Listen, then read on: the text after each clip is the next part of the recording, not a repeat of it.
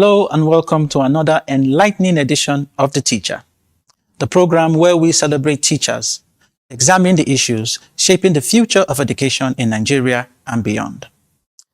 I am Philip Yang. Education thrives in an environment of safety, stability, and trust. But across Nigeria, many schools are increasingly becoming targets of insecurity, from the abduction of students and teachers to attacks on school communities. The learning environment has come under serious threat. While governments continue to introduce policies and security initiatives, many stakeholders believe that political interference delayed responses, inadequate funding, and poor implementation have weakened efforts to secure schools. Today, we examine the topic, security versus political interference, a major challenge facing Nigerian schools. We'll celebrate an outstanding educator in our Teacher of the Week segment, bring you a compelling documentary feature on school security challenges, and later, engage with our guest in a critical discussion on what must be done to safeguard Nigerian schools. Stay with us. Today's Teacher of the Week is Mr. Kingsley Kelechi Ekpe, Vice Principal Admin, Daitams International School, Rivers State.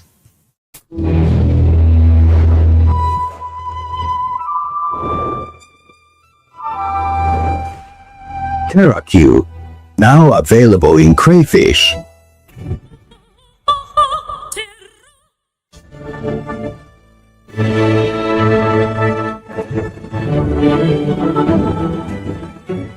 TerraQ, or Rapjoy, unleash taste.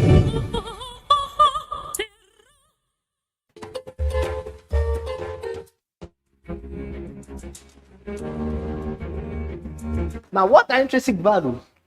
Intrinsic values are those things we cherish because they help mold our destiny. I've been a teacher for about 15 years. Okay, my motivation is that, when you see the young ones, okay, being as if they are lost and they need something to fill in that gap, that space, and that's learning. So I see myself, being in a position to fill that gap. I've learned so many things, how to do so many things, how to be able to, adapt to situations, especially when it's overwhelming, how to manage people, the students, and the teachers as well. So it has been, a wonderful experience. Now, personally, it has molded me to know that there's how to relate with people.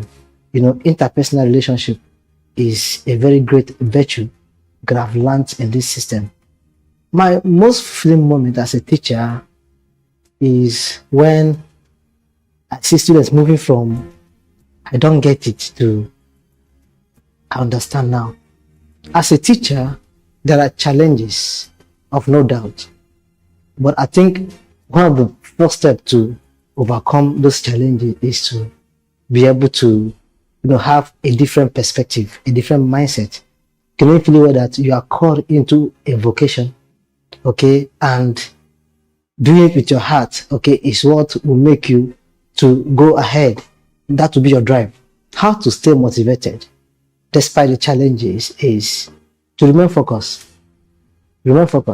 okay, and do what you're doing, because you know that at the end, all the work, all the efforts you've put in, you see them speaking, not necessarily for the children to remember you in the future by giving you something, but to remember that someone has impacted their lives. He's a very good teacher, very interactive with his students, and I'm actually very happy that we are celebrating him because he needs more recognition. What makes Mr. Ekpe different from other teachers is his ability to communicate and converse with his students, both as friends and as teachers as well. Mr. Ekpe has helped me to improve academically in the ways of advising me on how to behave in class, with decorum, respect, and to obey teachers. Mr. Ekpe is calm, he's humble, and he's a person that listens. Working with him has become so easy because he has a way of interacting with teachers and he's able to coordinate the teachers very well such that the work goes on seamlessly. He's loving, he's jovial, he's a fantastic leader. He's a people's person. He carries everybody along and he makes sure that the work is done. For the period he has fielded these children into WAEC and NECO, they have come out excellent. That is professional. Then otherwise, he is a humble, dedicated, respectful teacher.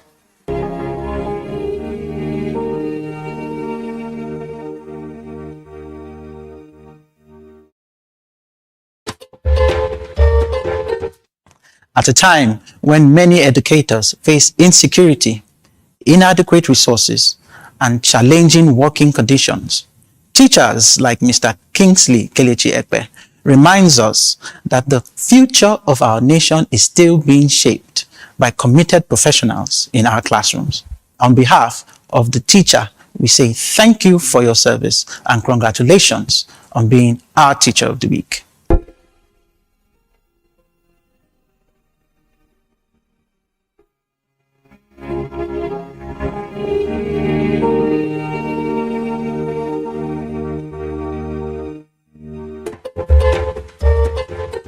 For millions of Nigerian children, school should be a place of learning, growth, and opportunity. But for many families today, sending a child to school has become an act of faith. Next is our documentary feature on school security challenges. For many Nigerian parents, the simple act of sending a child to school has become a daily exercise in faith. Schools, once seen as safe havens for learning and development, are increasingly becoming targets of kidnappers, terrorists, and criminal gangs. The crisis is no longer limited to one region. It is spreading. On May 15, 2026, Nigeria witnessed two shocking school abductions on the same day. In Borno State, armed attackers stormed Musa Primary and Junior Secondary School in Askira Oba and abducted dozens of pupils during school hours. Reports indicated that about 42 children were taken, some directly from classrooms and others from nearby homes. Weeks later, many families were still waiting for answers. That same day in Oyo State, gunmen disguised as security personnel attacked 3 schools in Orire local government area, abducting 39 students and 7 teachers. Tragically, 1 teacher was killed during the attack, while another was later reportedly beheaded in captivity. These incidents have sent shockwaves across the nation, demonstrating that school insecurity is no longer a northern problem alone. Yet, these are only the latest entries in a painful national record. In 2014, the world watched in horror as 276 girls were abducted from Government Girls Secondary School, Chibok, in Borno State. More than a decade later, some of those girls still remain unaccounted for. In 2018, 110 schoolgirls were kidnapped from Dapchi in Yobe State. Although most were eventually released, one girl, Leah Sharibu, remains in captivity years later. Since then, attacks have continued across Kaduna, Katsina, Niger, Zamfara, Kebbi, and other states. According to reports, at least 1,900 students have been kidnapped from schools across Nigeria since the Chibok tragedy. The consequences go beyond the victims. Fear has forced some schools to close. Enrollment has declined in vulnerable communities. Teachers increasingly reject postings to rural areas, while parents struggle with the anxiety of whether their children will return home safely each day. Despite government promises, security initiatives, and budgetary allocations, many schools still lack perimeter fencing, surveillance systems, trained security personnel, and effective emergency response plans. Communities continue to ask difficult questions about accountability, implementation, and whether politics is standing in the way of effective security decisions. Education cannot thrive where fear reigns. If Nigeria is to secure its future, it must first secure its schools, because every child deserves to learn without fear, and every teacher deserves to teach without looking over their shoulder. This is not just a security challenge, it is a national emergency.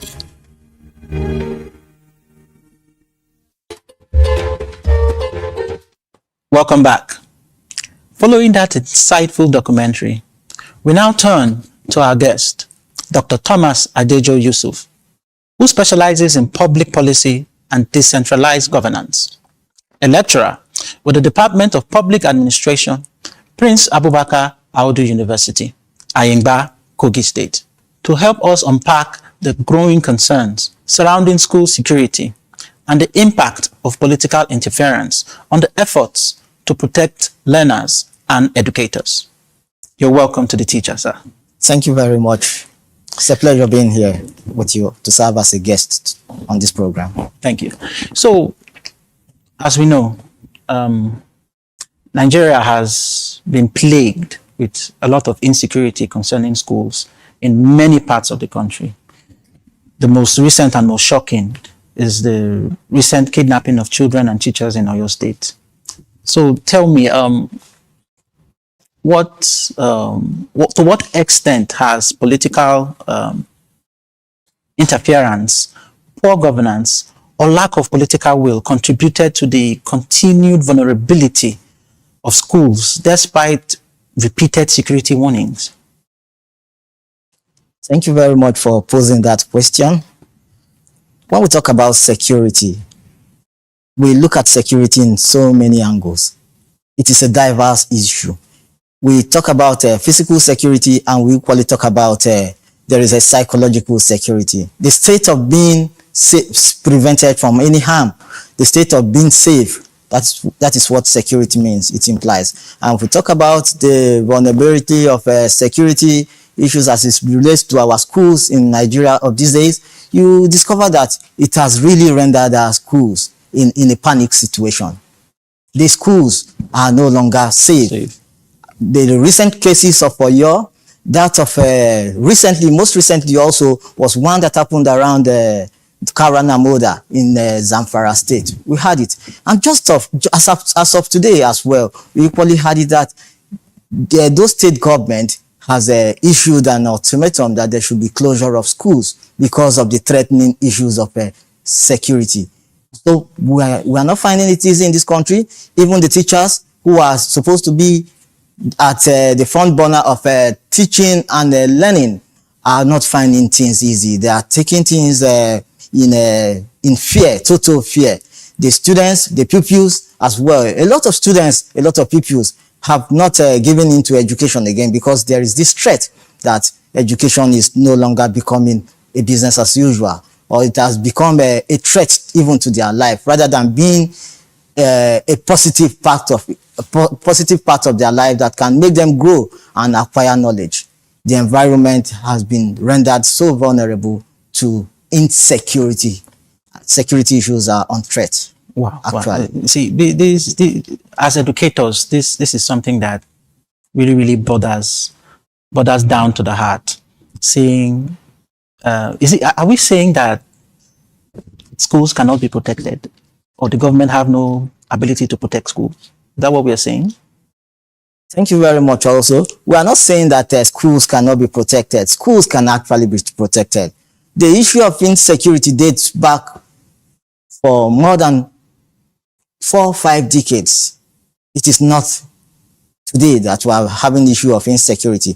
They can be protected actually, but the major issue is that the rudiments of bringing in the protection that students and pupils and even the teachers deserve, have they been put in place? One of such issues is the politicization of academic activities. Anything that has to do with academic, anything that has to do with the schools, it has been politicized in recent times, and we have not been finding it easy. In the academia, you don't see people that are most qualified taking positions any longer. It is on who you know syndrome, on who you know in the society that has the ability to bring you in. The most credible people have not been placed in the right positions to manage the insecurity problems that we're having in our Nigerian schools.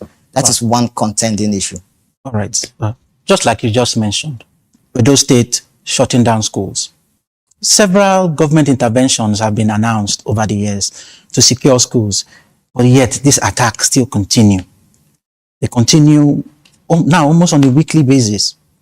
Where are the gaps What policies, what needs to be on ground to ensure these schools are protected? Thank you very much. Also, there are a lot of policies that can be put in place.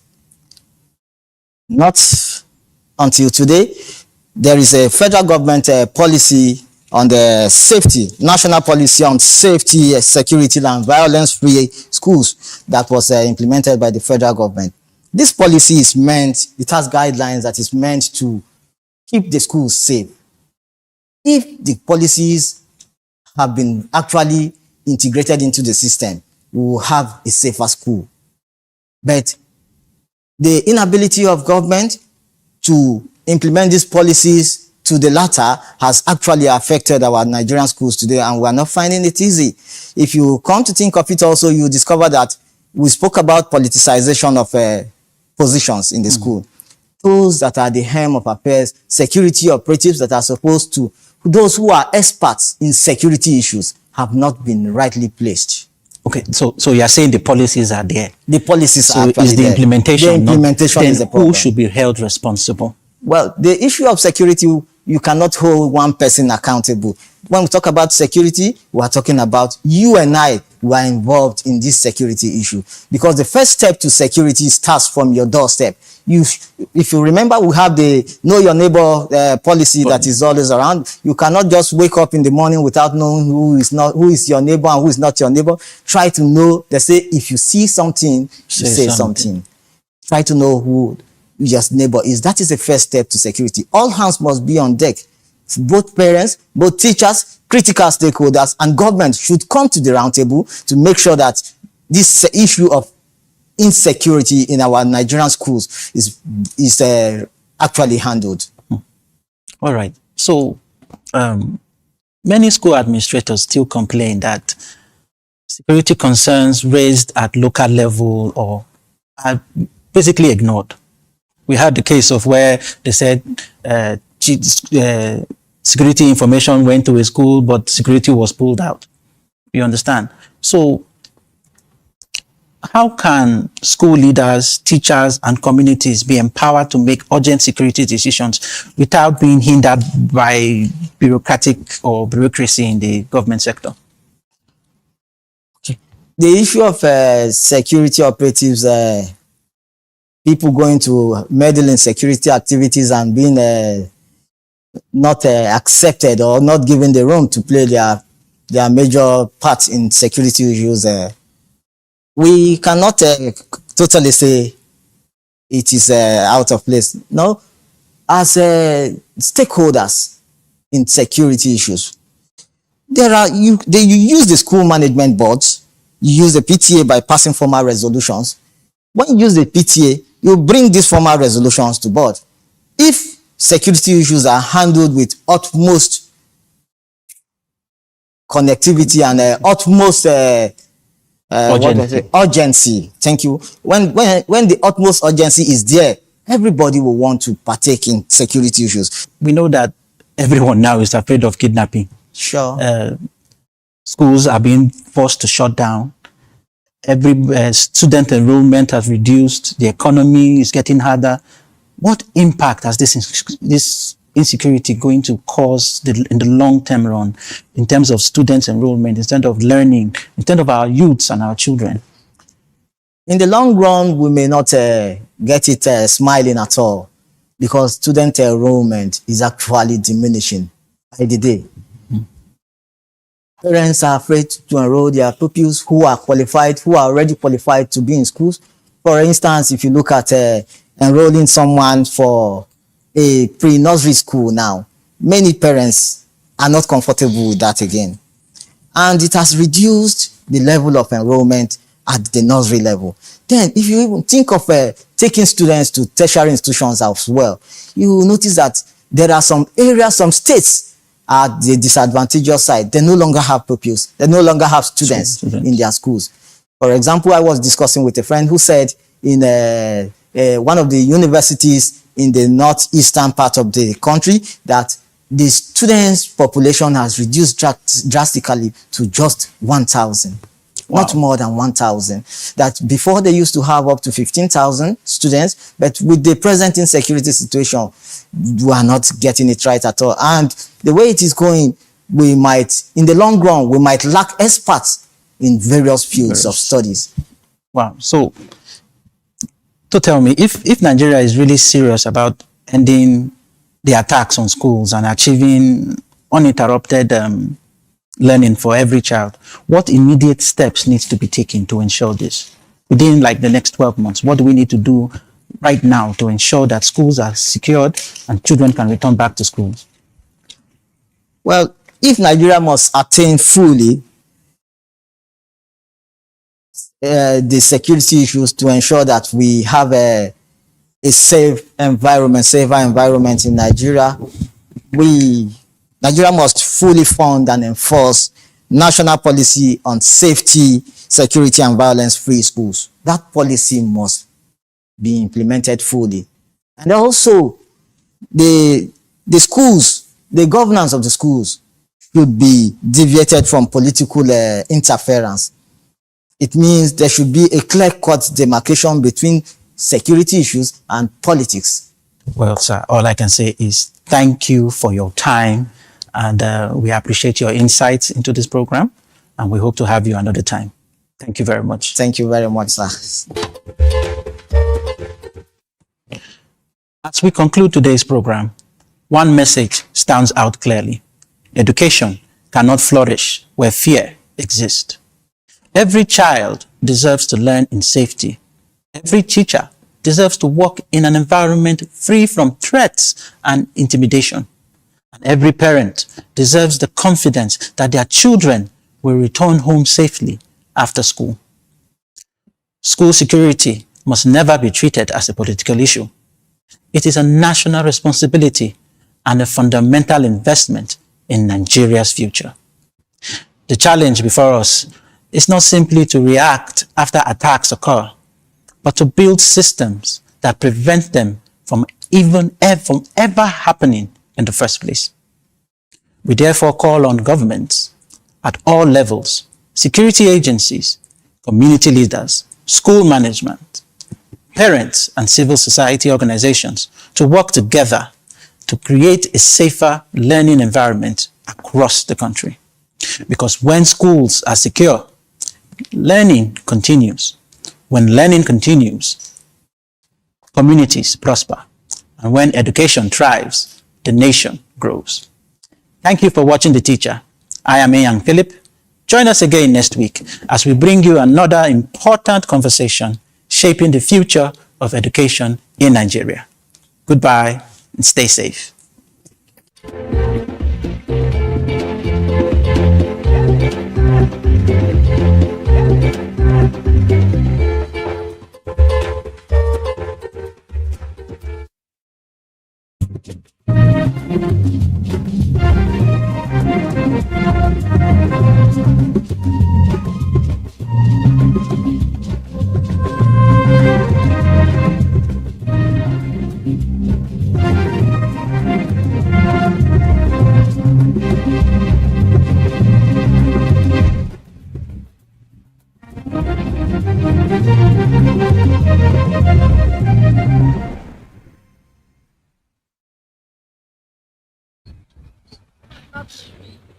Inside our board, more than 100 people from Gambia. Some people are Nigerians, some people are from Liberia, many countries in Africa.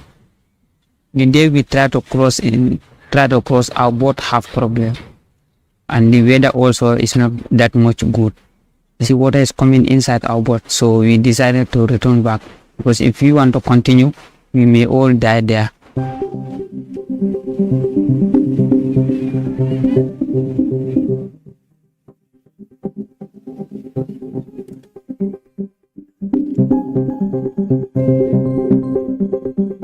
I want to go to Italy that time, through Libya. That time I'm 25, no money, no work, family. So I see many people who went there, they succeeded, they are helping their family. So I also decided to go. When I succeed, I also help his family issue. I used to watch news. I see some people die there. What I intend, I should try and get that one.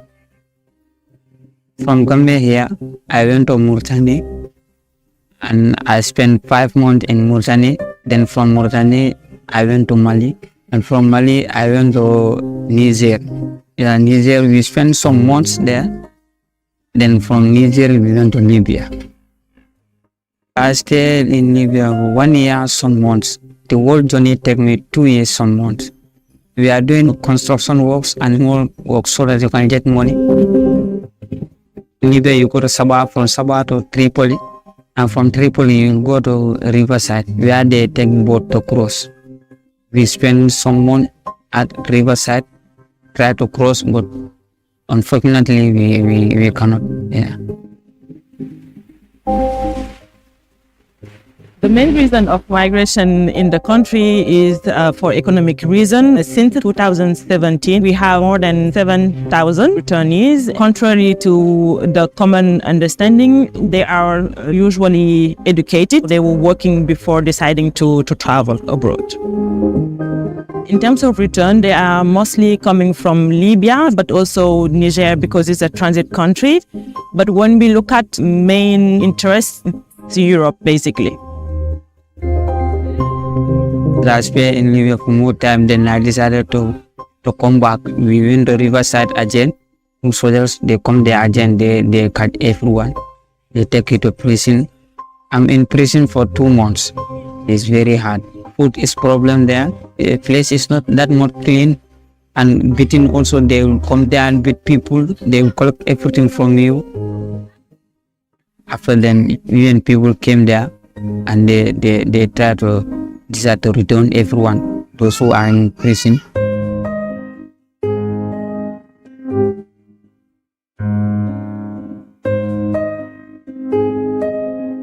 We look at the search and rescue, saving lives. We do have also all the assistance on Migrant Resource Center at the transit countries. Once they are back, IM is doing a whole support in terms of counseling, economic reintegration, social reintegration, but also, most importantly, psychosocial support. I never want to come back here. I want to continue on my journey. I'm very sad, because the money I spend, I lose everything, and to come and start zero. It could be more than $100,000, but no option. The place you are, you cannot go out there, you cannot escape.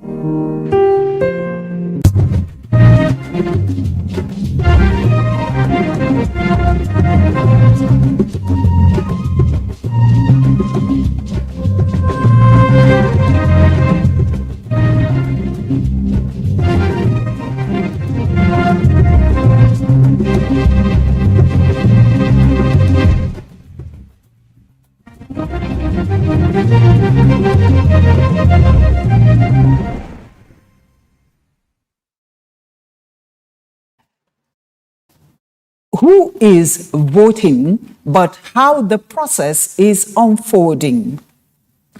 Polling units operating smoothly, voters able to cast their ballots without any form of intimidation. What really is the situation with the beavers, logistics, security, and of course, voter turnout? And are there emerging reports of irregularities or incidents that could affect the credibility of the exercise? We'll be highlighting these issues and more on this midday belt of the Elections Situation Room. As the afternoon progresses, attention will increasingly shift from the polling units to the counting and collation of results.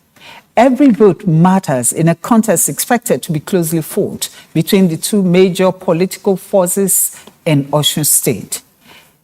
And to deliberate on that, we'll bring you the details as we gather them from our correspondents stationed across, the state of Osun State. And to help us with the studio analysis, we have on set Faith Mwadishi, she's the Executive Director, Center for Transparency and Advocacy. And we'll also be joined by Professor Victor Adetola, he's the Chairman, Elections Analysis Center. So, as Osun votes, we bring you the facts, the figures, the voices, and the developments from the field. Stay with us as we continue our live coverage of Osun Decides 2026. And of course, we have with us right here, Paul James, who is an election analyst or observers, you may want to put it. Paul is right here seated with our sister Faith Mwadishi. So we'll just take a slight break and then we'll come with the facts and figures.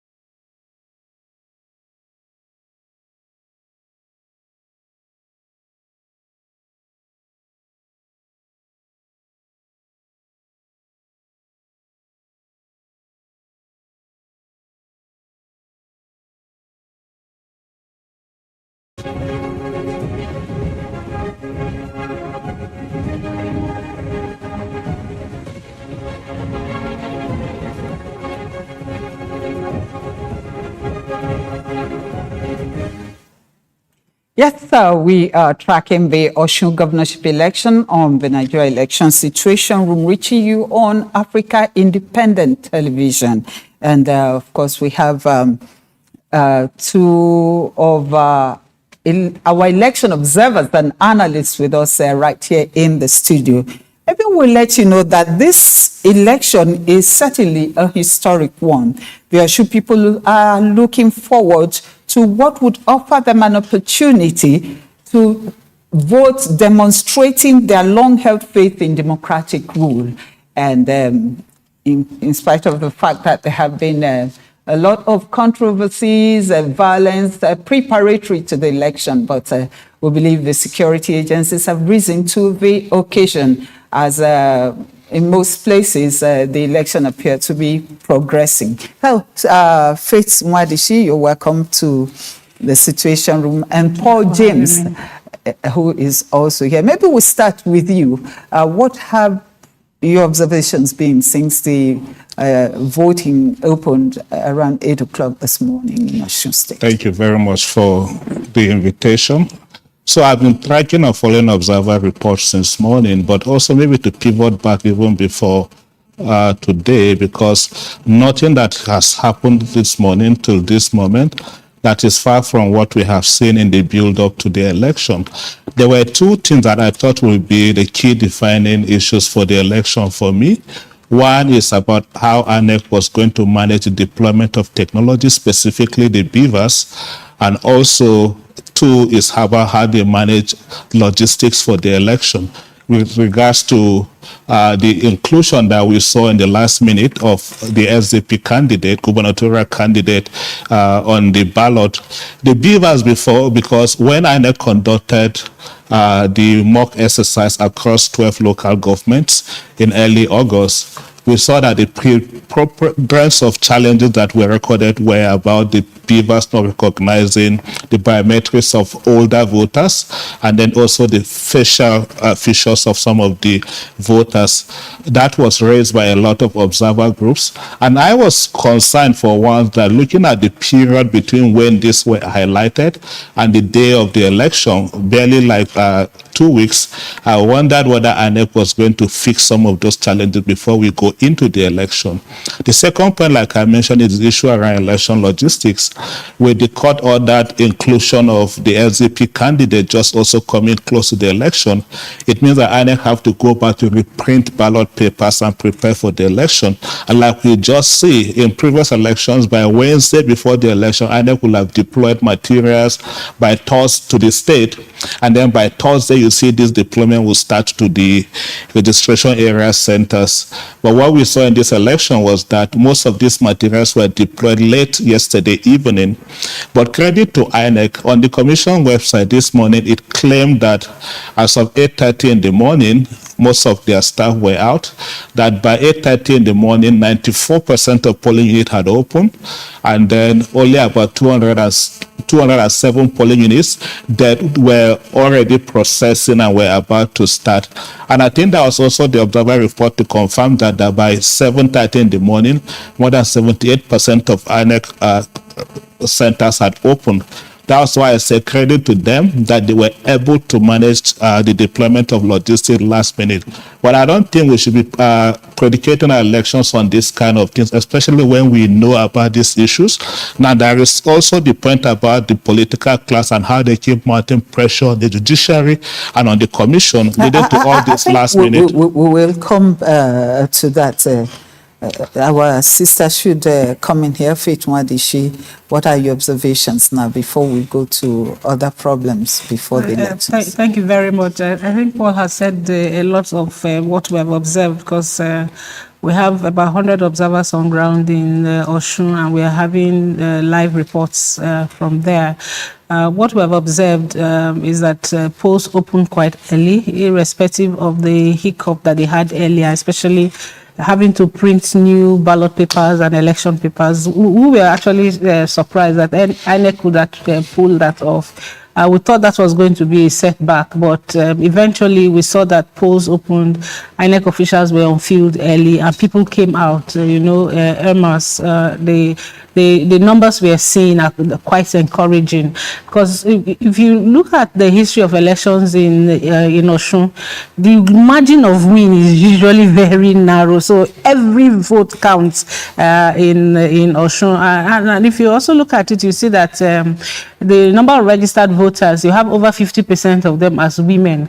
And from the figures and the pictures we are seeing, you see the women also out there sitting down. The INEC officials have also perfected the act of treating elderly people well. Most of the polling units have chairs provided for elderly people, persons with disability, and pregnant women. Most of the polling units that they have there. And from Ekiti election, the police have come up with a new strategy of not mentioning the number of personnel that they will deploy. So is that a problem? Well, personnel that as long as there is peace and stability and security for voters. So, well, you want to talk about the accountability aspect of it. It's you want to be able to show that if you say this is because you're looking at finance, you're also looking at the actual deployment of that. So most times you have seen the police come out to say they're deploying 30,000.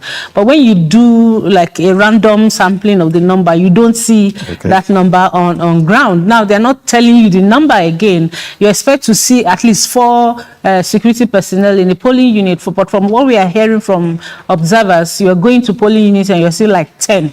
You're seeing 8, in some of the polling units. Consistent with earlier information. Exactly, with earlier information. All right, I think we will bring to you now the exercise of his franchise, talking about the Accord Party governorship election candidates.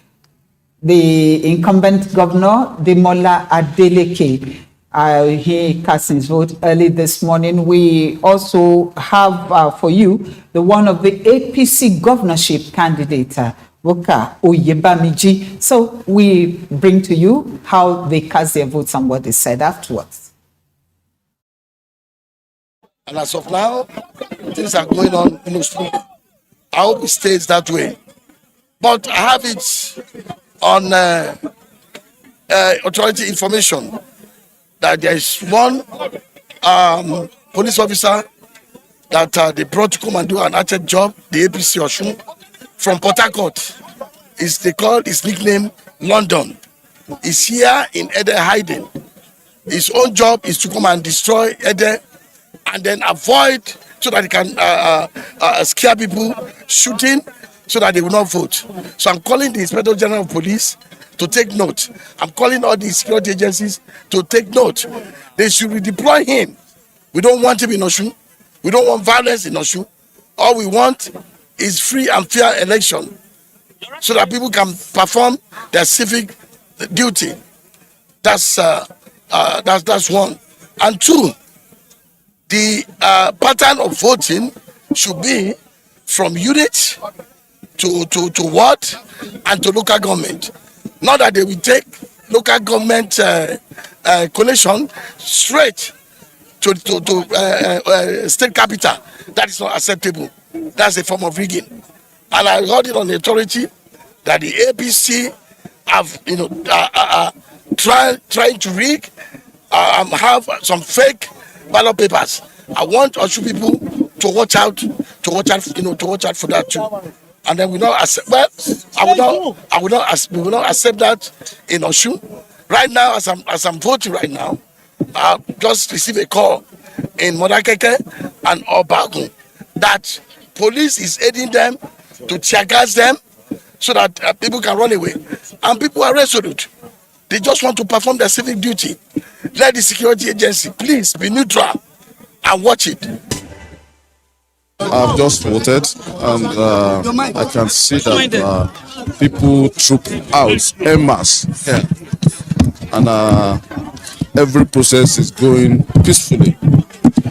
The INEC are here, the voters are here, and the police are here, the security operatives are here, and so far, my assessment is that everything is going peacefully here in Irewole, especially this unit. Well, so far everything is going on well. The election is going peacefully. The INEC are doing their job. At the same time, the security people are attending to where the report so far is that one or two places where they want to cause trouble, the police are in charge. I think things are going on well. I want to appeal to the people that it is important that they need to conduct themselves and they need to vote peacefully. The security people has to be in charge. INEC too, I think so far they have at least a premium operation, and I want to believe that things will go on well. My expectation is that I'm going to carry the day. That's my expectation. Yeah, this is early primary school at Obalende, also in the heart of Oshubo. We can see here that we came here with the convoy for the visiting commissioner of police, CP Emmanuel Ele. And we can also see that we visited almost 4 polling units before we got to this particular place here. And in all areas we went, we saw that right now they're actually attending to the elderly and physically challenged. And we've interviewed so many people, they are so happy with the turnout. And I can also say, for the very first time, we are having a massive amount of people coming out to cast their votes. Earlier 7 a.m., they fired out, waiting for the electoral materials, which started in as early as 8 a.m. I presume and pray that the exercise should be conducted cohesively and without problems whatsoever. Thanks for staying with us. Well, there you have it. The governorship candidates of our court party, the incumbent governor, and of course the candidates of the APC made their comments right after casting their ballots. But before we continue with the discussions regarding the comments they made, I think we need to look at what the candidate of the court party said. You know, they both said different things, and then the candidate of the court party, Demola Adeleke, said that he learned that in Modakeke there is violence and that the police is aiding them by, tear gassing the people, intending to scare them away, but the people are resolute, they want to vote. And of course, that was in Modakeke. And then the governorship candidate of the All Progressives Congress, Oyebamiji, says everything is progressing peacefully in Irewole, and that where there is trouble, the police, the other security agents are there to maintain the peace. So we know that things are progressing, the process is progressing there. But let's bring in someone who has just joined us a while ago and talking about one of our analysts, election analysts, talking about Professor Adetula, Professor Victor Adetula. Prof, you're welcome to the program. Thank you very much. Thank you. I might also add you the Chairman Elections Analysis Center. Many thanks for joining us. Well, you saw what the candidates, the comments they made regarding their observations after casting their ballots. Would you like to react to that quickly before we proceed? Yes, I mean, it's not unexpected that candidates will talk around and possibly trying to be careful, but at the same time, projecting and defending their own interests. It's too rather early in the day to make conclusive remark based on what they have said. You may want to double check with all other parties concerned. Of course, we all know that it is an obstacle election, and there is heavy presence of security agencies, given the reported tense situation. So it's possible that things may have happened, but we cannot at this point pin it down to a particular intention or reason. In other words, there shouldn't be a cause for worry based on, what the governor said, because he did talk about police firing tear gas, that, voters are already scared and all of that. Yeah, well, it depends on the reason for which police may have fired the tear gas. But if you just pose and compare with what has been reported, the situation report coming from other local governments, I think we still can be calm and expect that things will go well. Okay, let's, maybe you want to weigh in here. You heard what the two contestants said. Of course, I'm sure even in the course of this, we're still going to hear from other contestants. But from what they said about the violence, alleged complicity of security personnel. In my opinion, I think that it's politics that's actually playing out. So, because the early reports we got were reports of peaceful conduct, people turning out Irmas across the local government areas. And again, before the election, there were reports of flashpoints, 13, 15 local government areas where they were looking forward to issues, happening. So far, from what we had on the field, I think it's just one issue we had from Ejigbo local government area, around Ward 5 or so, where the people came and disrupted the election. But outside that, we have not had any other reports coming in. If you notice, the governor, the incumbent governor, actually voted very early. He voted as soon as polls opened, and what he said was so that he could also go around to monitor what is happening in other places. I have seen reports also from the deputy governorship candidate from both political parties who reported peaceful environment, in their place. So it's still early in the day to report all of those, but generally from the polling units we've heard that it's been peaceful, and like I mentioned earlier, the deployment of security agents, where you're looking forward to just getting 4, you're seeing 7, 10 security agents. I was going to come to you on that. Now, going back to what you said about the worry about the exact number of personnel deployed, could that also be related to what the governor said regarding, security persons trying to, stabilize the polling units, the environment, scaring people, firing tear gas and all of that? Could that also be related to the worry you expressed? So it could be related to it, but again, I don't think security personnel will just see voters gathered and throw tear gas. There must be something that must have triggered all of that. All that we are saying is that security agents should be professional in their conduct in this particular election. The only negative report we have gotten so far from the security agents, and sometimes again on the field when I have gone to observe election, I've also seen that happen, where you see party agents come together, they gather money and they try to give to the security personnel. So one of my observers, so one of my observers out on the field was approached by 2 policemen, and they asked, "So are you the party agent for so and so political party?" And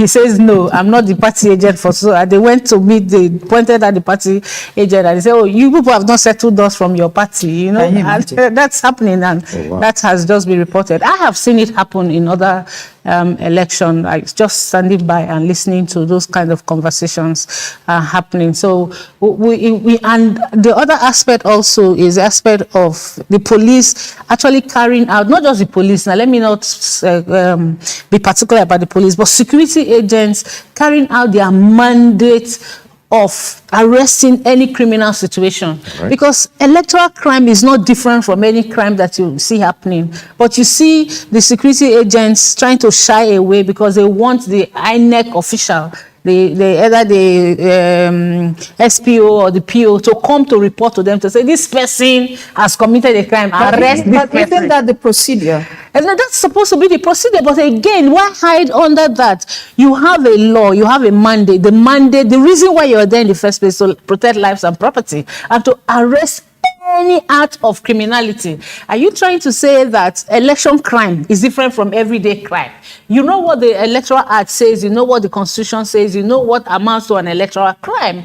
You don't have to wait for the polling officer to come to say, sir, this woman or this man has breached the Electoral Act, and so you need to arrest. Most times they act based on orders. Is it? Most times they act based on orders, and sometimes so that's what we need to tell change. you that they wait for orders before they carry out. No, we need to change that, because, for instance, if now let's take a very common one. You have the road traffic officers on the road. Yes, right. Somebody beats the traffic light. You don't have to wait for your superior to say, look at that man has beat the traffic light. It's an election.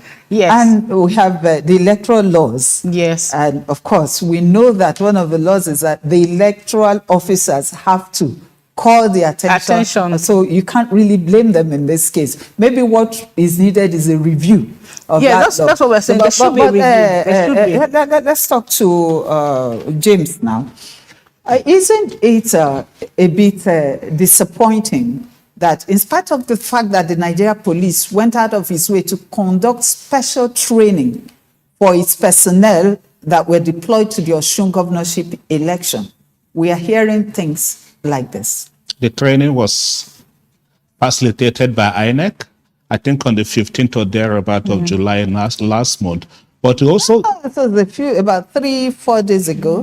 That may be a refresher, but I know they started in the heat of violence they started those engagements since the 15th of July. But to also go back, I think it may not be also wrong to say the nature and character of the election before now was an election that was painted, quote and unquote, that will be an election conducted under the threats of violence. So I will not be surprised to see what is happening this morning, because what does violence do to an election? It creates an atmosphere of fear, especially to the voter, and somehow also affects voter participation.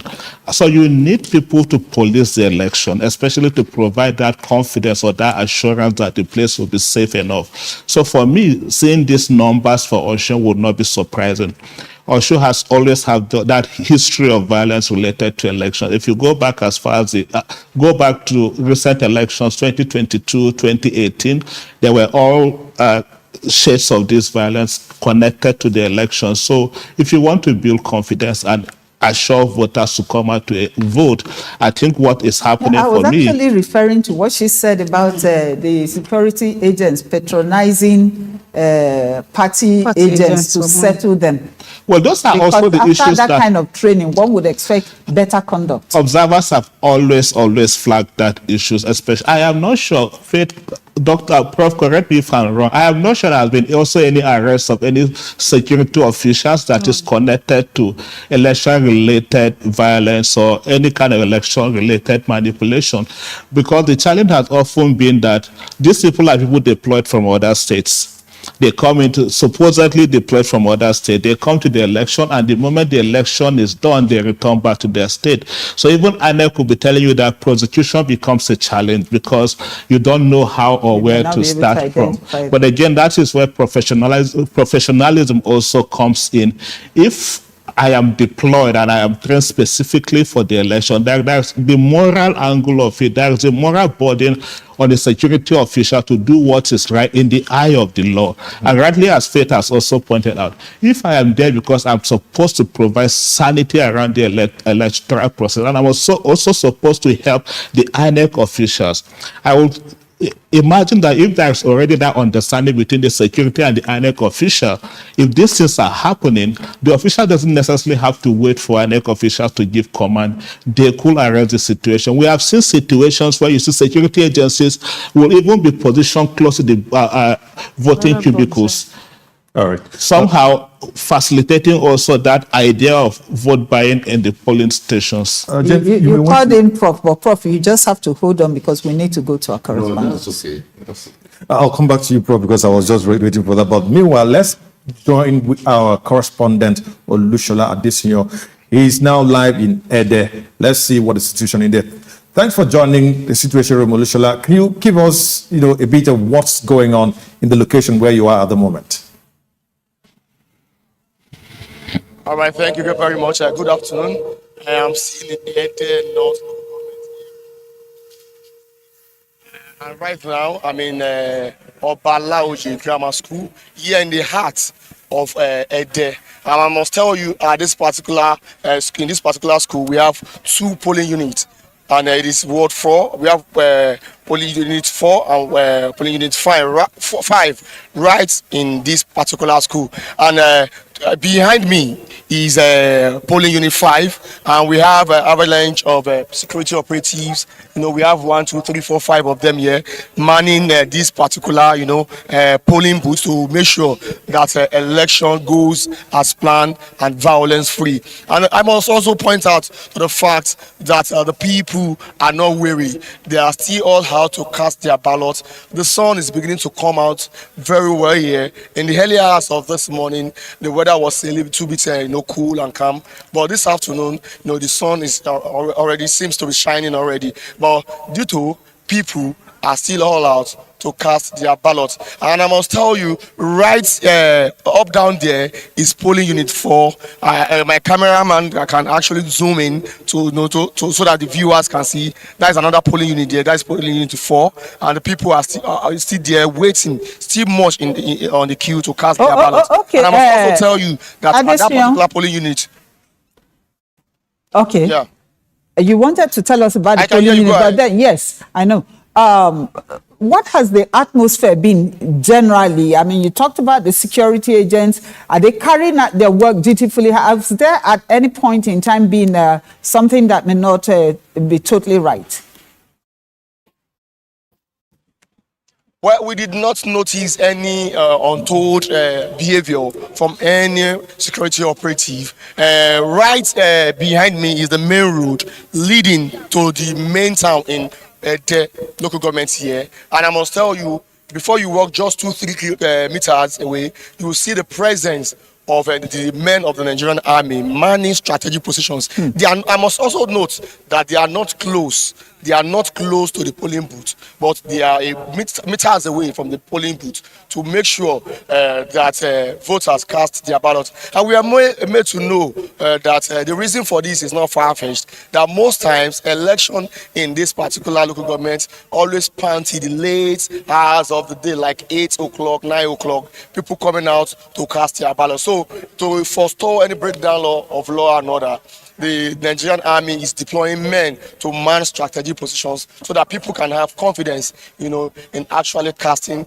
their ballots at the end of the day. Okay, but hold on, Adesinyo, hold on. Their presence is not in any way intimidating, whether the voters or officials. No, it's not intimidating.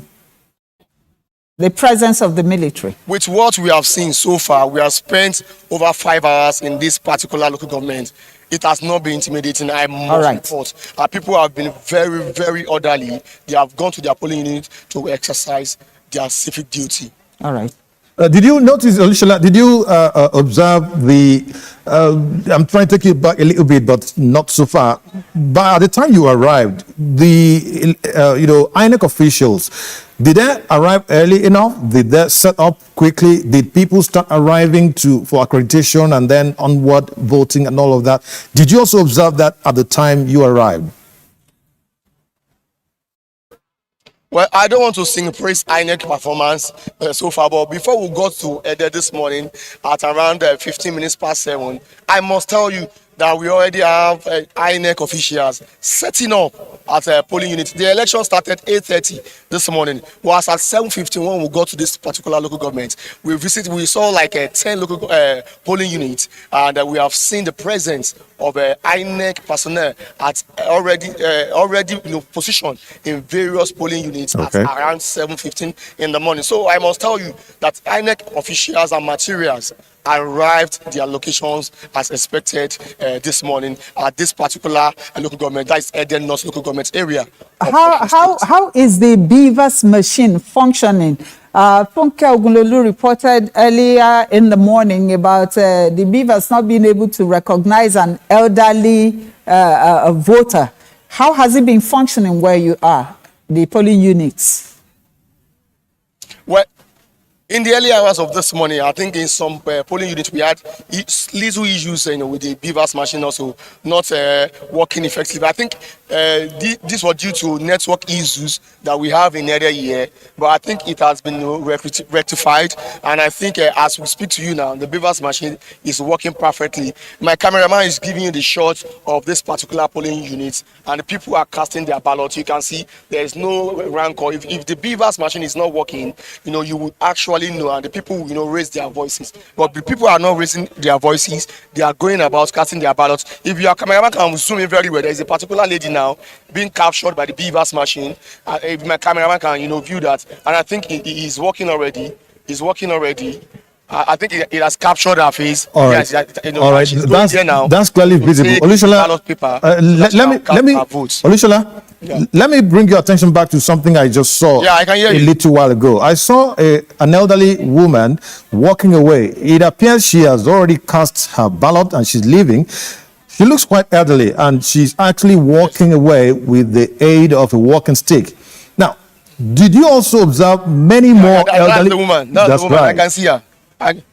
Okay. There she goes. All right. Did you observe many more elderly people like we that? can approach her and talk to her. It would have been nice to speak It with would have her. been nice if you can. You can go approach her and let's see what she thinks. I'm walking towards our direction now. All right. And then why you try to get her? She might not be able to talk to us in English. It doesn't matter. Let her just speak. But while you try to get her, I was also wondering how many of these elderly people took their time, all right, to spend. We are, okay, let's go. Mm-hmm. All right. I'm going to come back to your question. I heard you. I'm going to go. Let's take Mama first. Mama. All right, go ahead. Kí lorúkọ yín mà? Tinoti Busari. Kí lẹ orúkọ yín mà? Tinoti Busari. Ṣé ẹ ti dìbò mà? N ò tí ì dìbò. Àkíló tí ẹ ti dìbò màmá? Wọ́n ní kó kọ̀ mi ò jáde. Gbogbo àtàárọ̀ mo ti débi látàárọ̀. Wọ́n ní orúkọ yín ò jáde. Aago mélòó lẹ ti máa bí báyìí? Aago bíi mẹ́jọ. Aago mẹ́jọ àárọ̀. So ẹ ti ń lọ lé báyìí? Mo ti ń lọ lé. Ṣé ní wá dùn sí lé báyìí mà? Inú mi ò dùn. Àti sọ́ọ̀rì tó ṣe sọ nínú mi àti ìbò tí mo rí dì inú mi ò dùn kankan. Ṣé ẹ ti ń sọdùn? Ẹ rí bòbò dì. Ẹsẹ̀ ti ń tún sọ ní. Àwọn sọdùn. Ọmọ ọdún mélòó ni yín màmá? Ó ṣe tó bí ọmọ ọgọ́rin ọdún báyìí. Ẹ pé màmá. Ó tó bí ọmọ ọgọ́rin ọdún báyìí. Ọgọ́rin ọdún. Ọgọ́rin ọdún. Ọgọ́rin ọ̀nà mẹ́rin. 80, yes. 80. Ẹ tún sọ fóònù báyìí màmá. Ìsọfúnnu. Oh no. So ẹ ti dìbò mi báyìí rí tẹ́lẹ̀tẹ́lẹ̀ rí. N ò di àwọ̀ ni mo wà tẹ́lẹ̀. Ọ̀wọ̀ ní Ondo state level. Ondo state level wà tẹ́lẹ̀. So ẹ transfer káàdì yín wá síbí báyìí. Ayo. So ẹ transfer káàdì yín wá bí bàbá yìí. Wà lè dìbò orúkọ yín lórí. N ò rò kọ́ ọ̀hún. Wọ́n lè ṣe lókè rẹ̀ sí. Wọ́n ya fọ́tò mi tí wọ́n yá rí. Ṣé lè mú fọ́tò yẹn jáde tó ń yà fún yín kárí kí kámẹ́rà wá rí. Why she brings out the photo that she was captured with, she's trying to bring that out. She's 80 years old, okay, and she claims she transferred her voter card from Owo, that is in Ondo State, and right now she has been at this particular polling unit in Obalaoye, Unit 5, and these are Mama Edimu for Edimu. She says she's been And there she has since been 8 here a.m. this morning, since 8 a.m. in the morning, and she has not been able to cast a ballot due to the reason that her name is not on the list that was pasted by INEC at this particular polling unit. Okay. Mama, if you voter card, you know, if you want camera back, And she she followed the due procedure of transferring her voter's card from Owo to Ede in Osun State. From Ondo State, yes. According to her, she did everything. She was captured. Even when she came back to Ede here, she went to the INEC office to be captured, and she was captured. She has a voter's card here with her. And if I may see, Mama was born on the 4th of February 1954, and she's from Ilupeju community in Ede here. So we don't know why Mama could not. And you know, what is more saddening? What is more saddening is the fact that Mama lost her phone here in the process. And she could not even cast a ballot. So she is So not it's- happy, it's and really she's sad. going home not happy. She has All right. Our apologies to not her, happy, please. and Our she lost apologies phone, to her, and she please. has been disenfranchised. Olushola, here's what you do now. Just on behalf of all the members of the crew in the studio and the entire AIT, just thank her for doing her civic duty, and then let her go home safely so that she can go and rest. All right? Just apologize to her that we're sorry about what happened to her, all right. the loss of her phone and everything. And let's continue with you telling us more of what is happening there. So, You may go ahead quickly, yes. Ní gbogbo ọwọ́ tàjọ ṣiṣẹ́ ní AIT ní Abuja, ní Èkó, ní Port Harcourt, abẹ́rẹ́ sọ pé kẹ́ má bínú fún nǹkan tó ṣẹlẹ̀ sí yín, ní pé ráyè dìbò, ẹ tún sọ fóònù yín nù, adẹ sọ pé kẹ́ máa lọlé láyọ̀ àtàlàáfíà lágbára Ọlọ́run, àní fi nǹkan míì dí lágbára Ọlọ́run. Ẹ ṣé gan, Ọlọ́run á dẹ̀ máa wà pẹ̀lú yín. Nílùú Péjú, how many minutes láti bí ìbàdí ìlú Péjú yẹn ma? How many minutes ni? Ó tó bí 15 minutes. All right, she's 15 minutes away from her house, and she's trekking home. There's no vehicular movement. Now she has lost her phone, and she could not even cast her ballot, and now she has to walk back. And I've extended the message. If you can hear very well, we have the shopper, doing surveillance here. I don't know if our camera can capture it. There it is. There There it is. We surveillance see it now. here That's right. in Ede since morning, since we arrived here in the early hours of this morning. There's been surveillance here and there, the Nigerian Army, the Navy, and the Nigerian police. All right. Surveying all right. Of course, of this particular local. Additionally, it's understandable because of the kind of violence that trailed the commencement of this election. So a lot of hue and cry here and there, and appeals to the government and the security agencies to ensure that the electorate is safe during the exercise, and I think that's what they are trying to ensure. But I think that you need to ask the election officials why that woman could not vote, what may have accounted for her not being able to find her name on the voter register. I think you need to help us find that out. We will do just that. In a couple of minutes after this intervention, we will proceed to this particular polling unit to meet with the officials of INEC. Probably they will have one or two explanation for us. All right. Why this 80-year-old woman could not cast a ballot. Olushola, just before you do that, you may release her to get going now so she can go home and rest. All right, come. Mama Elima Loma, Eshigoma, thank you very much. Yeah, that's I've done, John. She's going, Mama Elima Loma. You still kept her there? Just isn't that sad? Mama couldn't exercise her franchise, and she lost her phone in the process. And what interests me the most about this, the fact that considering her age, she was committed to performing her civic duty, an injunction that many young people today in Osun State didn't probably even give attention to. But just before you can't say that, because the general report is that It's like 90-something% of Osun indigents are enthusiastic and bent on exercising I made that their comment franchise. based on the fact that there are still those who are indifferent regarding this duty. Olushola, we will come back to you when you do get the reason why the Olduma could not vote. Then you can also come back to us in the studio. For now, you may just go ahead and find out about that, right? Olushola? I will surely get back to you. All right, but just before you go, let me quickly add this. You may quickly go back to the woman and get her details, her address, her phone number, any contact details you can find, because one of our guests in the studio talking about Faith Nwadishi from the Executive Director of Center for Transparency and Advocacy would like to provide her with a mobile phone. Olushola, can you hear me? You asked him to. All right, we will convey that to Shola. Let me come back to. Hello, I can hear you. I can hear you. What do you say? I can hear you. Okay, I can hear you. Could you quickly go back to the old? Okay, go and meet the old woman quickly. Get her details, her contact details, right, so that the Executive Director of Center for Transparency and Advocacy, Faith Nwadishi, right here in the studio, has volunteered to provide the old woman with a mobile phone.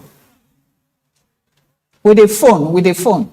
He wants to give her a new phone. I will do just that. She has walked far away from me, but I'm going to catch up with her and get her contact. Thank you very much. Thank you very much. And may I also say thank you very much, Madam Faith, for this gesture. It's a pleasure. Thank you. It's a pleasure. So, Prof, let's get back to you. You know, you wanted to react to something before, but also look at what we have been able to gather, the information that we gathered from the two wards in, I think, Ward 4 and 5 in Ede, and particularly the woman who could not cast her votes in spite of having been there since 8 o'clock in the morning. Yes, the first thing related to the presence of security people around Ede, and I think the correspondent noted that they've been there and they've not constituted any threats. Yes, or no intimidation. I think it's very interesting that that's been recorded, even though we do expect that given the situation report before election, one would naturally expect the security agencies to rise up to the challenge. And of course, this kind of election is very easy to withdraw people from all other seats and bring them to where the election is taking place. Regarding the old woman, I think until we are able to listen to the other side to know what happened, again, we may not be able to make very conclusive statement, though it's very, very worrisome that at her age, almost 80 years or thereabout, so committed, and yet things did not go the way that would have made her happy that at 80 and she was able to provide her voter card, and the fact that she followed the due process for transfer of her name to the voter register in Ede, Osun State, from where she was in Owo. We do hope that INEC will, whichever direction it goes, will take note of this kind of case, and in going forward, do more to address this. Maybe where citizens, voters that did some transfer can confirm before the election day. I think it's if very, their very name is on the important. register. Exactly. I think that so that they are not disenfranchised, either intentionally or otherwise. Madam Faith, this also brings something very critical to my mind. You see, many civil society organizations like yourself and individuals and organizations like you, they have advocated long before now. Remember, before the Electoral Act 2026 was passed, many people advocated for online voting and all of that. That could have somehow taken care of things like transfer of permanent voters cards from one location to another. In other words, you could have be able to vote from wherever you are and all of that. Could this also give rise to, more pressure for that particular clause in the electoral act? Okay, so even if people have to do online voting, you have to be, you have to identify with a particular registration area that would now take people to their polling units. Because if you go online, you will fill all of those forms that will take you to the particular polling unit where you have to vote from. I think the major problem was because of the fact that decentralized most of the polling units just before the 2023 election. Some of these people also still find it difficult to do that. If you see what INEC did with the FCT election was they sent text messages to people on their where they should vote, even though some people also still had issues. And this is not the first case. From our observers, we have had reports from about 3 to 4 local government areas where people are going from one polling unit to the other, looking for their names. Some were able to get. In fact, there was one particular young lady that was asked, and what she said is, imagine if I were an old person, how would I go from place to place looking? She actually visited about 4 polling units. No, she didn't transfer. She actually went to 4 polling units. So it's not only about the transfer now. Some people are not seeing their names on the voter register where they usually will vote. And that brings us to the issue about voter education and information, the collaboration between National Orientation Agency and INEC. But most importantly, the role of the political class. It is the political class or the politicians who are beneficiaries of this entire process, all of the work that we put into that should be more intentional about giving all of this information, because at the end of the political parties, they have the voter register. They have that, so they should be able to identify people and give those information. And this is one of the areas also where we have issues. People have transferred, and sometimes the process is not yet complete. They have not fully transferred them, and they are not getting the information as at when due. Sometimes also you have where to get that information. For instance, in the case of Mama, even if you do digital, if she doesn't have somebody to help her, she may not be able to do it. And tell her what to do. Yes, she may not be able to go online. And if you even maybe perhaps go further to find out what kind of phone is she using, it may not be internet-enabled phone, and so she may not even have the information, the capacity to reach that. We should actually begin to think outside the box, how to reach our elderly persons, because increasingly you see the population of elderly people who come out. I was on the sister session this morning, and there was one man who said he started voting since 1966. Oh, wow. And he was out again today to vote, and he began to give the difference between what had happened in 1966 and all of this time. If you ask Mama now, she will tell you she has always voted. A 90-year-old woman, in fact, the mother of the Commissioner for Justice. So you see, elderly people are coming out to vote. I have met old women and old men. With last Anambra election, I met one woman who is about 80-something, and she said she has voted for every election that she had the capacity to do that. She can, in fact, in her words, she said, I cannot be at home where election is happening, I won't come out to vote. Despite her age. Yes, wow. Despite. Meanwhile, in the field, just that you see young people playing football on the field. So old people still believe that Nigeria can be better. And this is what they are doing. We need to put out that information for young persons. So, and then even for this election, there are some young people who have come out to vote for the first time. There was an elderly person who also voted for the first time, but a lot more younger people who are coming out to vote. And somebody was asked, and he said, well, I just think that I don't have to sit at home. This is my own contribution. Let me come out and be part of the decision makers on this process. All right, James, I'm sure you have something to weigh in on this. Yeah, definitely. First, about what had happened to Mama, I empathize with her, and I hope that INEC is able to pick up this case especially and see how they can resolve it quickly. I would say I was almost a victim of this in the last FCT election, although I was not here, but I got a text message at 12 noon on the day of the election, telling me INEC had transferred my registration, my location to another location. I was supposed to be just behind the Sheraton Hotel here. In fact, I couldn't even remember where they decided to transfer me to.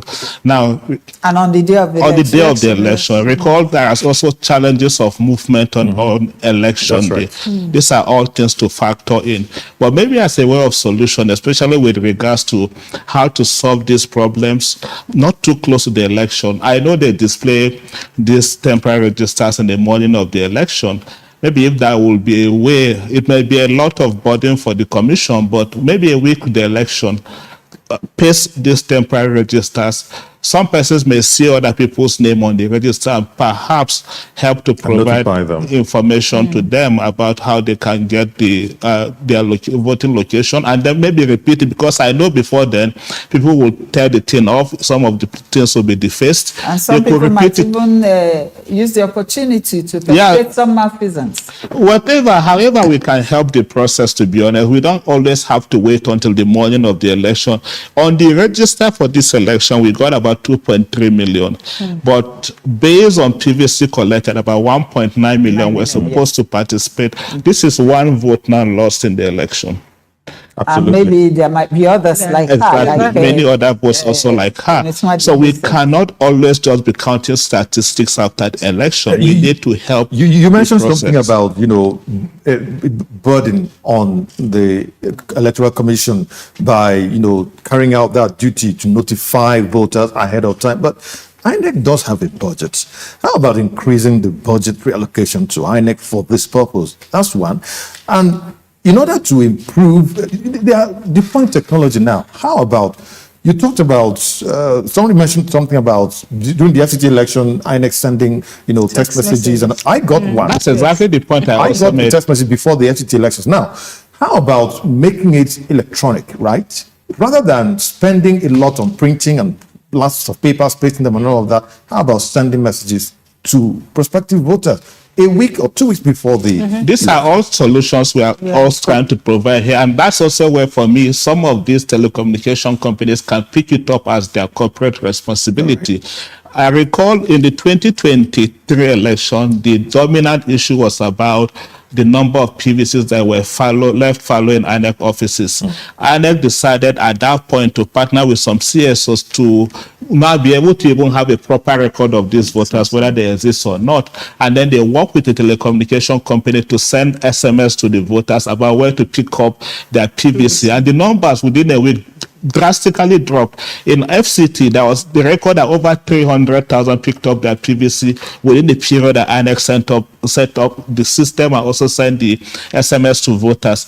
The same process can also apply here. INEC can see this as an opportunity before the 2023 election to begin to alert voters about the new location of their polling units, not to wait until the morning of the election. 2027 election. 2027. All right, Prof, you were going to say... Just quickly to add there is on INEC's portal PVC locator that people can actually go put in your VIN number and you find out where your polling unit is before the election. Some of this information, we are not putting it out there for voters to be aware. No, for people like Mama that doesn't. But you see, in those places, they have a way of relaying information. Exactly. Even in villages. Exactly. I'm sure if there was enough enlightenment about the information she has just given, one person will tell the other will tell the other, the way they pass information in the village. So I think that we need to pass this information to a whole lot of people. INEC, NOA,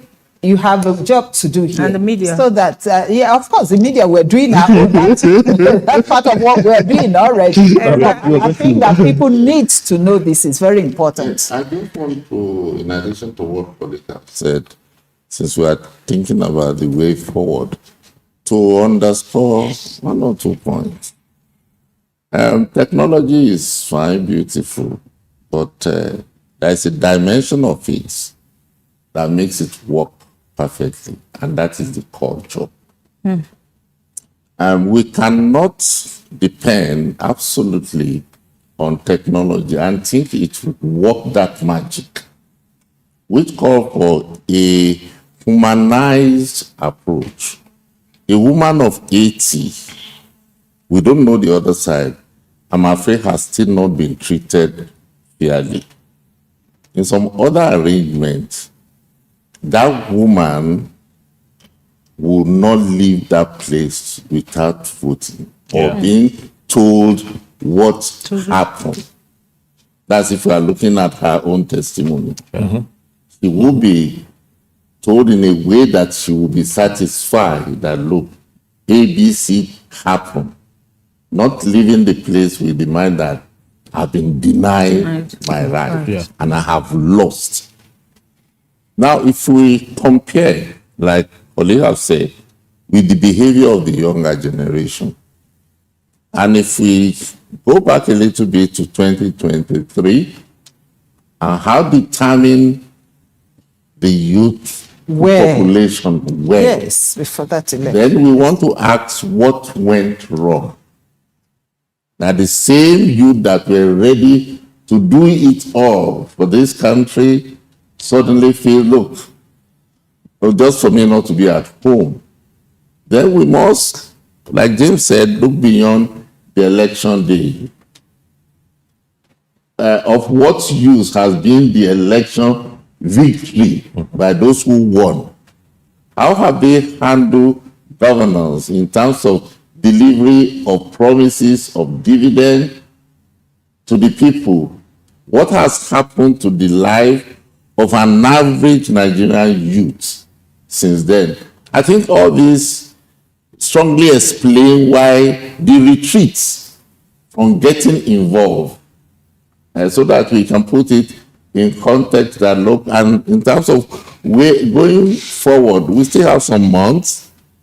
The political elite, like my colleague said, may have a lot of lessons to learn from this in terms of using the outcome of election to push for governance. I just feel I should. Okay, Mr. Adichie, let's look at what Prof has just raised, because that's an entirely different issue now, about youth apathy or apathy generally by the electorate. Now, we noted that some of the youths were not as enthusiastic as they were in 2023.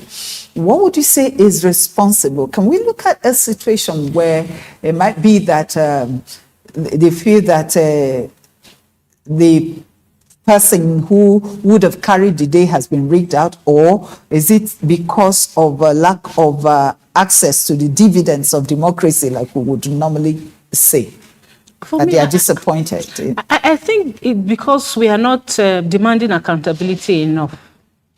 And because we're not demanding accountability enough, we're also not getting accountability from the people that get into office. So somebody gets into office, people feel that the person is there, let the person do what he or she wants to do. At the end of the day, he will go and come. When people put pressure, you put their feet to the fire, they will be made to do things that you can see and believe in the system, because election is not the end, it's only a means. The end we're looking out for are those people you have elected, what have they done, irrespective of which position you are. But again, the fundamental thing is that you have a right and you have a responsibility. It is your responsibility to ensure that you, one, get registered, get your PVC, and go out to vote. If you decide to leave that responsibility because one person's action or inaction is making you not to do that, you are reneging on your own responsibility. We need to put that squarely on the ground. Whether an election is free or fair or not depends again on the electorate. So you have, for instance, the Form EC8, which is the result sheet itself. But you also have the citizens' result sheet that is usually pasted on the venue of any election that has happened. So what people don't do is, we don't take the time to ensure that we look at that Form EC60, which I call the citizens' result sheet, with what is eventually brought out. And then we keep talking about the fact that in some areas, you see, when you say, come out to vote, they say, no, even if I vote, What if they write, they don't write. In fact, before the election itself, they don't talk who go win the election. But would you not say that that has been right in some cases? No, Remember some of the elections we monitored or that we observed. Yes. You are observers. Yes. We are the media. We monitor things that happen. You understand? Where I have monitored an election where we saw a result sheet about 2 days to the election.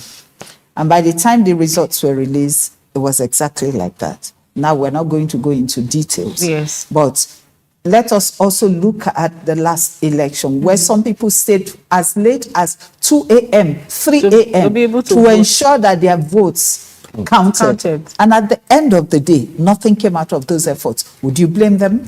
No, but the fact of the matter is, because a system is bad, you don't go to sleep. Because the more you go to sleep, what you do is that you enable those who are continuing in that. And that's what breeds impunity. Because nobody is holding anybody accountable for the actions that they have carried out. And as far as we continue to feel that certain people are doing certain things because they have the power to do that, they are able to do that because we have systems that are run by people who are not patriotic, who are not committed, and we are allowing them to do that. They go through that system. And that is what, at the last election, the last Osun election in 2022, if you compare the last election with the 2018 election, you will know that there's been an improvement in the election. For instance, Osun 2018 had to go into Osun 2. And Osun 2 was quite different from Osun 1. Osun 2 was desperate, was railed with violence. It was quite, and so you don't want elections to be held like that. But I think, in my own opinion, is that what I think is that citizens have a greater role to play. We cannot decide to leave the system to a few people and just go to sleep over it. We need to demand accountability more, irrespective of who has gone in there or what processes brought them in. When more people participate in the process, it tends to help to improve that process. It tends to help to strengthen that process. But when more people participate today and they take a step back, what you have done is that you have allowed those people who are perpetuating that evil to continue in their evil. All right, shouldn't have an stop. excuse to do James, that. Yes. let me, you see, Prof talked about disappointment from government, how to manage victory, and then the disappointment comes and all of that. Now, following from that, it now means that there needs to be pressure on the government. In what ways can Nigerians, especially the young population, put pressure on the government and demand accountability? First is even the knowledge about governance or what they need to demand for, or what kind of question they also need to ask their representatives, not making excuses for them, because we have reduced elections to just the highest bidder, unfortunately.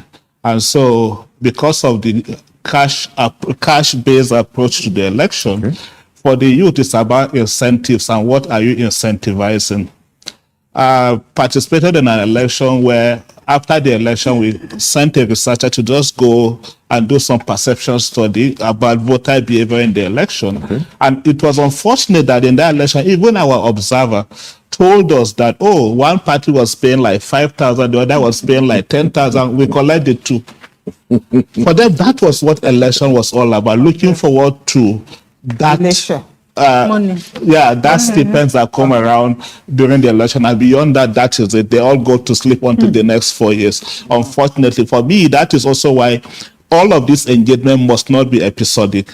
It must be a year-round, a season-round engagement. Like from the whole idea of participation for me begins when a prospective voter goes to pick up their PVC and they engage all through. That is the people that will vote for the election. But there are a lot of ways even the young persons can participate. Unfortunately, today, if you line up some of these people on the street, they don't even know who the candidates are in this election.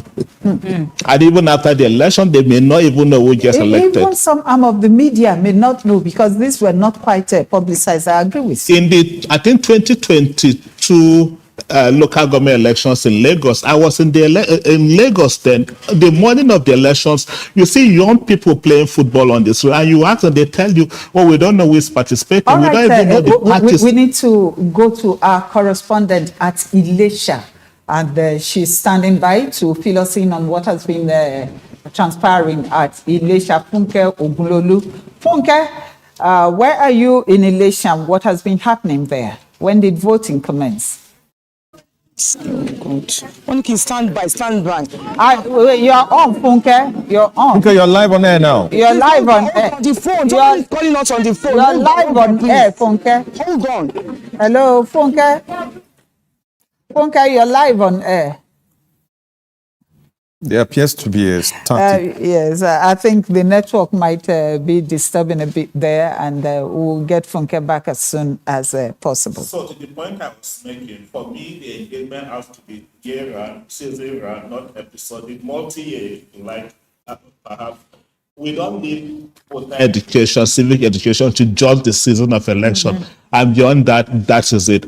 If you go around election time, you see people going to churches, going to mosques to talk about the candidate, not necessarily about the issues related to the election. So for and me, their preferred candidate, not even all of them. not all of them. So we have to change the approach. We have to change the modus operandi that everybody must take it up. When I say everybody, I meant everybody. Political parties have the highest followership, but unfortunately, when you have this kind of conversations, we territorize the conversation. If you go to political parties, they will tell you CSOs. CSOs will tell you INEC. INEC will tell you media. So that is why for me, election is everybody's business. But beyond election also, participation, accountability, transparency remains also everybody's business. We have to have more town halls. We have to engage more young people, especially to know their elected representatives and to also know the kind of demands they will make of these representatives. And importantly also, to have markers or checklists of the kind of things they want to see. So where is the place of the National Orientation Agency in this? I don't want to just leave it on the doorstep of the national. We have to demystify these things. We have to demystify them. As simple as providing information about who your local government representative is or how to engage your local government. We should have model local governments, model ward officials or something that will change this narrative of I just come to see them around election time to an engagement that could be monthly, quarterly. Come to tell them about their issues, about even the ideas of governance. If you leave young people today, if they about their representative, all they think about representation is you go to Abuja, you go to your state, you collect money for us. And that is why you see pressure when budget season is around and all of that. Everybody think a representative is supposed to be giving us money, building boreholes and all of that. Okay. Representative can push these ideas of this, all of these development ideas to the executive, for instance, to have them feature in the state budget. But again, because we have lost the basis of this, the whole idea is election comes, you give them money, you silence them, another 4 years, you come back again, give them money. We can't continue in that cycle. We cannot be doing rinse and repeat. It has to change. And I hope that as long as we are seeing also more young people engage the process, I saw a lot that has happened in the PVC drive this time, that we don't leave it. In Osun, over 300 persons registered newly in this election. And I'm sure there's also mobilization from young people. We have to take it up beyond that. I encourage them to pick up their PVCs, but importantly also as we do that, we tell them who they represented, who are going to be on the ballot, and then what happened beyond voting on election day. All right, let's go back to Funke Ogunlolu at Ilesha. Funke, what has been happening where you are? Okay. Thank you. Can you hear us? Thank you very much, Juju. We're right now. We are at Ilasa Ijesha in Osun State, and it's been a long day for us, from covering over 10, 12 communities so far. And earlier on, we went to Ijesha, of course, the main town of Ijesha, and Okesa Ijesha area, the Obokun Palace, this area. In fact, when we got to that place, it's a different story entirely. I know you remember I sent a story earlier stating that about some few persons died, were killed during kind of exchange or within political parties. Some are denying that it's just a cultism or cultist clash. But I was able to talk to the APC and the court party agents there, where they told me what actually transpired. Now, while entering into that area, there were heavy military security personnel there and police, they were on high alert in that area. It shows that that place, there's still tension, high tension in that area. Now we saw the billboards and of course the posters there of the Accord Party, which was torn into pieces, littered on the floor there. It was really, really tense. Then we went to the street where the aluminium engineer was killed. I was told it's around between his, the deceased is just around maybe 37 to 40 years old man, which was brutally killed on that street. Unfortunately, many people kept mute. What they seen today wearing IT jacket, of course, to state that where we're coming from, who we are. Many of them refused to talk to us, but we were able to get to the house of the former governor of Osun State, and of course the current national secretary of the African Democratic Congress, Rauf Aregbesola, which they said he just left, and they said we shouldn't take any shots. Then we moved forward to where the polling unit is, and they spoke to us and told us that yes, things like that happen, but at that time it was peaceful. The exercise was going on perfectly well as at the time we were there. When we were coming to our way back to Shogbo, coming to Ilasa, tension heightened. We saw the youth again almost on the streets. A rider came to inform the policemen that something is going on down there. Before you know, they rushed down to that place. In short, we had to leave there because I don't know what happened. Is we stayed behind, but we took some shots which we forwarded to the office. At the end of the day, we were able to calm down the situation. So we moved down to the district and heard about, remember, Senator Francis Fadahunsi, who was invited recently by the police because of the allegedly hate speech he made to them, and we had to follow up to come to his this is his polling unit. This is unit 1, NUD primary school here in Ilasa, Ijesha. And this is on earlier there were information that he was trying to intimidate voters. That was the main reason why we came down to this place, rushed down to this place, and on getting to this place, everything is. Well, there appears to be a static all over let's again. See if we can quickly reconnect with her. Let's see. But it's quite worrisome already, considering the information she just gave about someone killed, even though we couldn't quite confirm exactly the exact location where she said the person died. And I also wanted to confirm if the person was killed today or one of the killings that took place before now, because we really need to be very, very sure. But you can see that she's still saying that there is tension in that area. And they really had to be careful. Like she also said, while she was there trying to access the place, they brought a word to the security agents that something was happening somewhere. They had to rush off. Prof, weigh in on this. Yes, I think I had the names of one or two of the political gladiators should be mentioned. Mm-hmm. And of course, to use James' language, they become territorial, that this is our place. That they have to report back somehow. You know how we can see the security presence. See how, obviously, this shows that this area is tense. Yeah. They become very defensive and protective of that environment. And I would be surprised that the security agencies did not know that this kind of thing will have happened. And given the tense situation around that place, especially after the exchange of his speeches across the political parties in the pre-election. Although even before the police extended invitation to the APC senator, after that encounter with the authorities, he did say that what he said was misquoted out of context, and that should have naturally, doused the tension we are seeing now, don't you think? If I may come in before Prof answers.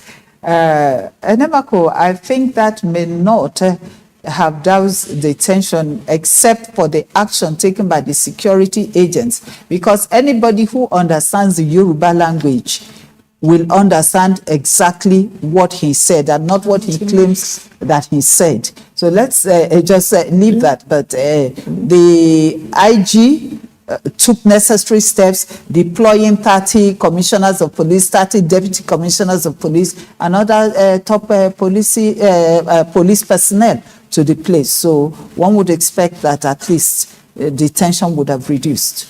The words you have spoken, they are your master. The one you have not spoken, they are your slaves. And that is why in a tense environment, people need to be guided. We have seen the abuse of communication information progressively, you know, in this election and even others. And of course, with due respect to those concerned, people who are in leadership position, people who are naturally influencers, need to be very, very careful in this kind of setting. I think those who have contributed to information disorder in Osun State need to be more careful in future. And not only in Osun State, even for what we have ahead of us in 2027. Members of the political class need to be watchful of what they say, what they do, because their action conveys a lot of communication, a lot of message to other people. And where there are pockets of unsettled issue, election period tends to capitalize on that and deepen division and tension. I think part of what we are seeing in Osun State can be attributed to that. All right, Prof, we have another correspondent, this time in Oshogbo, talking about Lanre Babalola, and Lanre wants to feed us in on what is happening in Oshogbo. Lanre, what has been happening in Oshogbo where you are? Has it been peaceful? How peaceful? And yes, let's hear from you. Okay, thank you, Uju. Right now, it's past 2 in Oshogbo, and at this particular polling unit, Ward 4, Unit 20, voting is over, so people are still waiting to ensure their votes count. So, at the INEC official, they are waiting for the 2:30 benchmark to start the counting. But from what we have observed and heard from electorate here, the process has been peaceful, and the conduct has been fantastic from them. But I don't want you to take my word for it. I have with me here an INEC PU who will tell us how it has been so far. Please, can we meet you? Okay, my name is Shode Ndioluwashon Babaralaimi Sharon, and I'm the presiding officer. Okay. So, how will you judge the conduct of the election in this particular polling unit so far? Okay, for my polling unit 20 Ward 4, it has been a great election for me, and it's free and fair, no buying of votes, and the police really did their work well with with orderliness. The voters were really orderly, and it has been great, so good. And the Beavers Zoo has been amazing, no issue, accrediting their faces and also their thumbprints. So I'll say it has been a nice, good experience for me. The other time when I was talking to you, you were like, you had a change of mind. Before now, you thought votes will not count. But with your experience now, you feel votes can now count in Nigeria. Yes, sir. So I saw the process, how people come and vote. And, I see how our votes actually do count. And the next presidential election, I feel like I might actually vote, because I feel like our vote is going to count. And I'm so happy that Nigeria, it's exciting that we can actually come and vote and feel like our vote is going to be counted, because this is well. Okay, can you tell us something about the voters' turnout?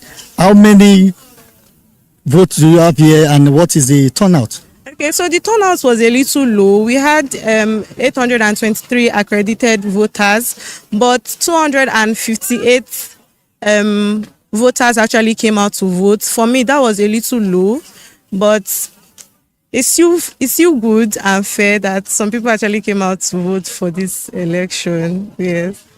Okay, thank you. In case you have any question for me, I'm ready to answer, but I still have other people who would like to give us their observation of this election. Larry, what she said is what you could call almost chronic voter apathy. Out of over 800 registered, only about 200 voted. Has it been like that in other places that you visited? Well, so far I've visited a lot of places.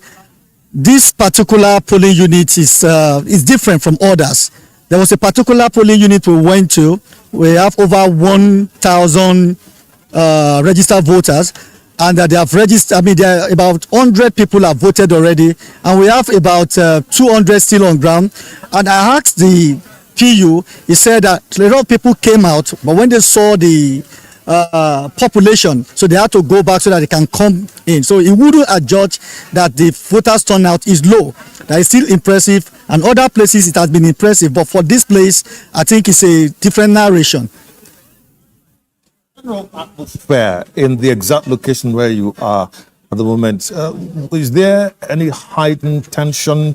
Is there excitement despite the population of voters, like we just heard now, not quite encouraging? But what did you observe, the general atmosphere when you arrived till this moment? Okay, well, running up to the election, it was palpitation. But on ground now, I think it's a doubt of excitement. It's a different scenario because people are quite excited. They are confident. They want to ensure that their vote counts. So the security are on ground, and I think this gives a kind of confidence for people to ensure that they vote. So I won't say it's that of fear, but there's excitement in the air, and there is anticipation for people in this particular polling unit. All right, Larry, what about security presence? Did you witness any form of untoward action? Well, for me, there has not been any, but we had a report that in Otaifun, that at the polling unit, the material brought was not up to, they had about over 2,000 voters, so what the material brought was about 1,000. So the voters resisted that they will not commence the exercise if they don't have the actual number of materials that should be used for that election. So it kind of turned to a form of fracas. But thank God the REC was able to intervene, and that quell all that. From the information after then, the voting has commenced. I believe by now the voting will continue because it's over 2,000. So aside that, were there no security personnel at the place? Were there no security? You said the REC intervened. Were there no security? Yes, there are security here. There are security here. There are some behind the camera. If I'm stationed and ready, and it has been impressive, I can tell you. All right, Larry, you mentioned that I even have standby here. Okay. You mentioned that you have a number of persons who may also want to, express their experience. Have you been able? Can you get us one of the voters to tell us, their experience? Maybe a first-time voter or an elderly person or whoever. Let's see what the situation has been like, or the experience rather for them. Okay. I have two people actually on standby. This is an election observer, and after him, I'll be bringing a voter who have cast his vote. He will tell us his experience. But as an election observer, please, can we meet you? Yes, my name is Chibike Akujobi. I'm the National Director of Citizen Advocate for Peace is Possible in Nigeria. Yes, here for the observation of the election. So how will you adjudge the conduct of this election? You can even compare with that of 2022. Yeah, so far so good. I won't tell you lies. What we have seen here with the beef up of the security, it has made it very easier for voters to move around. We've seen so many places that we have gone. We've been to Ede North, Ede South, and we're in Oshobo. We also have people in Ife. but we have we're covering about 21 local government, and the signal they have been giving us that the security is top notch so far. So I think if we can have this kind of security during the general election, it's going to give people an impression that, I mean, your votes must count. And also the people are also staying around to be sure that their votes are being counted. So it's a very good exercise. As you can see, there's so many people around here not going anywhere. If you ask them, they say no, they want to wait for the vote to be counted. So I think it's impressive. It's giving confidence for the upcoming election, and that will make a lot of people to be involved in the next election. Okay, let this be my last question to you. Now, running to the election, there have been series of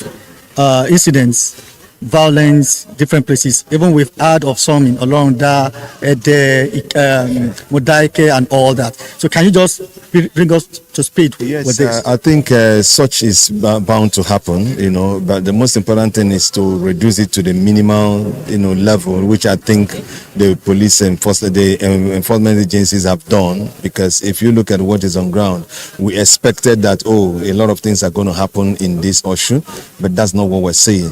So we're seeing a lot of places calm, people are happy voting and all that. So I think that those places that they have challenges might be either beavers not working on one or two issues, which I believe that they quickly sorted it out. We're also following signal to see that they've commenced election voting in those areas. So I think so far so good.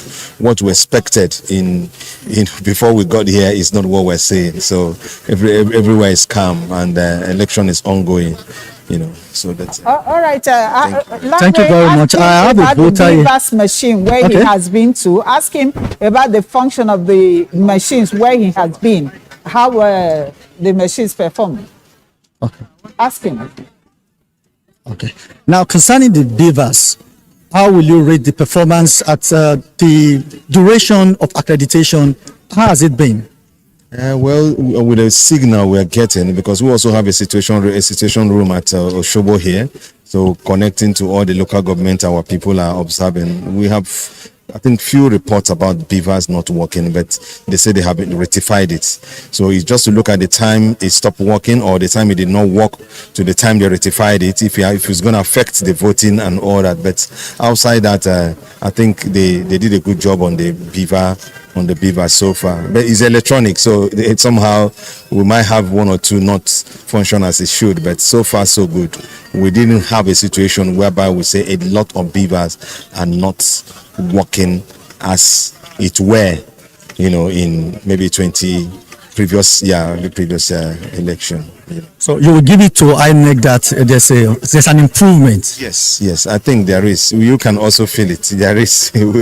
I think there is. Everybody is working together for us to have this Oshobo as an election that will be a litmus, test for the 2027 general election. And I think if we continue this way, we will continue to improve on the electoral process, and that will help, for us to have a better country and a country that we can boast that our vote really counts. Thank you. Okay, Uju, if I'm permitted to say this, I was in one of the analysis room earlier in the day, and the information I got is that the beavers worked at 84 point something %. So which means there's a huge improvement, and the turnout was about 74%. That is from the Kimpart room, that's their situation room. So that was the information given to me. But I still have somebody here who is a voter. He has voted and he wants to tell us what his experience is like. All right. Okay, so can we meet you? What's your name, please? My name is Comrade Fadeyi Olufemi Solomon. I'm representing Foundation for Peace and Justice Forum. But to put it in perspective, this is your polling unit and you have voted. Yes, I'm voting in this polling unit at Aujadi Unit 20. So we expect a fair judgment from you. So what has been the experience so far? Will you adjudge the process peaceful and credible? This process is peaceful and credible around this place. It's very peaceful and credible. Okay. What Now, experience? if you are here, I'm sure you can be at other places. So, do you have any information from your colleagues in other locations of any skirmishes? I have information in Olonda local government. There is food buying in some units in Olonda, and there are some people that they have came from other states to vote in that unit, and at least we have called the police to cop that. And I have a report just now from Erewole local government, Amukuku polling unit. There is a franker there now, as at this moment. They are trying to sell, they are trying to make every voters and scare them away from that polling unit as at this moment. Amukuku polling unit in Erewole local government. Larry, who are the people trying to scare the voters that you mentioned? Okay, who are the people trying to scare the voters? Are they thugs? Are they party officials? They are thugs. They are not party officials at all. They are thugs. So when was that? Around what time did that happen? It's not up to 2 hours. It's not up to 2 hours. They are just calling me now. All right. That's an update to the information we have. Thank you so much, Lanre. So, Erewole, I think that was one of the areas that Funke Ogunlelu commented on. And as at the time Funke was talking to us, there was no fracas there, although she did mention that they said something was going on and then the security agents rushed down. Maybe that's what she was actually talking about at that time. I hope we are able to get back to her so that she can feed us in on what is actually happening or what has happened there. Yes, he mentioned vote buying. Isn't it sad that we're still having such cases in spite of the hue and cry and the enlightenment that are going on? I mean, there is massive inducement that started before now and is still going on. And if we are saying, unfortunately, we are looking at election almost like a standalone from the society, which I don't think will help our analysis. Somebody pointed out that has there been any case of a law enforcement officer that has been prosecuted from election? I tried to expand that and say how many offenders have been prosecuted in this country for election. So if there is no disincentive and inducement is on the high, then not yet Uhuru, our suffering may continue for a very long time until there is a change, either that discourage the user of inducement and incentive for good electoral behavior and disincentive for bad electoral behavior. If you want to talk about what's responsible, some schools of thought believe that the high level poverty in the land could be responsible for that too. Is there no truth in that from what you see? I've heard several times people talk now about weaponization of poverty, but I came in at the time when colleagues were talking about morality, ethics, behavior. I've had the opportunity to live in other places and see what is in this. If you go for election campaign or what have you, the best you get is a cup of coffee and a banana. Yeah. And that's legal? Yeah. Yeah. Those are things which ordinarily you can afford. Election or no election, you can afford that. So it's not counted as inducement? At all. Because you can afford that. But a situation where that you capitalize on the poor situation of somebody, I think is somebody. This is not, I think one of colleagues talked about when we're comparing the older generation and the new generation. The older generation that believe that Nigeria can be better. They were brought up and socialize into a value of responsibility, civility. Not this generation that, look, what am I going to gain from this? And it's all there, even in our homes. Ms. Madishi, could it also be because of the quality of politicians that we have today? And then, of course, we see the overflow towards the followership. Well, I want to, well, it can be part of that, but I think that our culture also has a lot to do about that, especially where you have a culture that supposes that the person at the top, the leader, is the overall decider of things that happen. Yeah. So you have the traditional system, everybody looks up to the king or the head of that traditional system and hands down rules to people, and people are supposed to just obey, without that. So that's what is happening, and people feel that people have used these opportunities to gain access on their behalf, and so they should get something back behind it. Because at the end of the day, like what Prof said now, there are some claims they have even written in their laws. We don't have it written in our laws that if you go to certain meetings or you hold a particular kind of office, you are not supposed to take gifts more than $10 or $20. Yes. That even if you go and take, maybe they sell coffee $30 and they give it to you, you have to come back and account for that. We are in a country where people use official vehicles even to go to the market. They change the numbers. But meanwhile, in other climes, I remember when I did a Lesaspin program in the US, and we were visiting anti-corruption agencies and looking at what their laws were saying. If you are not supposed to use a particular vehicle and you use it, you will pay the same amount of money you were supposed to have paid. But what do we see here? You get your official vehicle or your personal vehicle and put official number, and then even use your official vehicle as family vehicle, and nobody is talking about that. So, and it's also, I don't know why this has not really come out. When I started going for elections, and then I had this. When they say, especially in the southwest, when you go Diboko Sobe, vote and make a pot of soup. Yes, vote and make a pot of soup.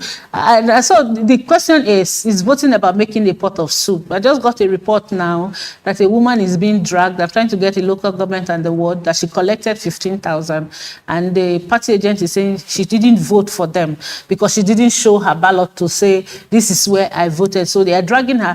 The security agents are there. Coming back to what I said earlier, the security agents are there. Nobody's arresting anybody, and they are dragging the woman in the presence of everybody. So you expect that the polling officer should come to tell the police to say this person is committing a crime. Please save this woman, or that this woman has collected money.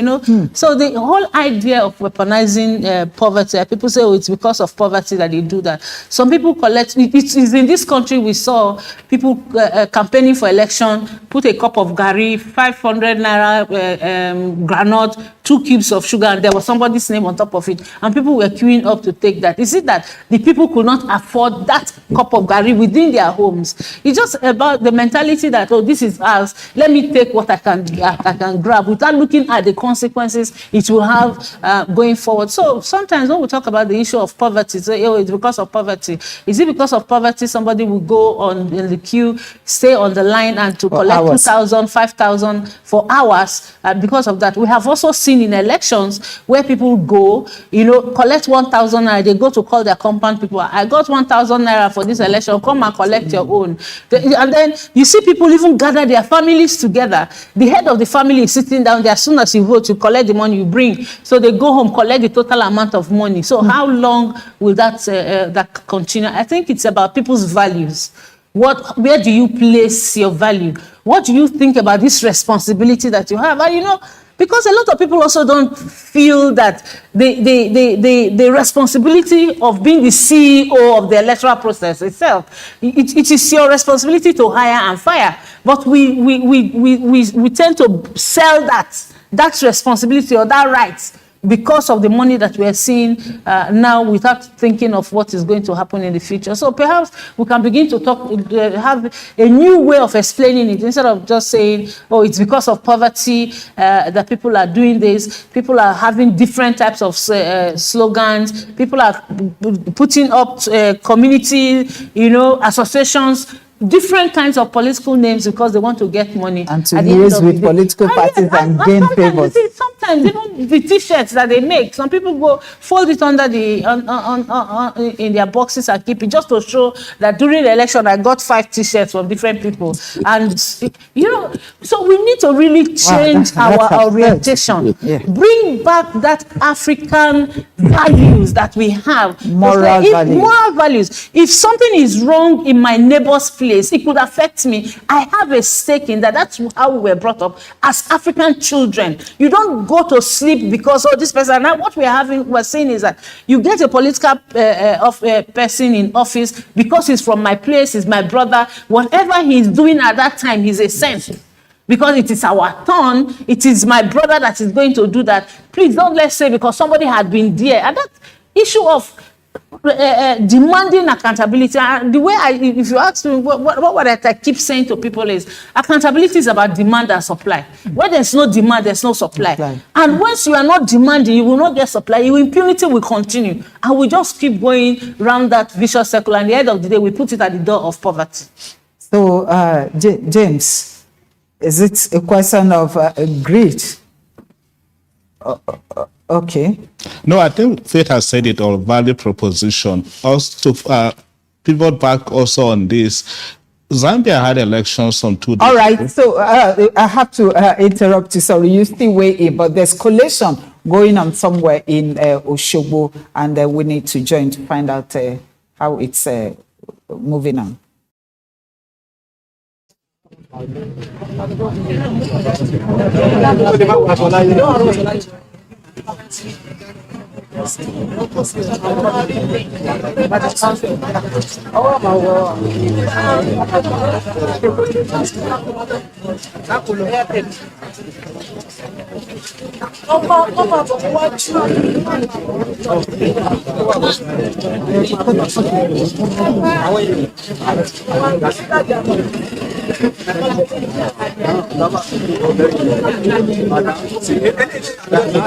Okay, so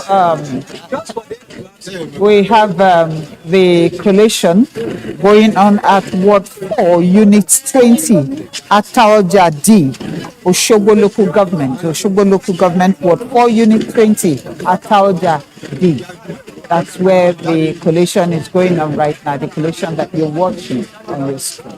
It appears to be the first collation we're getting tweets from, when in fact the correspondent who is in Osogbo, Lanre Babalola, did talk about how that voting had ended much earlier than people expected when he spoke to us.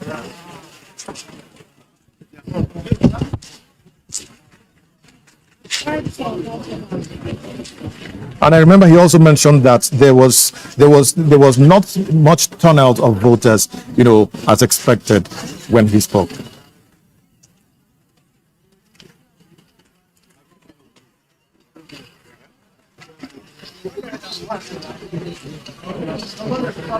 Ms. Madishi, from what we can see, it doesn't appear as if they are really counting right now. They are going through the ballots and they are cancelling out some from what we can see.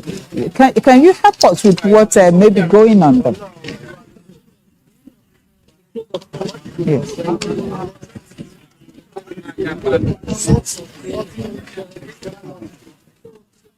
Cancel what?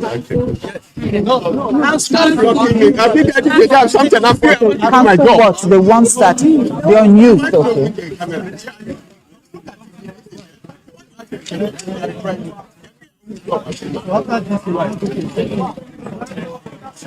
Sometimes these are the things that you can produce in court to show that the number of accredited voters versus the number of registered voters and those who actually came out to vote. And then when they finish this process, they'll begin the process of sorting. They will sort the ballot papers to the different political parties, and then they will now count the votes before they declare the results. Okay, so we can see like party agents sitting behind them and observing what is going on.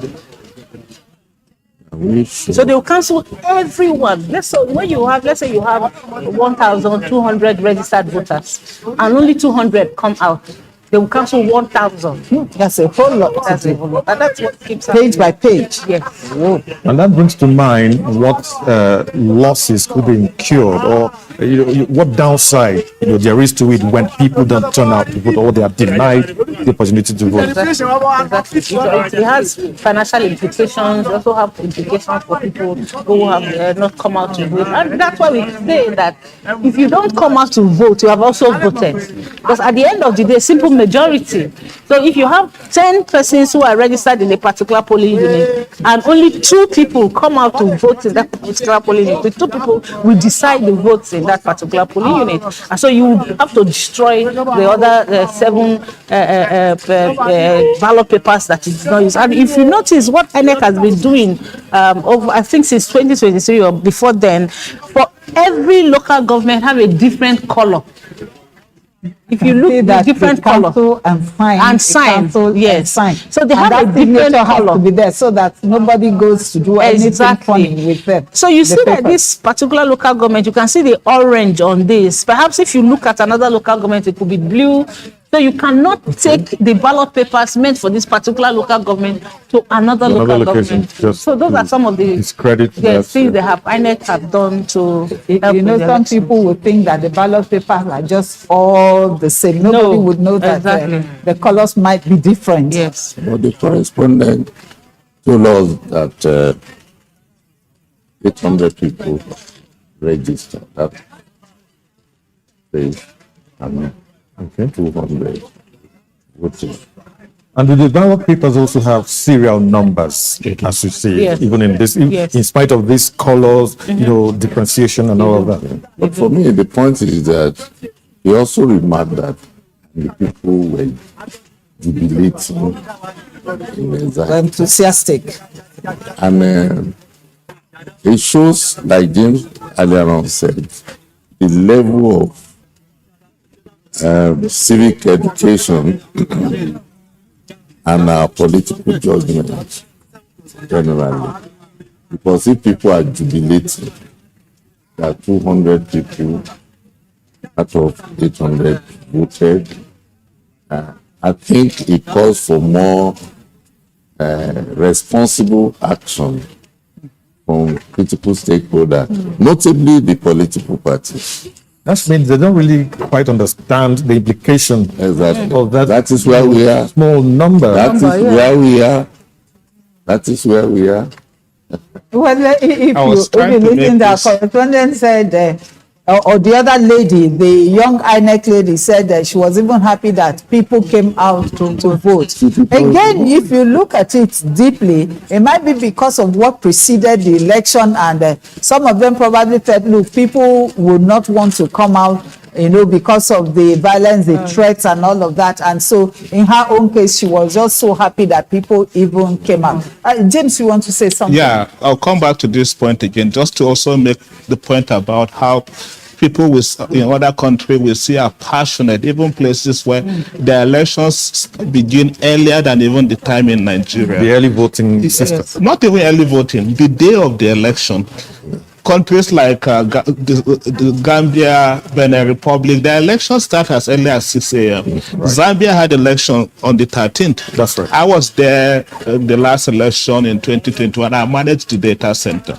And because the process opens at 6 a.m., we had to be there by 4 to set up the systems. We were driving to the polling station, to our data center, and I saw people at the polling station. I kid you not, at 4 a.m. And I was told some of these persons slept at the polling station, so they could be part of the people that begin early in the morning. Midday through the process, my data center was empty. We got like 24 or 30 young people supporting the process. They all left because they went to cast their ballots, and you cannot stop them. So we had to pause activity for almost an hour until they all return to the data center. For them, that is it. I think the only place that we have seen that kind of thing was in Edo State, and that was when Obaseki was coming into office. As early as 5 a.m. as we were driving, people were already marching towards the polling units. So that's why I was making the point about commitment and what people truly understood about the process. To be honest, I would not celebrate 200 where I'm expecting 800. It tells a lot about our priorities as a people. This is about the person that will be making decision on my behalf, and to know that I have the power to bring that person in, and I'm sitting on it hoping that others could do that on my behalf. There is no excuse for this, to be honest. This is not a process that just begins on election day. It's a whole chain that starts from party engagement, party primaries, and all of that. Some persons will tell you, oh, this is just what the party presented to us. You have also the power to decide for the parties if you want to belong to the parties as young people. The law allows you to do that. You have also the strength to do that. We cannot always wait until election day to begin to come up with excuses. I also agree that there is the security angle to this conversation. I know Prof may disagree with this, but as much as we talk about weaponizing poverty, for me, I also see the idea of weaponizing violence in our election. It happens almost with every election. Before the election, you see a state is painted red. Election day, nothing happens. That is enough to put fear in the minds of people. Before this election in Osun, 13 local governments were flagged as red spots. But you also realize that that information was not, it was not wrong.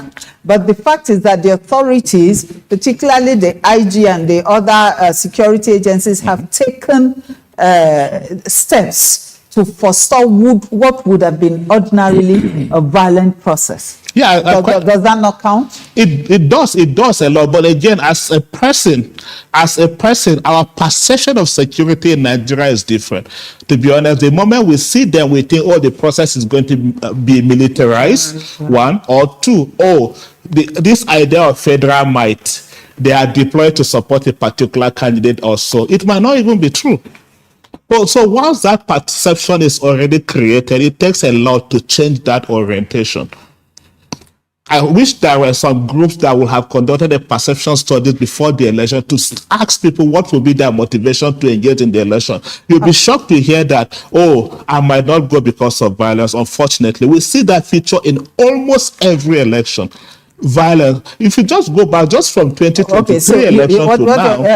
Maybe we are trying to round up right now, and you know what you're saying might not altogether be wrong, because some might also want to use threats as a weapon to deter people from coming out, like we saw in 2018. It was quite prevalent then, and of course that also was a bloody election. Prof, as we wrap up now, your final thoughts on this segment just before we go. Well, is to underscore the point that the Osun election is important, and it has played out for us as we march towards 2027. One is the point that this is the last election before then. So there are a lot of lessons for everybody concerned, from INEC to security agents, even to the citizen. All right, thank you so much, Prof. We have had with us in the studios election observers, analysts. We have had Paul James, an election analyst. Of course, Faith Mwadishi.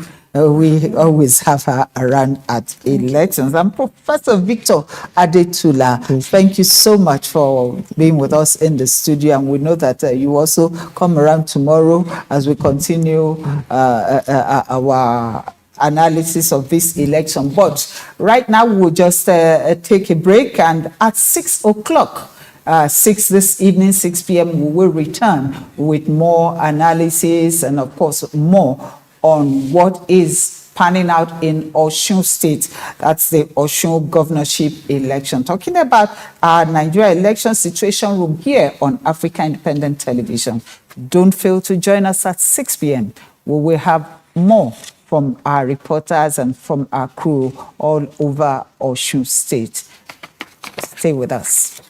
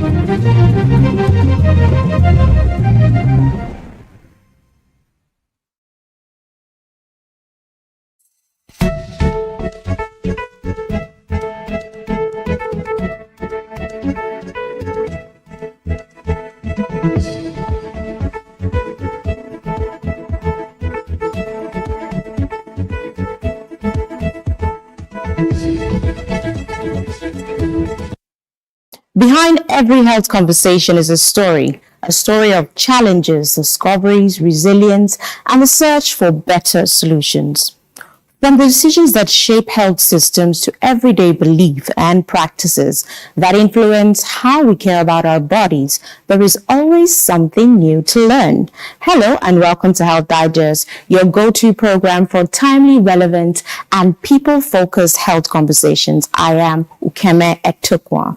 Today, we bring you stories and conversations shaping health and well-being as we look at developments in Nigeria's health section, explore some of the health claims and the questions that generate conversations, and bring you fascinating stories from around the world. On that note, let's begin with our health news.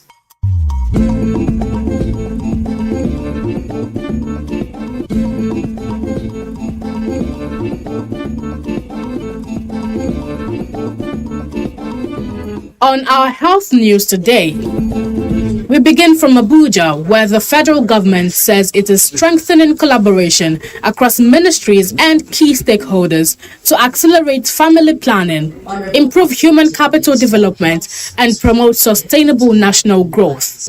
The Coordinating Minister of Health and Social Welfare, Professor Mohammed Ali Patey, stated this in Abuja while inaugurating the Nigeria Inter-Ministerial Platform on Family Planning, Health, Human Capital, and National Development.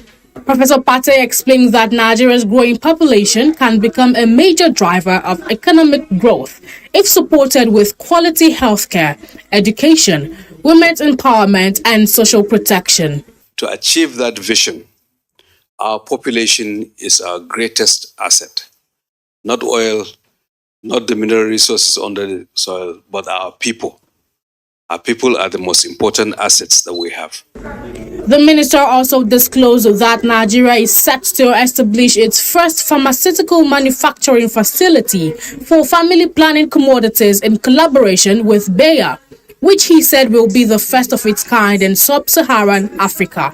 Each of the entities, at least at the federal government level, has a clearly defined responsibility. For the Federal Ministry of Health and Social Welfare, the ministry has a responsibility in coordinating health system priorities, at least from the health sector and also other social sectors, improving access to essential services, promoting equity, ensuring better health and social welfare outcomes for all Nigerians. This inauguration of the Nigerian FP 2030 interministerial platform is very strategic.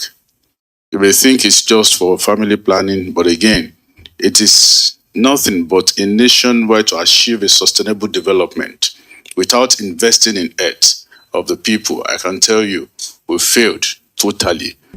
Meanwhile, the Minister of State for Health, Isiaq Salako, has urged the Nigerian Medical Association NMA FCT chapter and the National Association of Resident Doctors to sustain consultations, noting that members of the association and the government are partners in the development of the country, especially the health sector. The minister spoke during an engagement with the medical associations, where he assured them that the Renewed Hope agenda is aware of the challenges confronting Nigerian doctors and is taking steps to address them. Chairman of the NMA FCT chapter, George Ebong, says medical doctors are committed to effective delivery of service, except that their welfare is being treated as secondary. He says improving working conditions and prioritizing doctors' welfare are essential to retaining medical professionals and restoring confidence in the nation's health system. We have a big problem of shortage of health professionals, including doctors, in our various facilities. And at the same time, we have the challenge of industrial not being able to maintain industrial harmony. So we need to do a balance. We should maintain this spirit to ensure it's not every time we have to down tool. We have to put a spotlight on the welfare of doctors in FCT as a whole, so that we can have doctors who are going to stay back in the country and work with passion. And without passion, you can't have functional medicine practice. Still on health news today, a coalition of more than 100 civil society groups, health advocates, and public interest organizations has rejected the proposed National Tobacco Control Act Amendment Bill 2025, describing it as a threat to public health. At a media briefing, the coalition expressed particular concern over provisions it says could create loopholes for the promotion and sale of products such as vapes, nicotine pouches, and heated tobacco products. On doing years of investment, not only in in the funds that some organizations have invested into tobacco control, but the time and energy, the passion of those who saw this, that public health should be a very important concern to Nigerians, and now trying to take us back to the years of starting all over again. Well, on behalf of the Alliance, we are firmly against this, and we are not going to stand down. In Nigeria, where young people form a large part of our population, over 60%, and publications circulate widely through websites and social media, such a weak definition offers little protection. It only creates a convenient legal route for tobacco advertising to reach our children. If you can have a fake agency that is drawing budgets, and now we are having a fake document, a fake bill that has passed through not only the House of Reps. The House of Reps did a public hearing, which is a normal thing. And at that public hearing, 2 documents were presented to the people of Nigeria for intervention. And then based on what is here, we made our recommendations. They took those recommendations into their inner chambers, discarded all the recommendations that Nigerians made, and then came out with a 30-page new document that has absolutely no bearing on the original 2 documents that were presented to Nigerians. How do we explain this to well-meaning individuals in Nigeria? They're also calling for the publication of committee reports, voting records, and stakeholder submissions that informed the development of the bill. Now to Balance Check, where we put popular health claims to test, weighing what people say against what the evidence tells us, and helping you separate the health fact from misinformation. Stay with us.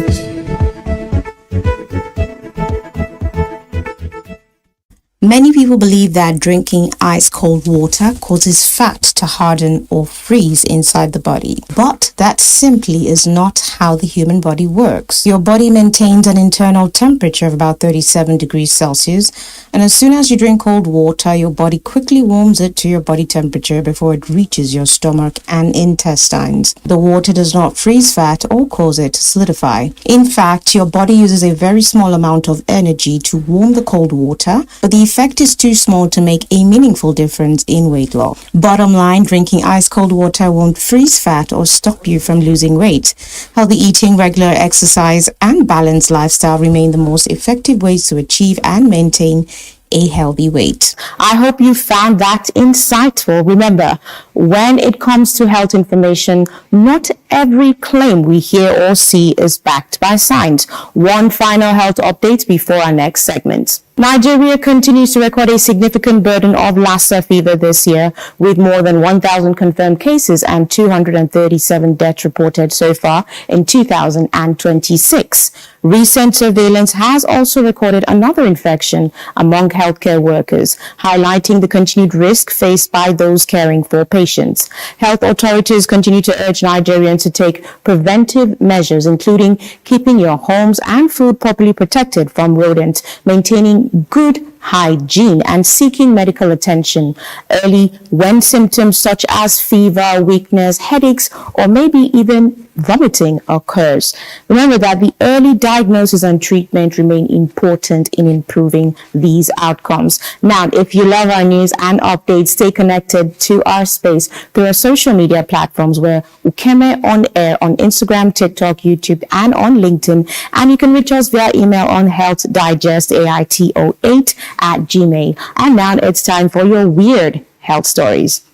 Finally, we're here on our Chat with the Expert segment, where we speak with an expert about subject that sits on the intersection of two important parts of many lives. We're going to be looking at the intersection of faith and medicine. For many people, faith plays an important role on how they understand health, illness, healing, and the difficult medical decisions. But how should faith and medicine, as well as science, relate to each other? Can they work together in supporting patients and families? And how can healthcare professionals approach the beliefs and values of patients while still providing evidence-based medical care?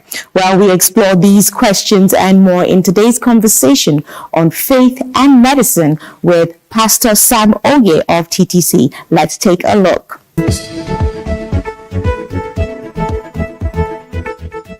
We have this amazing personality with us today. First things first, I'd like to ask, what are your thoughts on faith and the fact that you're here right now on this topic with me right now?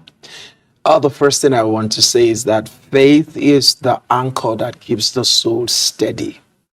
Every human being needs something to anchor your soul on, because moments will come when the challenges of life will want to cause drift, effect, instability. So it's critical that the soul has something it anchors itself on, so that when the vicissitudes of life come and the challenges of life comes, your soul finds stability, or it finds a hold on something higher than your soul.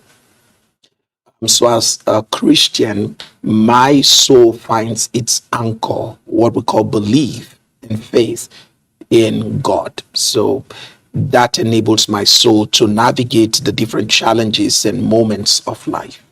That is quite interesting. Yes. So it is said that faith is the assurance of things hoped for, the evidence of things not seen. Yes. Now, I'd like to understand, what is the connection, what is the link between faith and medicine, healing? particularly the balm of Gilead has been on my mind. And on the show, we've looked at the scientific perspective, the fact that, it's from Gilead and its healing properties used for inflammation and all of that. Now, tell me the faith aspect of the balm of Gilead and how faith can be used to optimize healing, health, and medicine. Okay, so it's important to know that the God that we look up to for healing also has given us in his word prescriptions for healthy living. He has been able to show us practically from scripture certain things that we can do to ensure that we live healthy. For instance, if he says, casting all your cares upon me, what God is simply telling you, say, you don't have to carry the cares of this life upon yourself because it has damaging effect on your soul. As little as that instruction is, violating that by carrying so much on your soul can cause your blood pressure and everything, your hormones to go in a state of haywire. So that little instruction from God, if you choose not to carry the cares of this life upon yourself, can make you live a healthy life. Then when it comes to rest, Jesus said to his disciples, say, come ye aside and rest for a while. He said, for many are coming and going. So we find out that rest also plays a significant role. All these things you find in the Bible. And then when it also comes to food, you'll find out that the scripture also makes some prescriptions that grants you access into what can be healthy and what is not. But then, what then happens if I fall sick? For whatever reason, somebody becomes sick. There are, first take note of this, there's what called the source of healing and the channels of healing. It's important that I say that. There's what called the source of healing and the channels of healing. What exactly is the difference between these two terms? Very good. That's talking about faith and healing, or the source? The source and the channels. And the channel. Thank you so much. The source of healing, there's only one source of healing, and that's God. God is the source of healing. All healing flows from him. I love it when medical doctors, whom I relate with a lot, medical doctors will tell you, we care, God heals. It goes back to that same thing. God is the source of healings and health, okay? But there are channels. So consider God as the water board. Consider God as the dam, the reservoir of healing. All right, but for the water from the reservoir to get into your house, there's got to be channels through which it flows into your house. Is that okay? So we now know that God is the source, is the reservoir of all healing. But in order for that healing to flow from God to us, we need to use the channels. Channel number one is faith in him. So when I exercise faith in the God who is the source of healing, healing flows through my faith. So you find in scripture where Jesus will say, your faith has made you whole. Number two, you also find in scripture, there are cases where some individuals in the Bible, some people will lay hands on somebody and you find the person get healed. So there's something we call laying of hands. Again, it's an exercise of faith by the person who lays hand, and an exercise of faith by the person who allows hand to be laid on him. For instance, if I want to lay hands on you and you don't believe that that's going to work for you, it's not going to work. All right. So faith through laying of hands can allow the water, the healing power of God, to flow from that source through this channel of laying of hands into your life. Number three, there is what we call the use of the anointing oil, where somebody can just anoint you with oil by faith, and that also allow the power of God to flow into your body and brings healing. It can just be a handkerchief. Somebody can also pray over a handkerchief, and the power of God again flows through because he's the source. All of these are channels. Yes. Similarly, your doctor is also a channel. I was waiting for the dots to be connected. Your doctor is also a channel. Medical science is also a channel. Your nurses, your supplements. God is not against supplement. He gave man wisdom to be able to tap into what he has created, to be able to extract nutrients from those things that we take, the vitamin E's, the vitamin A, some rare nutrients that you don't find in your food. If I might ask a question Yes. right there. So you have people that, due to their faith-based beliefs, sometimes they stay away from certain medications that could be vital for their living. Absolutely. And they are purely convicted. Now you have put it out there that in fact science and faith do not contradict each other, rather they complement each other. How would you, let's say, set a proper agenda or change the ideology of people out there that think that, hey, faith is against, medical or scientific, ways? Yeah. All we just need to do is to make sure that these innocent individuals, I call them innocent individuals, because the reason why they hold on to this belief, I've seen women who, because of what they were taught, refused to accept CS and said they were never going to accept CS, even when the baby's in a distress situation. They were in a distress situation, and eventually the mother lost her life. I had a very funny situation in our church whereby one of my pastors, in the very early days of our church, she had come from that kind of background. So it was time for her to give birth. Okay. So she's been laboring now for hours, so close to about 13 hours. So her husband got my attention. When the husband got my attention, he said, Pastor, my wife has been in labor for about 13 hours. I'm like, for what reason? He said, my wife says she wants to give birth as an Hebrew woman. Get that right. She wants to give birth as an Hebrew, which a lot of women know about. And I'm going to shock you with the outcome. She wants to give birth as an Hebrew woman. Yes. Okay. So I said to him, congratulations. I said, but your wife is from Delta State. You said you want your wife to give birth as an Hebrew woman. I said, but your wife is from Delta State. That's quite interesting. Yeah. Yes. And then number two, I said, what do you mean by giving birth as an Hebrew woman? He said, no, it's about giving birth supernaturally, naturally, And I said, where did you get that from? He said, in the book of Exodus, where the Hebrew women, the Bible said they gave birth supernaturally. I said, come. I said, you're wrong about that scripture. And a lot of people will be shocked about that now. What actually happened in that scripture was that the king had given an instruction. Yes. In those days, the king had given an instruction that any Jewish male, any Jewish child that was born and happens to be a male, should be killed. And he appointed midwives who were going to be around the women to ensure that when these women are giving birth, the male children are killed. It's selective genocide work. All right. So faith through laying of hands can allow the water, the healing power of God, to flow from that source through this channel of laying of hands into your life. And that's our program today, from developments of Nigeria's health sector and the efforts strengthening family planning and human capital development in examining health claims, exploring the fascinating stories from around the world, and our conversations on faith and medicine. We've explored issues that affect our health and choices, as well as our well-being. Thank you so much for staying tuned with us on Health Digest. As always, you need to stay blessed and, of course, not stressed. I'm Okemo Tokwa. Join me next week for more health news. Bye-bye.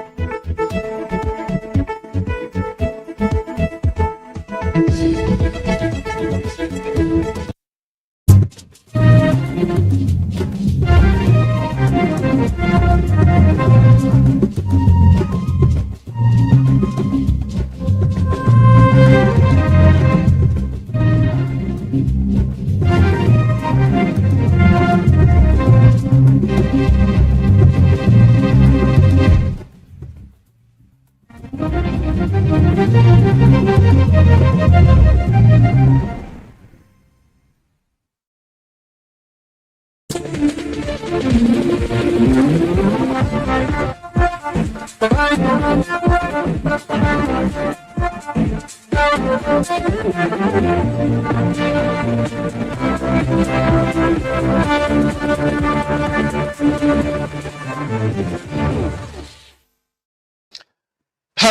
everyone. Welcome to another topical edition of the program People, Politics and Power. As usual, we serve you the issues hot, raw, and unfiltered. Is democracy in Nigeria becoming a competition of ideas or a competition of wallets and access to state power? As the 2027 elections approach, the law sets limits on how much candidates can spend. But there is a much bigger question. Who is counting the money and who is counting the resources of the state? Campaigns require money, huge money. But while opposition candidates must largely depend on donations, fundraising, and private networks, incumbents at various levels already sit atop an enormous resource base. Government vehicles, personnel, security, official platforms, public visibility, government-funded publicity, and the machinery of the state. Where does legitimate governance end and partisan campaigning begin?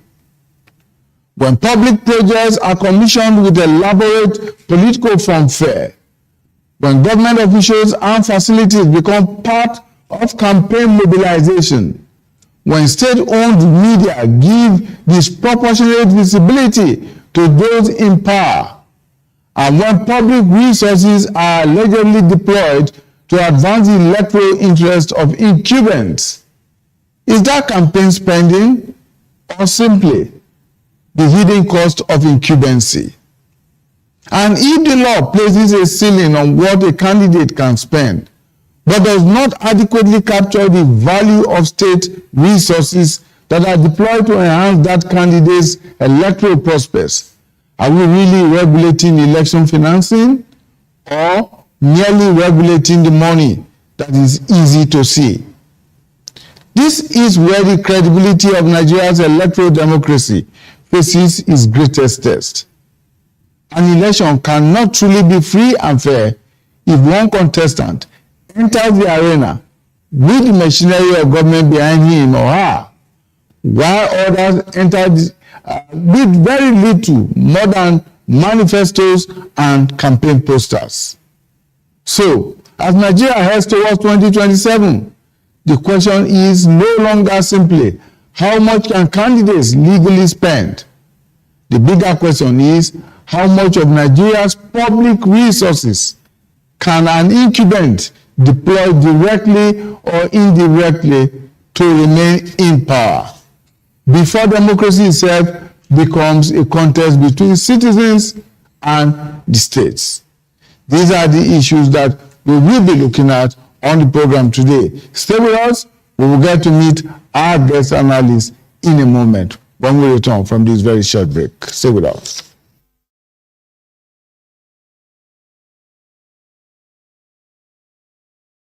Break Online.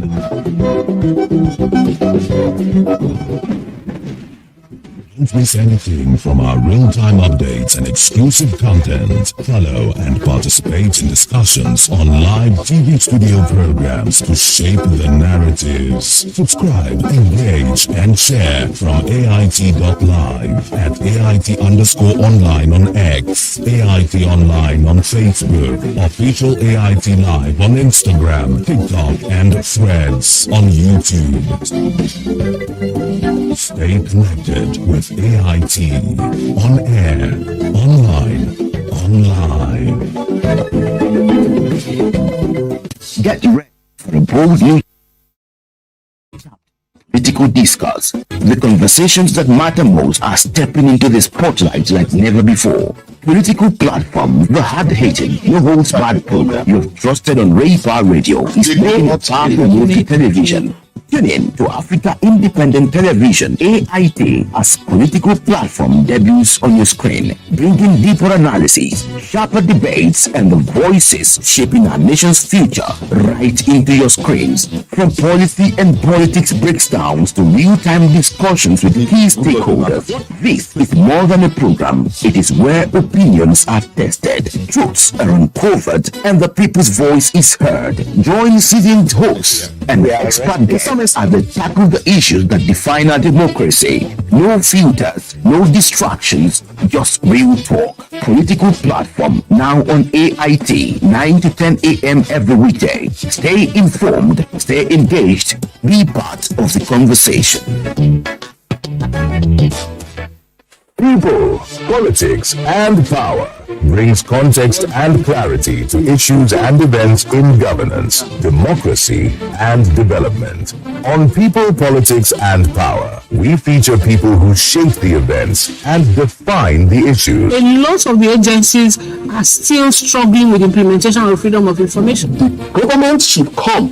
We need Nigeria to work. We examine the interplay and interaction of politics with power and their impact on policies and the people. It's about getting the system to deliver the kind of electoral outcome that people will be happy with. People, Politics, and Power with Imoni Amarere. Will non-performing agencies be held to account? Or will the numbers fade after the headlines? 1 p.m. every Monday and Friday on AIT. All right, let's get to meet our guest analysts who are joining us virtually at this point in time. Mr. Femi Adebayo is the head of research and strategy at Kimpact Development Initiative. He's joining us virtually from Ekiti, in Ado-Ekiti in Ekiti State. Mr. Adebayo, thank you so much for finding time to join us. All right, we're also joined by Mr. Atagiba Agboje. Mr. Agboje is a legal practitioner and is joining us virtually from London in the United Kingdom. Mr. Atagiba Agboje, thank you for joining us. Thank you for having me, Imoni. It's great to have you on. We also expect to join us in a while, Mr. Esden Wanwangu, who is the Executive Director, Peering Advocacy and Advancement Center in Africa, PACA. But let's move on. Mr. Adebayo, I understand that, of course, you are at the moment in Osogbo in Osun State, not Ekiti. Osogbo in Osun State, you are observing the elections in Osun State. So let me begin this way. For an organization like yours that does a lot of research on democratic institutions and processes, we need to begin to talk about how political parties, how those who are in government and those who are in opposition are going to be deploying their resources in campaigns in the forthcoming general election in Nigeria. Of course, you know, January, February in 2027. In a week or two, campaigns will begin, and we are going to see a number of incumbents who are also on the ballot, who will be campaigning vigorously in different parts of the country. So where do you think that legitimate government activity end? At what point does it end? And campaign financing will begin? Hello, Mr. Adebayo, are you with us?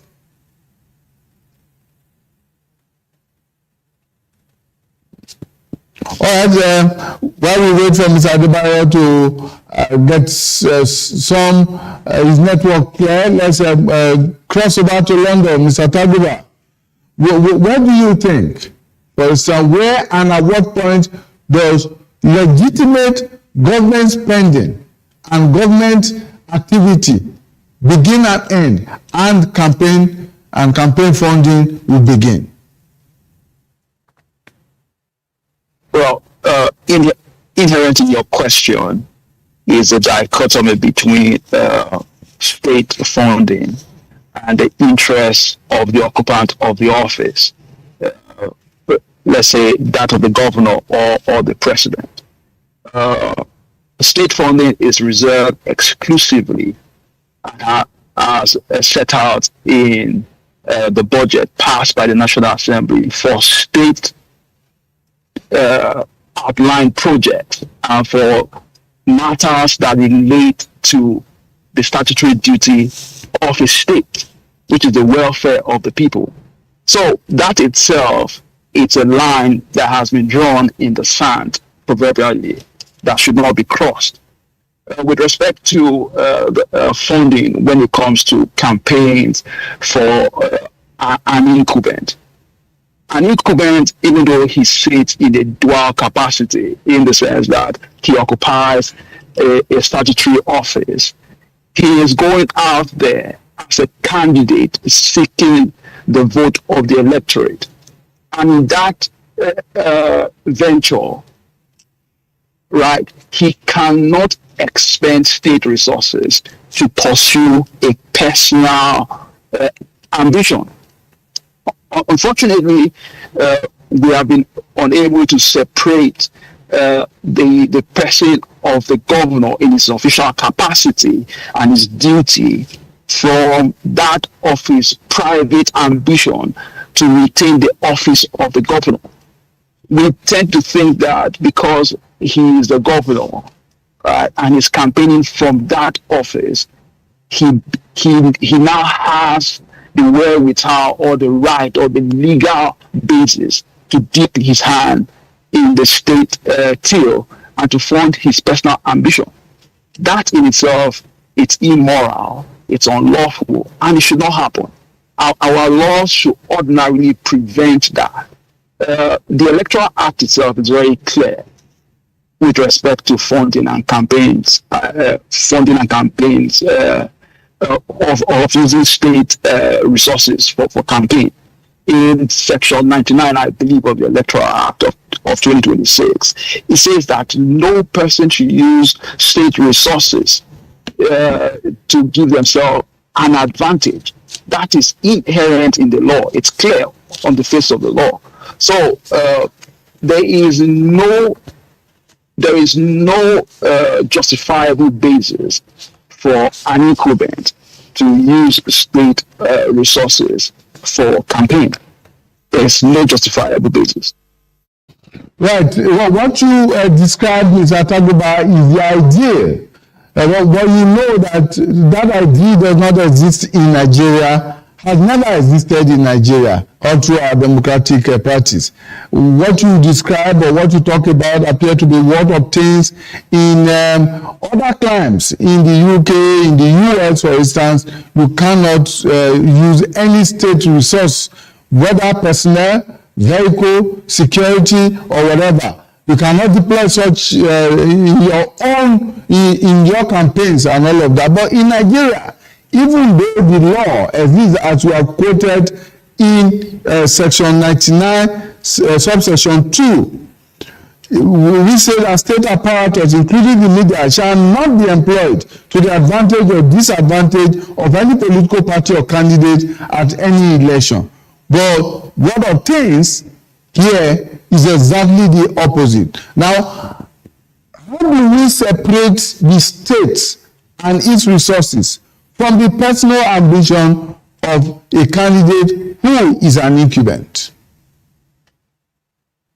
That itself, going about our political history, is something that it's going to be very difficult to do, because we as a people have imbibed a culture, or rather we have accepted the fact that whoever occupies a statutory office has the legitimate right and interest to use the resources of that office for his private or personal ambition. Look at the presidency.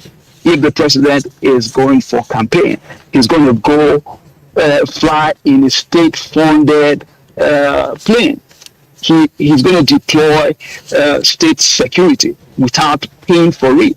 He's going to take state venues to to do his campaign without paying anything, right? So we as a people, we have accepted this culture, and it has become a bane, basically, and has become a stain in our history and our trajectory down the path of democracy.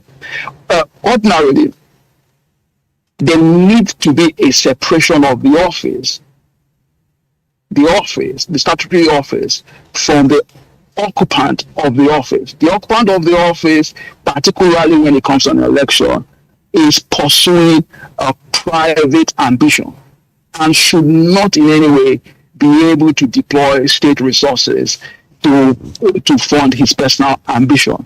But that goes again to how we have handled our finances and accountability in governance in Nigeria. That needs to change. The framers of the Electoral Act basically recognize the inherent danger of the incumbency advantage and attempted to curtail it through Section 9, Section 99, which you refer to, particularly subsection 2, which specifically stated that state apparatus, including the media, shall not be employed to the advantage or disadvantage of any of the political parties. But as we can see, evidence abound that this has not been enforced in any way, in any shape or form, in how we have conducted elections in Nigeria.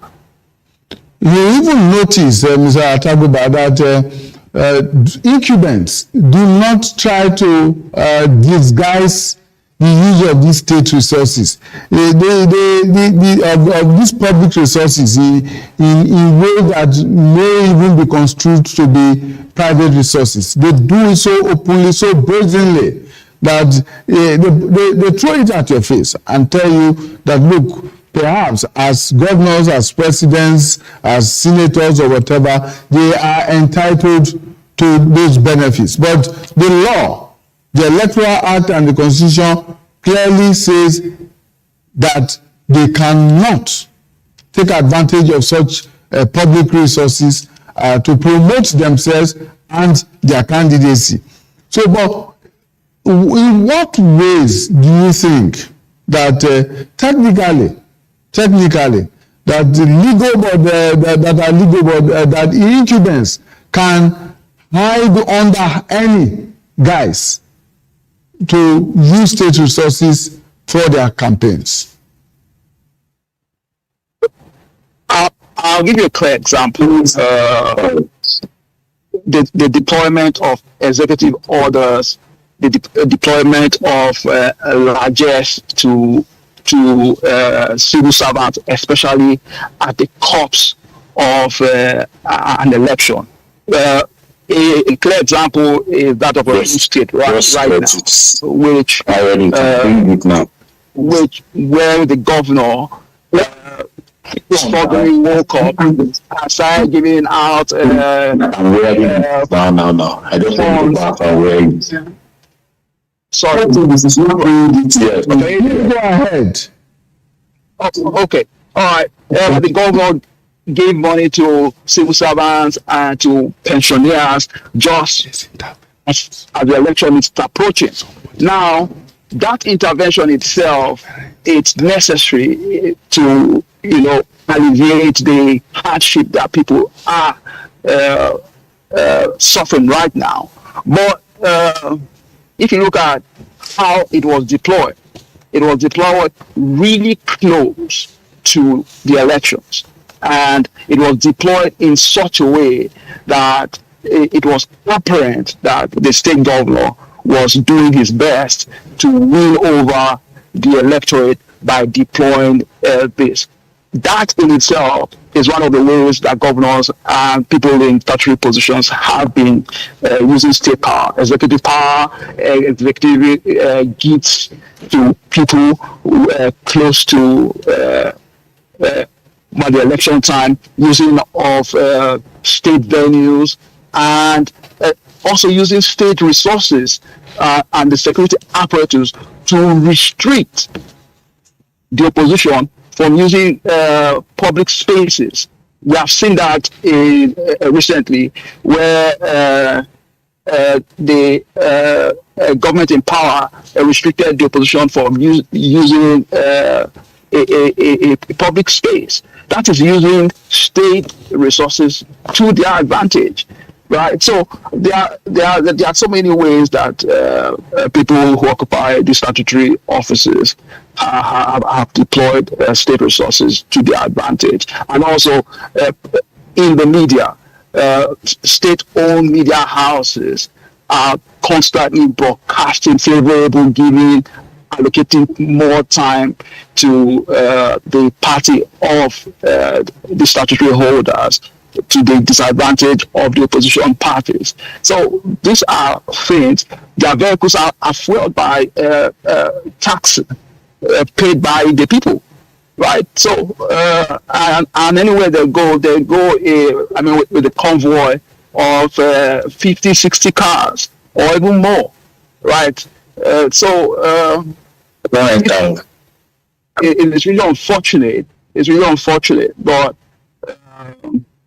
this is what we have seen, and this is ongoing, and there seems to be no opposition to what these statutory holders are doing with state resources.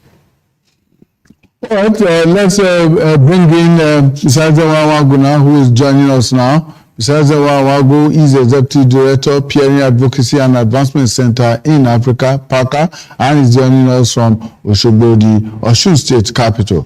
Mr. Wagu, thank you so much for finding time to join us. And we're looking at the unequal advantages that appear to happen when election campaigns begin with those who are incumbents and those who are in the opposition.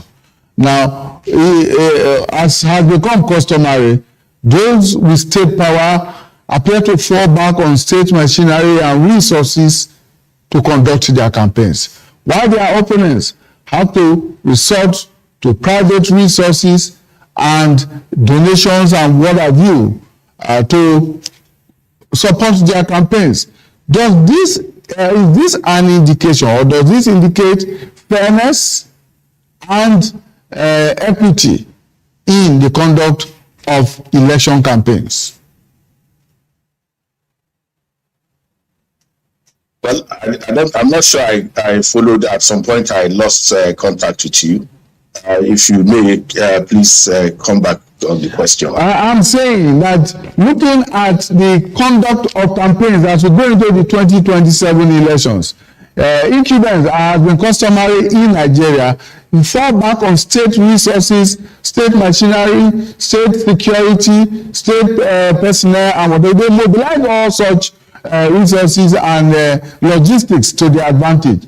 Why those who are running against them, their opponents, at whatever level, will have to fall back on their personal resources, on donations and support from private sources to conduct their campaigns. Does that give any indication of a fair playing ground?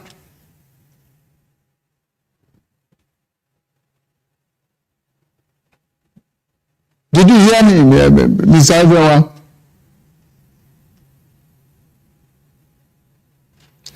All right, let's see if we can get Mr. Adebayo to join us. Mr. Adebayo, are you with us now?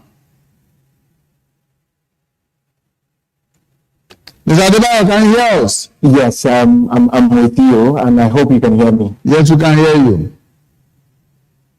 Yes, I'm with you. Okay, good. Yes, so I'm saying that state resources used by incumbents in political campaigns, electionary campaigns, versus opposition candidates who have to depend on their personal resources, fundraising, and support from their parties and supporters to carry out their campaigns. Does that give any indication of a fair and level playing ground in the campaigns?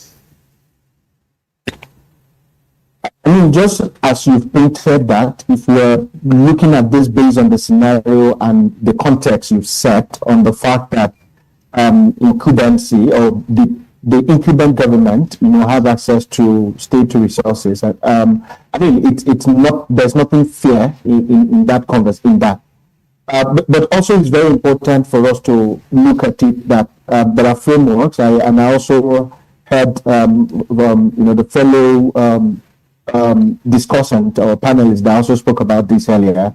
Apologies, I can't really pick his name. Mr. Tagiba. The network is really terrible. But he cited the legal framework, especially the provision of the Electoral Act that actually speaks specifically to the play of state apparatus in elections, most especially as a candidate or a political party is not allowed. That is stated already. But the biggest part of this conversation is how is this being enforced? And I think enforcement is the biggest question here. I think it's a popular saying that everything looks fair in politics, especially to politicians that is in the game and wants to win. And if you look at all of this I'm talking about, it behoves on the regulatory body who is in charge of regulating the activities of political parties and also has the mandate of monitoring and regulating political campaign finance, as it were, to be able to put all mechanisms in place to be able to ensure that this provision of the law is being enforced. But again, we cannot rule out the fact that there are systemic issues in this conversation. Just as the way we talk about issues around prosecuting electoral offenders, it's still the same conversation around the whole conversation of political finance. In Nigeria today, INEC, it's the body that has the mandate to monitor and, of course, regulate political parties, if I'm allowed to use the word regulate loosely. But if you look at it, we also have some anti-graft body that also has a whole lot to do when it comes to this whole conversation of finance, as it were. We also have the NFIU and we have all of that. But we also need to understand that INEC does not have power to arrest, does not even have the mandate to investigate. So these are some of the conversations we need to also have in the real sense and situate the legal framework we have in the context of our country and the peculiarity of our country. And at the end of the day, we come to terms of the feasibility about what the legal framework is saying and the provisions or possibly the structures and arrangement put in place actually for enforcing those legal framework. Mr. Adebayo, maybe we should take a step backwards and look at those legal frameworks that you talk about. How effective are those legal frameworks that actually regulate the financing of political parties and political campaigns? How effective have they been? They are there in the laws, but how effective are they?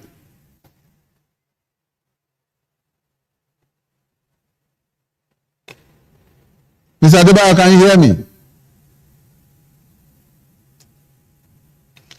It does appear Mr. Adebayo does not hear. But Mr. Ataguba, let me get back to you on this. How effective do you think the legal... Can you hear me? Yes, I can hear you. Okay, again, the internet connectivity is messing everything up. But I heard the part of the question around how effective is the legal framework. And in the real sense, the legal framework is there, coming from the expenditure ceiling for candidates, where it's talking about 10 billion for the president. If you move into reporting, conversations around reporting, campaign expenditure, and some other, there is one around 3 months audited report of campaign expenditure 3 months after the elections, and also there is this other one 6 months after the elections, and also the annual audited report of the political parties. There are also the provision for political parties or INEC to sit with political parties to be able to set same, which INEC has been able to do with the guideline they released for the regulation of political parties and campaign conduct. These regulations, these frameworks are there. Again, if you go to section 99, it's also still talking about conversation around not deploying state apparatus also for the conduct of activities around political parties and candidate in elections. I mean, all of these are there. Yes, there are some lopsidedness in that. Disclosure is still a big issue because there is nothing around disclosure, as it were, in the Electoral Act. I mean, beyond just reporting to INEC. And INEC also is supposed to get all of these documents, do their own analysis, and also submit to the National Assembly. I mean, also, there is also publication in the national dailies. These are some of the legal framework that we have. I mean, they exist. But I just spoke about the fact that where is the power in terms of regulation and the systemic and structure, backup for all of this? Again, there's a bit of lopsidedness here and there in the law. For instance, political parties does not have a specified ceiling in the Electoral Act. They are supposed to sit with INEC to be able to decide that ceiling. But candidate has a specified ceiling in the Electoral Act. And at the end of the day, when it comes to reporting, it is the political parties that are reporting in terms of what the Electoral Act talks about reporting. So most of the reporting is actually towards political parties. I mean, these are some of the things we need to also talk about around the structure. But in the real sense, I mean, the implementation of the law, it what gives validity, it what gives potency to it. It's not just about the letters in the law. And at the end of the day, I do not belong to the school of thought that we need to necessarily spell out all of these details in the law for us to be able to have it being effective or being efficient in the whole process. So, I mean, the biggest point I am raising in this conversation is what level of legal backup, what level of systemic backup are we giving to INEC to be able to carry out enforcement ability properly? Or is this a conversation about the level of, to put this loosely, in terms of, there have been conversation about trying to unbundle INEC. Is this part of the responsibility of INEC that we could possibly say that they have a lot to do and they are also not doing this effectively? Mainly, there is also the EPM department in INEC to be able to do all of this. I mean, we need to do a proper structural and systemic audit to also know where the problem lies and to be able to tackle it, because I personally do not 100% say that the problem is the legal framework. I think the problem is about regulation and enforcement of even what we have. If only we can enforce what we have, at least even 15, 20, 30% of those. Okay, let me bring in Mr. Ataguba at this point in time. From a legal point of view, which of these agencies do you think has a greater responsibility of enforcement? Are we talking about INEC, for instance, which of course is empowered to regulate the conduct of the political parties? Should it be the anti-corruption agencies of government, or indeed should it be the political parties themselves that should regulate themselves as far as financing of elections and election campaigns are concerned? Election in itself, it's a civil activity, and any non-compliance with the Electoral Act is seen as a civil violation. But unfortunately, the Superior Courts have insisted that where there's an allegation of corruption, that allegation of corruption will need to be proved as a criminal element, meaning that allegation of corruption has to be proved beyond reasonable doubt. Right. So, given that election is a civil activity, but the issue of non-compliance where it relates to corruption, vote buying, and all the other activities, those have been criminalized by reason of the evidentiary burden that is required in court, and the fact that the Electoral Act has also tagged it as offenses, right? So INEC is grossly unsuited to deal with these issues because the elements that is required for proof in court will rise to the level of a criminal activity. And INEC does not have the wherewithal. INEC cannot arrest. INEC cannot carry out a criminal investigation and does not have the resources to do that. Most times, INEC staffs are concerned with the integrity and security of the sensitive materials that they have, and in volatile environments, they are concerned about their safety.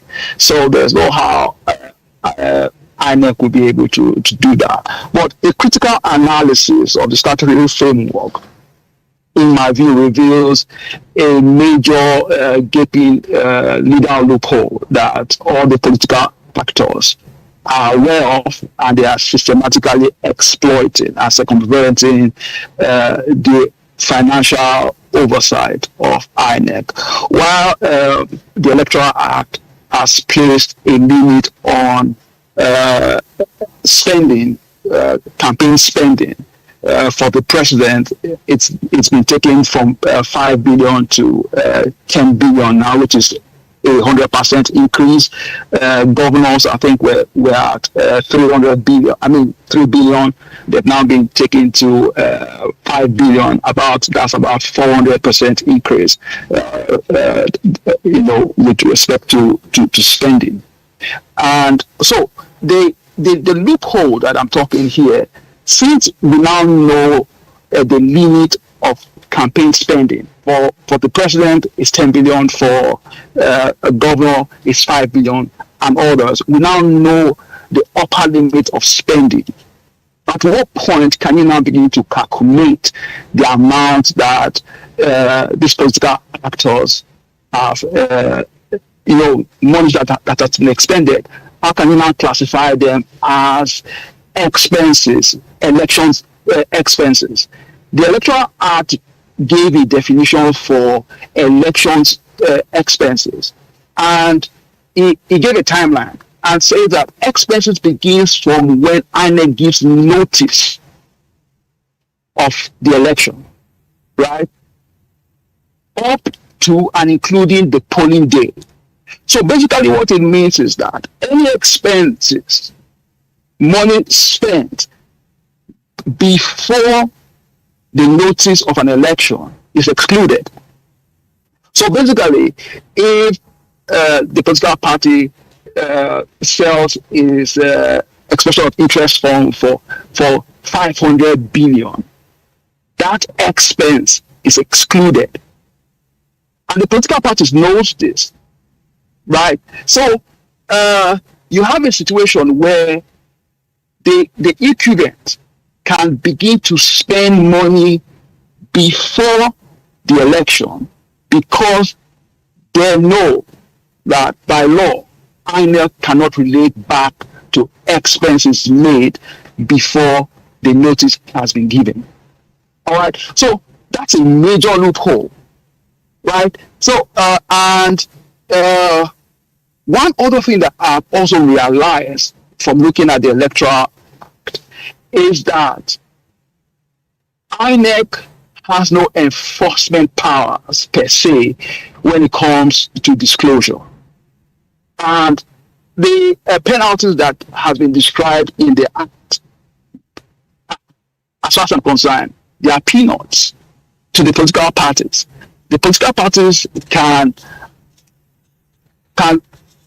as well breach these rules, knowing that the penalties that they are going to be subjected to will be something that they can pay. So you look at the cap that has been given to donations, individual donations to political parties is capped at 500 million, right? But the penalties for the individual is about 5 times the amount and 12 months imprisonment or both. But for the political party where they expend or they go over and above the amount stated, or let's say if it's for the president, they go over the 10 billion that has been stated by law, they are penalized at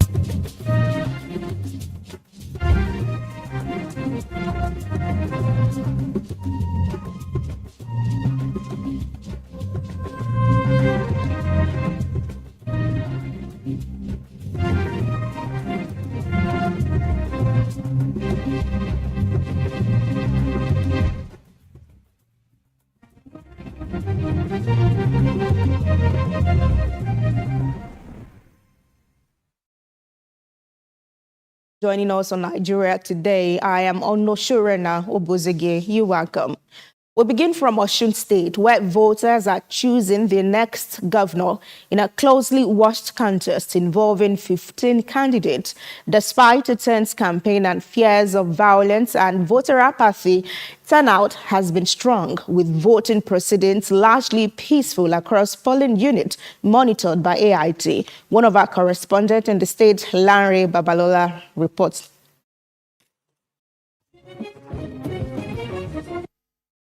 After weeks of campaigns, rallies, and political tensions, voters finally had the opportunity to choose their next governor.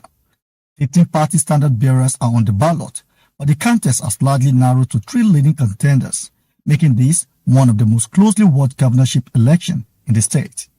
Contrary to expectation of low turnout, voters began arriving at polling units early, with a steady flow of voters observed in several locations visited by AIT. I've told them that they should provide about 2 tables, so that because the crowd is too much, for only 1 table to be answered. If they can provide 2 tables, it will be easier for them to, to go on with their distance. 57% of people arrived early. That is basically that is just before 8:30, and we have about 42 that arrived, late from the polling unit. And basically, the condition of the materials were intact. I mean, this is about 98.8%. Yes, there have been reports about vote buying. In certain cases, in this polling unit, I have seen people vote in a way that they expose their ballots to people who are around. So, vote buying, the secrecy of the ballot isn't guaranteed substantially. But I would say to a large extent, this has been peaceful so far. The peaceful commencement of voting is also a notable development, given concerns over possible violence following incidents recorded during the campaign. As of the time of filing this report, AIT observed a largely peaceful atmosphere across the polling unit visited. We heard about the Osogbo party agent, the fight between the party agent, because we need to verify what happened. And for us to have accuracy, we're still trying to get down to that, but we've received that report. An election that generated considerable tension during the campaign, the early conduct of the polls offer a cautiously positive picture. The focus now is on maintaining the peaceful atmosphere, ensuring that every eligible voters who have turned out is allowed to vote, and that the ballot is properly accounted for at the end of the exercise. Lanre Babalola, AIT News, Osogbo. And Osun State Governor and a Accord Party candidate for this election, Ademola Adeleke, has alleged violence and voter intimidation in parts of the state during Saturday's governorship election. Speaking after casting his ballot at Sagba Abu Gunde in Eden North local government area, Adeleke accused some police personnel of using tear gas to scare voters away from polling units in Mado Keke and Obaogun. And as of now, things are going on smoothly. I hope it stays that way. But I have it on authority information that there is one police officer that they brought to come and do an active job, the APC Osun, from Port Harcourt. They call his nickname London. He's here in Ede hiding. His own job is to come and destroy Ede and then avoid so that he can scare people, shooting, so that they will not vote. So I'm calling the Inspector General of Police to take note. I'm calling all the security agencies to take note. They should redeploy him. We don't want him in Osun. We don't want violence in Osun. All we want is free and fair election so that people can perform their civic duty. That's one. And two, the pattern of voting should be from unit to ward and to local government. Not that they will take local government collation straight to state capital. That is not acceptable. That's a form of rigging. People are not supporting each other, so we did everything. Accordingly. So there is no wahala, no problem, and I believe that this is if it's going like this, it will end well, because we don't have some people who are talking or something like that. People are just going peacefully. They are casting their vote, and when you cast your vote, they leave, and some who doesn't leave, they entertain with each other. So I believe that by the grace of God, everything will end well. Oh, what I think is the BVAS is operating with network. Sometimes network might seems to be more technically for giving challenges technically. I think it's just a temporary issue. The BVAS machine captured my face, seamlessly without any issue. Though there were some that took some time, we don't know why, but after those ones were resolved, only one person that I know that his face couldn't be captured, fingerprint couldn't be captured. So independently verified, and there are no immediate reactions from the police to the specific allegations yet. Nigeria is expanding the Army's presence in the Middle Belt, with a new infantry division expected to begin operations in Makurdi, Benue State in September. Youth groups welcoming the move say stronger military presence could help tackle persistent attacks, kidnapping and communal violence, particularly in farming communities. AIT's Dofan Aga has more. Nationally celebrated as the food basket of the nation, Benue State has wrestled with severe security threats ranging from violent militia attacks and banditry to recurring communal clashes and kidnapping. But today in Makurdi, the mood shifted to one of optimism as local and regional youth groups marched through the streets in a joint show of support for the federal government's new security framework. The expansion increases the Nigerian Army's footprint from 8 to 12 divisions nationwide. A tactical move the Arewa Youth Assembly and TIV Youth Council worldwide describe as a game changer for the North Central region. We are here this morning to thank His Excellency, the President, President Bola Ahmed Tinubu, the Chief of Defense Staff, and all security agencies concerned. Its protective reach extends beyond Benue to neighboring states of Nasarawa, Kogi, and indeed to every corner of this region. This is foresight, dedication, and political will in action. Beyond logistics and firepower, community leadership remains vital. Both youth groups urge traditional, religious, and civic leaders across the region to forge a unified front with security forces. The General Officer commanding the new 5th Division will hail you and charge you to work harder and tirelessly. And so we, therefore, in a very special way, want to call on all traditional rulers, all religious leaders, community leaders, youth, and the North Central region to support the Nigerian Army. With the new 5th Division scheduled to become fully operational in Makurdi this September, residents hope this military presence will finally safeguard farming communities and revive local economy. Dofan Aga, AIT News, Makurdi. Drug cartels are being dismantled and trafficking routes disrupted, but Nigeria's anti-narcotic agency warns the battle is far from won.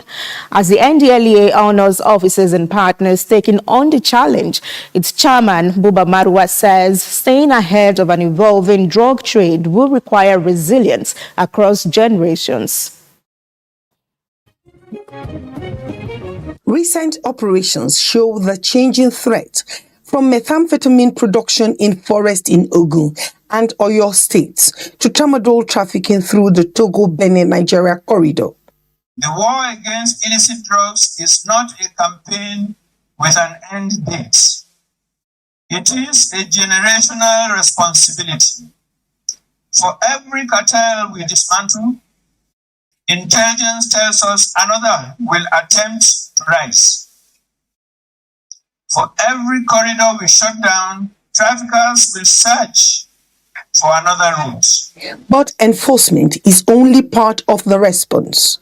The fight against drug trafficking and substance abuse was never going to be won by enforcement alone.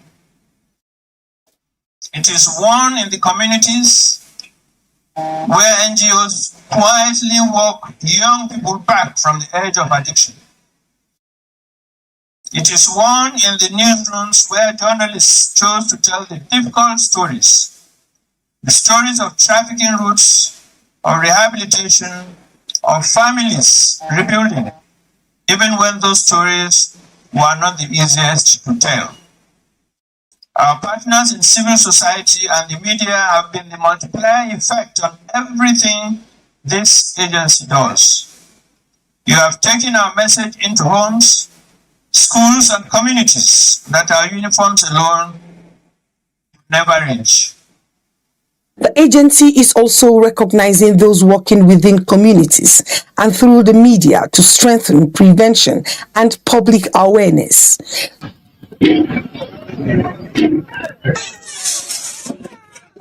274 personnel, 18 commands and 19 civil society and media organizations received commendations.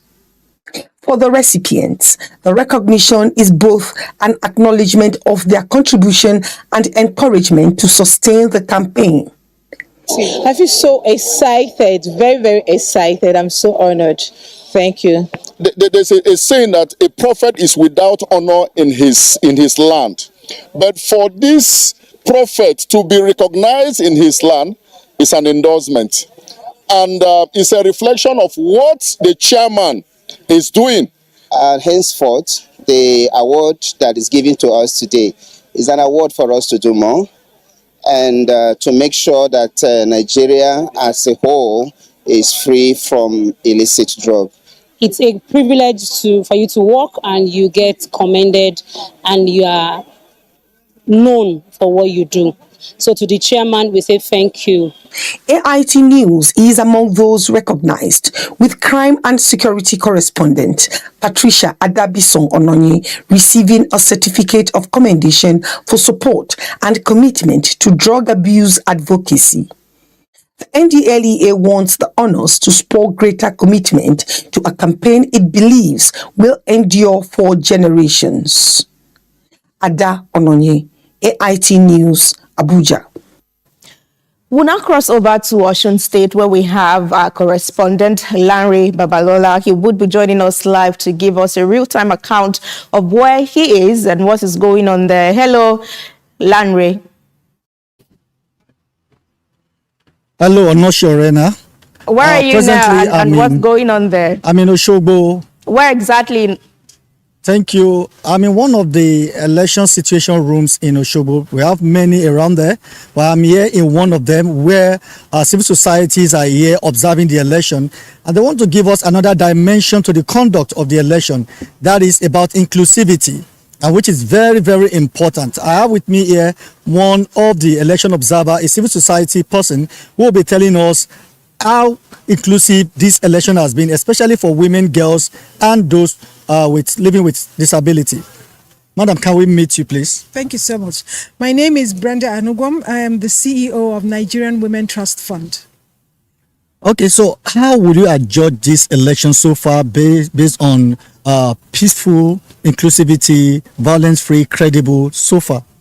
So far, first of all, I'm going to say that it's been peaceful in Osogbo, where we observed. We had an opportunity of going to 4 different polling units before 11 a.m. and all those polling units opened on time.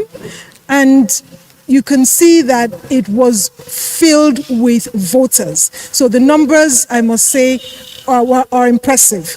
And also, out of the 4 polling units that we visited, 3 of them had more women voters than male voters. Only one of them had about 50-50, more men, so it was about 50-50 in terms of numbers.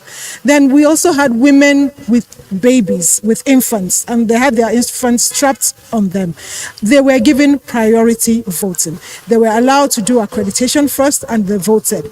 We also noticed persons with disability, and then older persons, older women, older men, and they were given seats first to sit down while the setting up was going on. So we noticed that, and for us, we feel it is very commendable because it shows that CVE is working. Continuous voter education. Voters know their rights. They know the groups they belong to, and then the INEC officials that are working also recognize these groups and are able to give them priority to vote.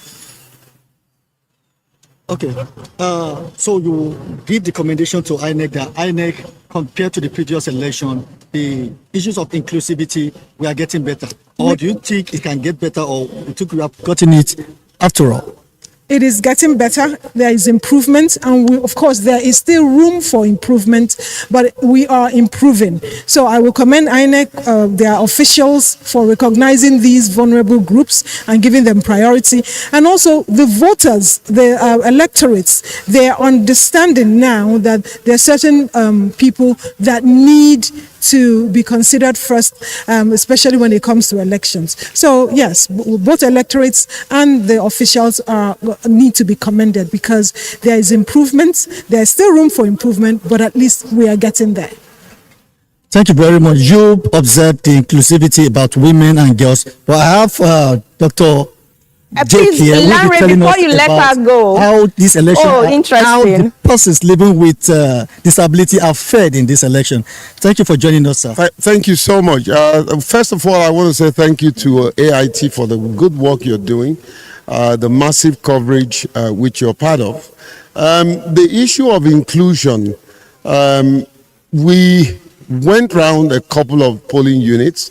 We wanted to ensure that persons with disability are captured in the entire process, and so far so good.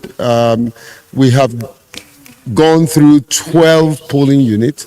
The reports that we gathered showed that 70% of that, and again I want to be very, very, very pointed, is only 12 polling unit. It's not all the polling unit. 70% of what happened there showed inclusivity, but it's too early, too close to call, too early to conclude that the entire process was 70% inclusive. We are still studying and getting reports. We deployed at TAF Africa, we deployed 150 observers, and you will say that that's a small number compared to 30 local governments, 3,000 plus polling unit. Yes, we're guided by data science. We didn't just want to deploy where resources are not needed, where persons with disability are not available. So we are strategic in terms of our deployment. But my comment in the overall general election, if you want me to do that, is that I don't know how this current INEC leadership was able to handle what would have been described as a huge crisis in their hands. And I want to commend the chairman, and also it's important to say that their communication process have improved. This afternoon I got a call from the chairman all the way from Abuja. He wanted to get an on-the-spot assessment from myself. I have been called by National Commissioner Kunle Ajayi.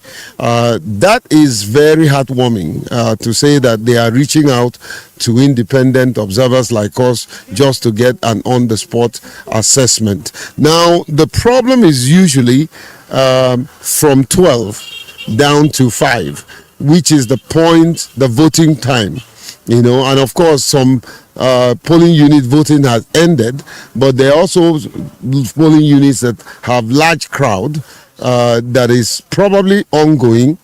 I want to say that Osho has always shown themselves to be politically aware. So we saw that, unlike some other off-cycle election, we saw increase in voter turnout. Very well measurable increase in voter turning. That's a good turnout. That's a very good thing for us. In terms of inclusion, on a final note, there's been reasonable inclusion, but we will conclude at the end of the exercise. Thank you very much, sir. And that's it. You've heard it from the horse's mouth. That is what they have observed so far. Okay, Larry, I'd like to ask, before you let J.K. Pele go far, you may want to call him. When he spoke about inclusion, did he have any presence of magnifying glasses right there for persons with disabilities? Please confirm from J.K. Pele. He commended INEC. Yeah, I'm asked to put it to you. Okay. Whether in the course of your observing the election, there was magnifying glasses for those people living with disability too. Specifically for albinism. Yes, in some polling units, yes, there were instances where we observed and saw the provision of magnifying glasses. There are also Braille ballot guide. As a matter of fact, Professor Josh, the chairman, sent me some sort of a data from his headquarters showing where these provisions have been deployed. Kudos to him. And I've always said to him, the problem is not him and his team in Abuja wanting inclusion. The problem is a demonstration of application of inclusion at the polling unit. And we are watching, and I hope that this time around they will prove me wrong. If they prove me wrong, I'll own up. If they prove me right that administration is our problem, I will also report exactly that. But it's also important. All right, thank you so much, Larry Babalola, for that update. Away from Osun State, Plateau State's new Commissioner of Police, Faniyo Ayodeji, says his command will prioritize public trust, accountability, and technology-driven policing. At his first meeting with journalists since taking office as the state's 47th Commissioner of Police, Faniyo also warned that anyone involved in jungle justice will face arrest and prosecution. The commissioner says the command will strengthen engagement with communities and the media as part of efforts to counter misinformation and improve the flow of accurate information to the public. CP Faniyo said his strategy will be anchored on a people-oriented approach, technology-driven operations, accountability, and professionalism. He also pledged to strengthen collaboration with the media in the fight against misinformation and fake news, stressing the importance of accurate and timely information in maintaining public confidence. My administration will prioritize people and service-oriented policing as a hallmark. We will put the people first. Our divisional police officers, area commanders, and all officers will be available and accessible. The commissioner also warned members of the public against resorting to jungle justice, describing the practice as a criminal offense. He said anyone found taking the law into their own hands will be arrested and prosecuted in accordance with the law. Permit me to comment on jungle justice. The command has observed with serious concern the disturbing trend whereby some members of the public take laws into their hands by apprehending suspected criminals, subjecting them to torture, brutalization, and other forms of inhuman and degrading treatments. Let it be stated categorically that jungle justice is a criminal act. CP Faniyo further assured police personnel of improved welfare as part of efforts to boost their morale and enhance operational effectiveness. He However, cautioned that improved welfare will be matched with stricter oversight and accountability, insisting that officers must uphold professionalism and respect for the rule of law in the discharge of their duties. Walkes Kwakfoot, AIT News, Jos. Police in Kogi and Edo states are stepping up joint operations along the Okene-Auchi border, where forest and difficult terrain have posed security challenges. The two commands are focusing on kidnapping and other cross-border crimes, with increased surveillance and closer cooperation with communities along the route. AIT's Temba Akaya has the details.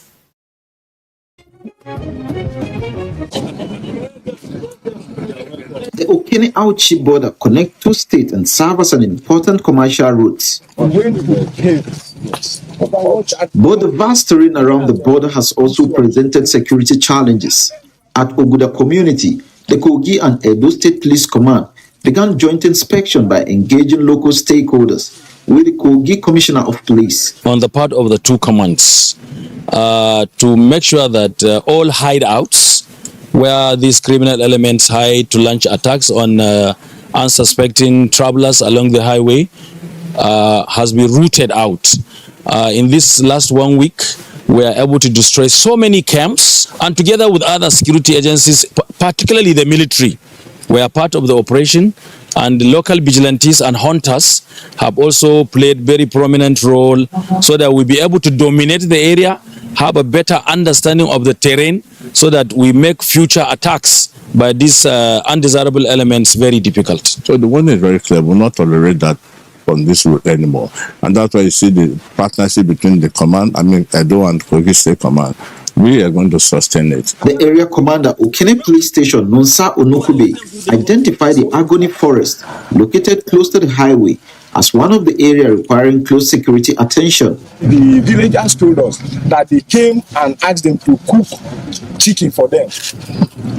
Yes, sir. So this is the hideout, this is their route. The action of the security men will be the one to advise them if they are to stay or to leave. And seriously, I know none of them would like to stay, because the security are ready to come out vehemently to chase them away. For the security agencies, stronger communication with communities and closer coordination between both commands remains critical to keeping Okene-Auchi border as it's safe.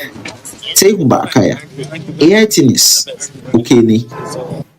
And that's Nigeria Today. I am Onoshorena Obozege. Thank you for staying with us.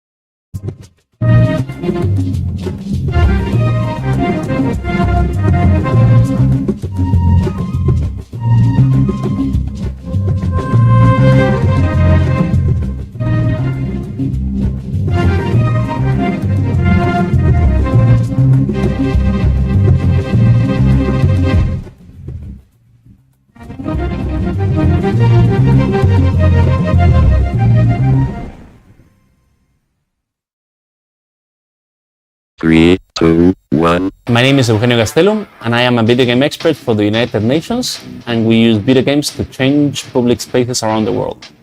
We go to the community, teach them how to play Minecraft, and then the community is the one that changes the public space into what they desire or what they need in Minecraft. It's the best job in the world, you know. I'm playing video games, I'm traveling, I'm meeting people, I'm teaching, and improving my world.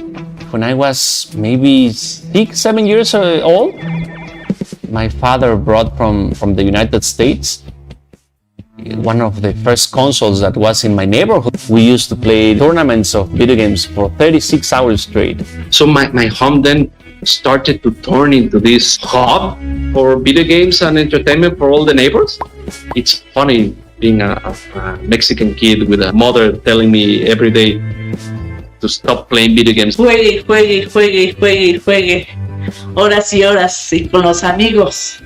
podías hacer otras cosas en vez de estar tanto tiempo jugando videojuegos. It took me maybe 20 years to teach her that it's okay to play video games, you know.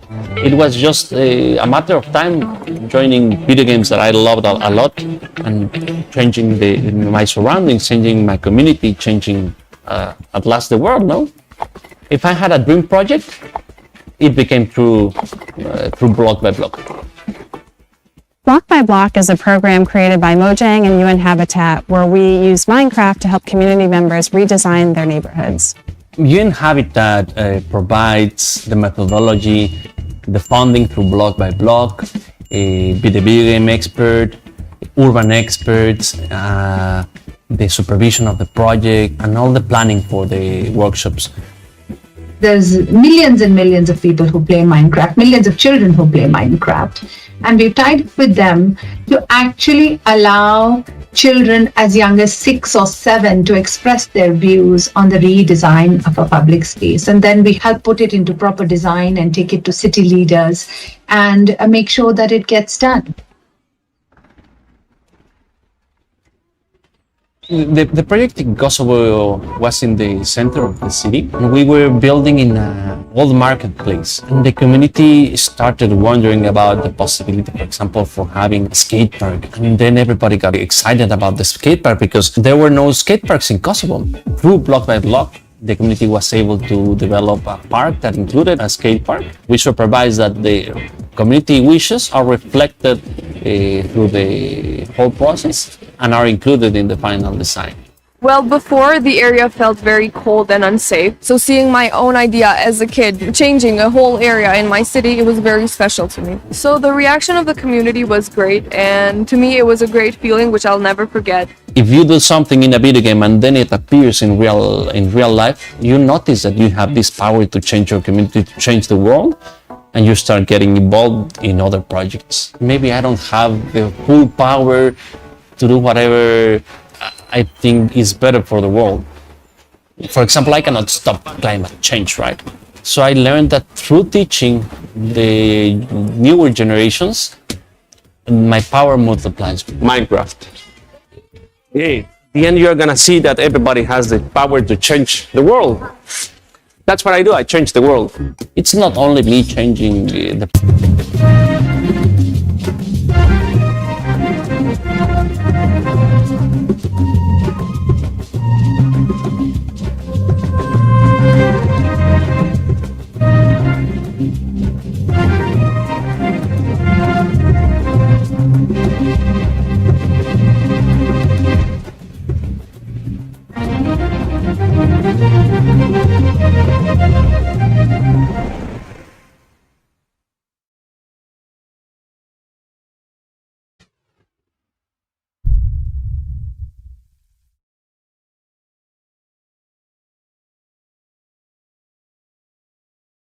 Friendships are beautiful.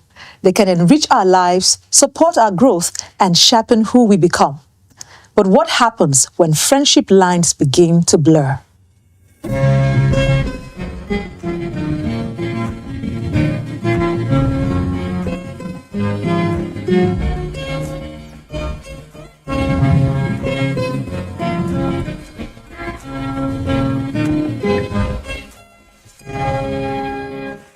Hey there, welcome to your favorite women's television magazine show where we discuss real issues that speak to living a whole and fulfilling life. Today's conversation is one many silently struggle with. We're talking about navigating friendships with the opposite sex, and we're joined by a guest to help us unpack this important discussion. Victoria Yusuf is a minister with the Redeemed Christian Church of God, a marriage counselor, author, and gospel worship leader. She has written over 35 books on Amazon and released songs such as Beautiful Name, Worthy, and Supernatural Grace. She is married to architect Adeolu Yusuf, and they have 3 lovely children. Oh, that's so heartwarming. How are you doing? Welcome. Thank you so much. Great. Thank you. There's so many questions still. Are you ready for my questions? More than ready. All right. So, but before we go into the conversation of the day, let's do an icebreaker so we're all relaxed and we're good to go. Okay. Are you ready? Sure. Okay. See this icebreaker thing here? I'm trying to guess the question answers for you, but I'll allow you to do it since you are a relationship coach. I'm not a relationship coach, so me to learn. All right. So I'm going to read scenarios. Okay. And then your response will be either yes or no. Or you can say it depends. So we have 3 options: yes, All no, right. or it depends. Are you ready? Yes, I am. All right. So it's basically called boundary check because we're talking about navigating friendships with the opposite sex. All right. Number 1, having a best friend of the opposite sex while single. No. While single. No. Okay. No best friend. So it doesn't create issues, complications. All right. Number 2, calling someone you're not dating my person or my dear. You see on Facebook then back in the days, somebody I just met you say hello dear. Who is your dear? Example. So what is it? Yes, no, or it depends? It's a no. It's a no, definitely. We don't know me. When did I become your dear? Exactly. I'm suspecting that behavior. No, That means you it's tell a all no. the girls too, dear, my dear. I'll be thinking you say my dear. And you'll be thinking you are the special one. No. All right. So I agree with you on that. Sharing relationship problems with a friend of the opposite sex. Yes, no, it depends. No. No. Okay. I need to ask you, why did you say no with that? Because you become vulnerable and they can use it against you later on. Say no more. I think I get the response there. Spending one-on-one time late at night with a close friend. It's a close friend. Yeah, but it's late in the night. No. All right. Good. Being emotionally closer to a friend than your partner. That's, you're married or you have emotional ties with a brother in the church or in the office. Capital no. Capital no. Awesome. And the last one, setting clear boundaries early in a friendship. Some people are afraid because it go wrong or the woman will run away. But what's it? Yes? No, it depends. Yes. Awesome. All right. Let me clap. All right, we're going to get into the conversation just in a moment. All right. Yes. Stay with us. Living the Life will be right back. This conversation, me, I'm particularly interested in it because I work with young people as well. I'm still young anyway, but I'm married. All right? All right, Living the Life will be right back.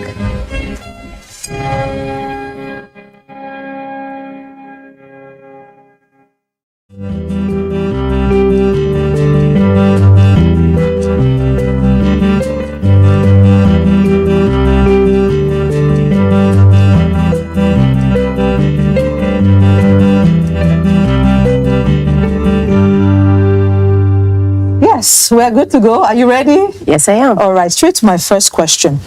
Is it possible to have a genuinely platonic friendship with the opposite sex, whether between a married and a single, between singles, or between married people? It's possible. Okay. But it has to be very guided. And the people involved have to be very intentional and careful. Because there is a tendency of becoming overclose with that opposite sex. And then you can, the devil can easily lure you into sin. Yeah. So one has to be very careful when you're having the opposite sex as your friend. Just among the singles and among the married couples, it's extremely dangerous. So I don't usually advise anybody to do that because you might feel that, oh yes, it's platonic, I don't have any emotions, just a colleague, just a close work and all that, but there is a high tendency that it can go sour if care is not taken. Awesome. Now, what makes a relationship with the opposite sex unhealthy? Because it's healthy and unhealthy. What makes it? What are the elements? What are the things that make relationship with the opposite sex unhealthy? When you start talking late into the night, when you're keeping secrets among yourselves, say, oh, just like when we tell our children, if somebody tells you something and say, don't tell mommy or don't tell daddy, you know there's something fishy about it. The same thing with adults. When there's an opposite sex and you're just saying, oh, this is just between me and you, and don't tell any other person, you start sensing that, oh, there must be something about this that they don't want others to know. True. Whether in work or in the church or wherever you are, when you start having an opposite sex that say, no, this thing that we are doing has to be hidden. You know that there's something to it. Then when you start seeing somebody flirting with you unnecessarily, it might sound or start as a compliment, but when it's now coming repeatedly over and over. Repeatedly, but not that it's wrong for the person to compliment you. If it's just complimenting, it's fine. But when it's now going ahead to becoming like a daily thing or a regular thing, whether you are careful or not, when somebody is just flirting with you, you will know that, okay, this is beyond compliments, it's going further. So once a person starts complimenting you negatively or like flirting with you and like, wanting to touch you and all that, you know that no, this is now becoming unhealthy. You have to be extremely careful with that. Then when it comes to maybe buying you gifts, like the Bible says that the gift can blind. No, okay. The one that talks about gifts can blind somebody's mindset or something. Because when opposite sex is buying you things over and over, you might feel, oh, this person is so generous, this person is so nice, and all that. To think about them in positive light. Before you know it, when the person is now flirting or asking you certain things to compromise some values and some things that you've guarded or as your morals, you say, oh, it's not really bad. Actually, the person is kind. The person compliments me. The person calls me late into the night. Is this person I can easily talk with? Is this person I can associate with? This person understands me. You don't know when you just let down some things and fall into sin. So that's why one has to be very careful to remain having a healthy relationship. Awesome. Now, for some people, they struggle to define, boundaries. How do you know? I know you touched on that. It's certain parameters that you know, okay, this thing has, this is unhealthy. But for people who are struggling, some people struggle to just keep boundaries. Because let's say it's a family friend. And we found out that there was a time a close family friend, almost, got too close to me. And I figured because, it's uncle or his auntie, it's a brother in the family, So with people who struggle to keep boundaries, what are the certain measures they can take? To set boundaries, if you don't set boundaries, you fall into problems. Either as an individual, in relationship, in your work, or wherever it is that you need to set boundaries. So it's extremely important that we set boundaries. Without boundaries, you let everything go. Everything is acceptable. So for people that struggle with boundaries, when you have been beaten once or twice, you will realize that you definitely need to set those boundaries. So you now have to know that, okay, there are no late night calls, no hanging out with the opposite sex, no unnecessary hidden secrets and things like that. Then you don't compromise your morals because of an opposite sex. So like what you said, when I was much younger, I almost fell into sin also because I didn't have boundaries. I counsel people. So I was like, okay, it doesn't really matter. It's the work of God. I can actually chat with people, counsel people late into the night. But when I started seeing certain things, I was like, no, this is beyond. So now I have time. And you have to always book ahead before we have a session. So without setting boundaries, if you struggle to set boundaries, you just have to. Because it's that setting of boundaries that will keep you safe. No matter where you are, no matter what value you think you are giving to the society, if you don't set boundaries, you shoot yourself in the foot. And at the end of the day, people will be like, I thought she's a marriage counselor. I thought she's a Christian. I thought she fasts. I thought he does this. I thought he's the head of them or he's a pastor. Because just of one unguarded moment. Exactly. So boundary setting is amazing and can save you a whole lot. All right. Awesome. See me listening intently. All right, we'll take a break and we'll continue the conversation. Yes, I'm sure that you're following the conversation. It's something that you need to really open your heart. There are no closed doors here. We open your heart and just be open as you hear this conversation. It's going to help you. Living the life, we need to go on a break. We'll be right back after this time out. Just wait, stay there. Don't touch that dial like they used to say. We'll be right back.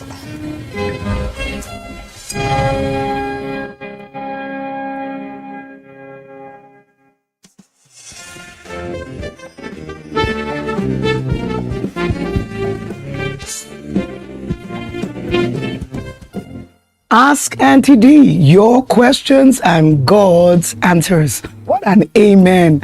that he always has an answer of peace, direction, and courage for a new kind of audacity. Yeah, I'm hearing audacity with capacity for someone who needs more sagacity. All right, let's stop playing with words and let's get to the questions. Friends with benefits. Show me your friend. Let me know who you are. Why do my friends come to me for free services but pay other people for the same services I offer? Girl, you've been doing what I used to do for so many years. You're it. You allowed them. You did it for whatever reasons, thinking it was about being kind or being liked or being accepted. And eventually you got to find out life is not for those who go about trying to be kind. You are kind when you transact with someone and get them to respect the value of what you give them. Because even God didn't give us Jesus free without a deal. Always make sure no transformation happens without a principal transaction happening first. God made it clear, I'm going to give Jesus, and from this time I give him as my only begotten son, I will continue to have sons and daughters from generations as my only begotten by confession and salvation. So, Cecilia, do what I did. Become a good student of yourself and become a master of transacting the value God invested in you for what someone who wants it from you would learn to respect and invest in too. Auntie D, how do I keep the same set of friends now that I am becoming famous and they no longer fit in? Jay, you no longer fit in to what the glory of God has given you by the blessing of opportunity and the connection and the reach of the gifts that has made room for you. First and foremost, how do you define yourself as becoming famous? I don't know what that is, but you must be making a principal mistake, comparing yourself with certain people, maybe on some kind of online profile that tells you got so many likes and so many followers, so you're now famous. No, you are in error, and actually you are foolish. So I pray for you that you'll be delivered from foolishness and come into the wisdom of God that will profitably redirect you and teach you that your fit no longer fits you or your friends. Having said that, I pray for you that in the place of redemptive resetting, you will become the right kind of friend that they can show off as their friend. How do I deal with a toxic friend? Deal with it. Deal with what is toxic. Whenever you come into a room and there's a bad smell, what do? You make sure you get something. Open the windows first of all to allow fresh air in and take what is bad air out, and then you get something that can release the right kind of fragrance in the room, so it takes out what is a pungent odor and gives it a pungent oud by perfume. In other words, what is toxic needs to be dealt with. Some toxic friends you need to respectfully remove yourself from being around. A friend who does not celebrate you but continually afflicts you with their tongue to condemn you is not your friend. You are being molested mentally, emotionally. You are being tormented in the place of your psychological profiling of yourself. And you know what? Your friend more than likely is intimidated by the things that make you great. Salama. So dealing with toxic friends means dealing what is toxic around you and around them. Understand this also. People who tend to be nasty have had nasty experiences. So if you also arrange yourself to walk in advanced forgiveness and understanding of people who are serially misplacing their connection with you, you will find you live in a much more benign, happier place of connection with your toxic friend. Friends with benefits, you be the first friend who's a benefit to all. And with the master as your friend, you will truly be that friend. Amen.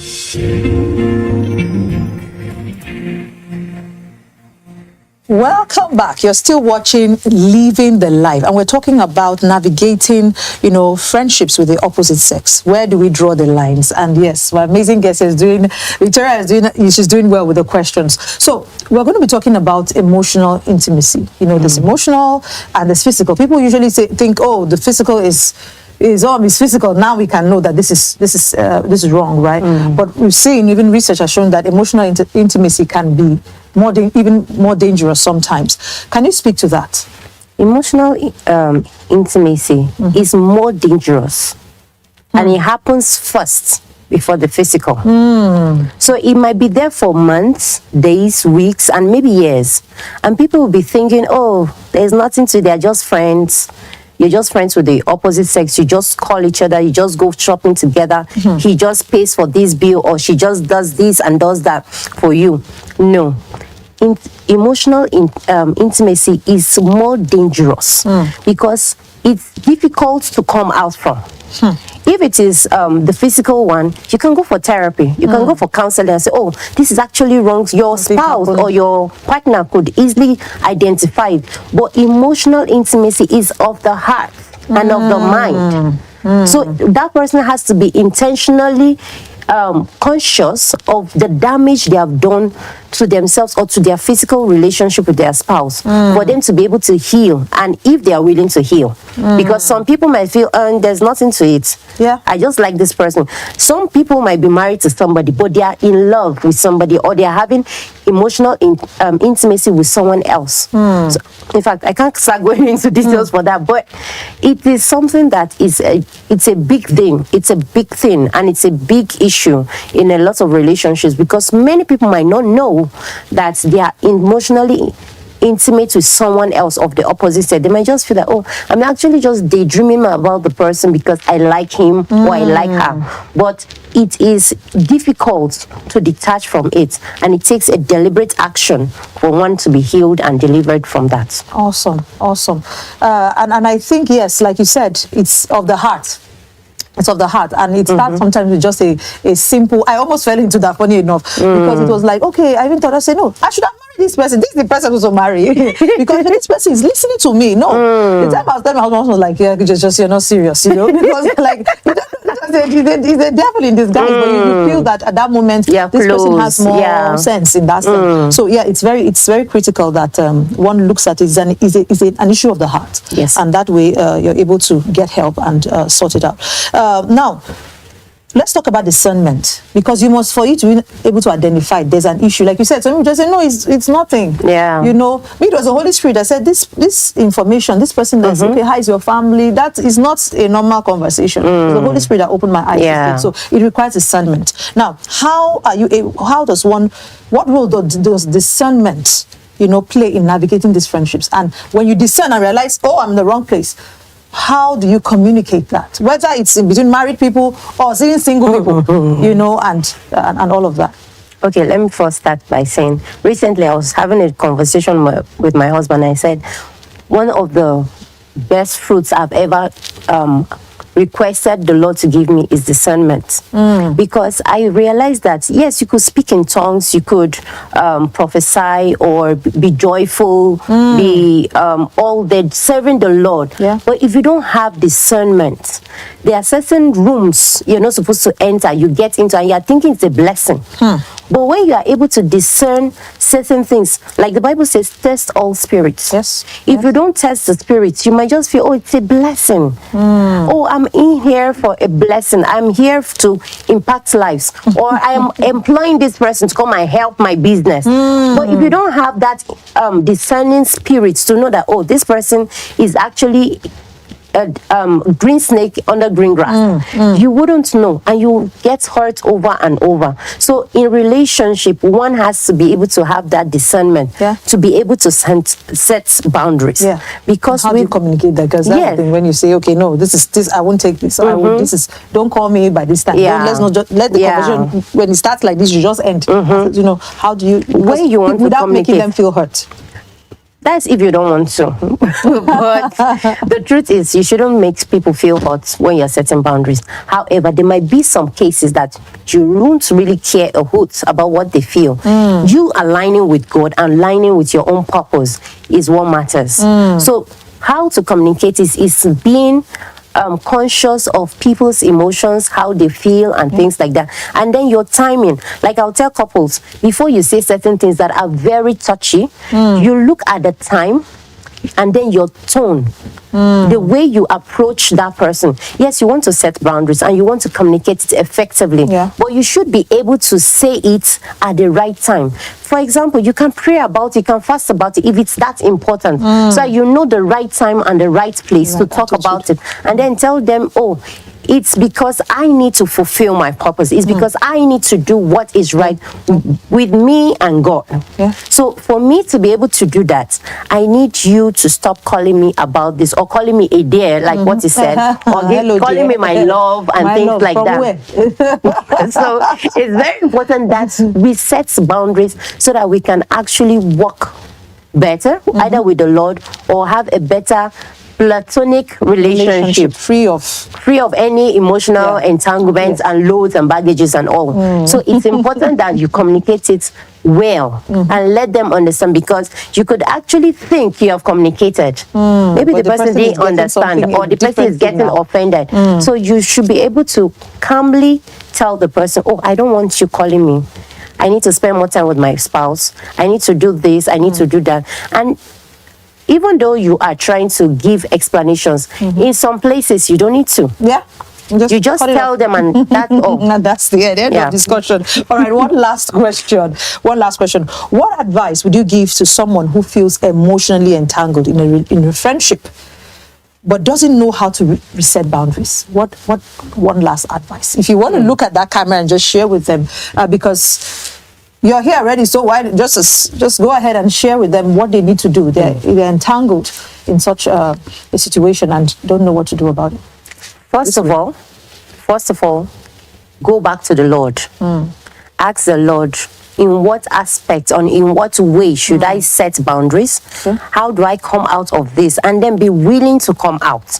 Because it's one thing for you to know the issues, and it's another thing for you to be willing to come out and get healing. If you need to go for therapy, please do. Don't feel that, oh, it's too expensive. Your life, your future, and those related to you or around you matters. Your health, your mental health also is very important. So you need to identify the issues, get back to the Lord, fast, pray, and then have a good relationship with the Lord before you even think of outside help and say, oh, I want to go for counseling or I want to go for therapy. Awesome. I think we've covered a lot. When you said before you even go for therapy, you were talking, I don't know, behind the scenes, we're talking about mentorship, accountability partners. Yes. And I think that's also a very key thing. Very important. It's good to have mentors people you can talk and to. Trusted leaders. Awesome. Thank you so much. I don't feel like the conversation just started. Right? Honestly, thank you so much, just for being able to just share and allow the Spirit of God to just help us lead the conversation today. Thank you so much. Thank you. God bless you. We'll continue, maybe online, because these are usually online conversations. I think we should have more online conversations around this. All right. Thank you so much. All right. This conversation has been eye-opening. Learn to place boundaries. Boundaries are not walls. They are rather wisdom. We hate to say goodbye, but this is where we draw the curtain on the episode today. But you can keep in touch with us. You can reach us through the contact details on your screen. Remember to partner with us to produce more episodes of Living the Life and other CBN programs. Follow us on social media and visit our website for more inspiring and uplifting content. Until we come your way again soon, keep living the life. Bye.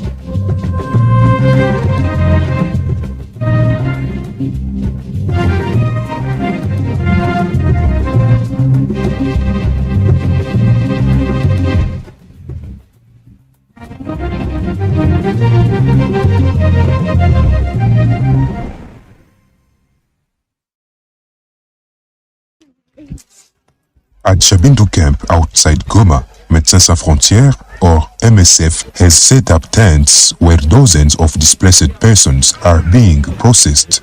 They can also participate in listening sessions with psychologists. Rose has been receiving care for depression.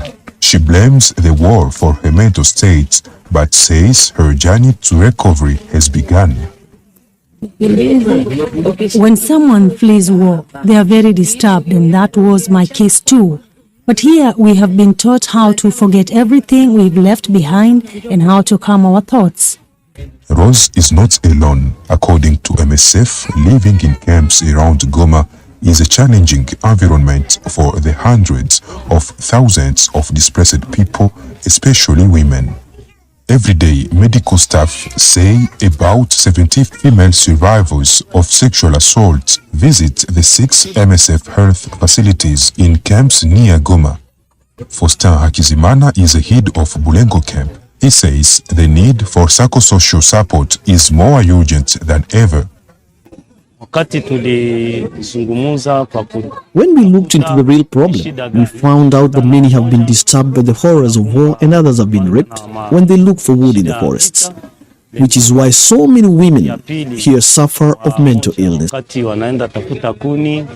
Gerlas Mulekia, a clinical psychologist with Médecins Sans Frontières at the Lushagala camp, says more help is needed. Most of the people we see show signs of anxiety and post-traumatic problems. We run 3 group sessions a day, and each group is made up of 10 people, for a total of 30 people a day. If it goes on like this, we'll need to expand the activities to try and meet as many of the needs as possible. Psychosocial care is available to both genders, but officials say most of the people taking advantage of the services are women whose mental health challenges are impacting their ability to care for their children. Zanem Netizaidi, VOA News, Goma.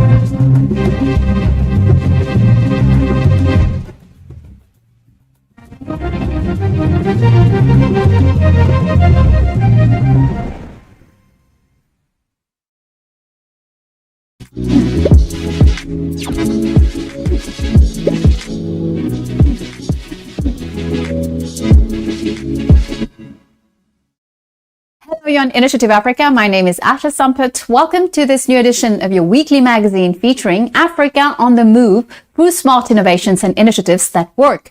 Let's get on the show with our top stories today. Documentary director, photographer, but also writer, Oswald Levat is a multifaceted talent.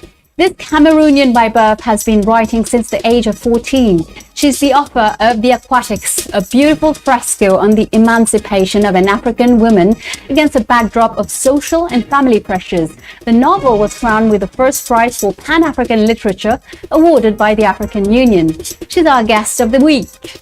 How to stop being defined by others, to be no longer defined by how men see us, the patriarchal view, and reinventing oneself.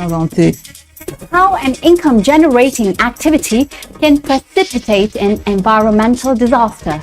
We are heading for the Congo Basin, where the practice of smoking fish threatens the forests. When you go fishing, there are days when a lot of fish come out. Sometimes, when they don't sell all that fish, they have to smoke it.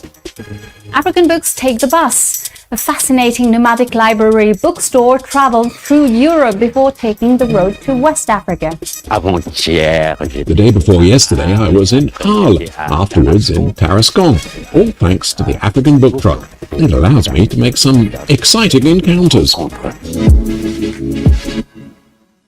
In Congo, the high demand for charcoal is a major source of deforestation.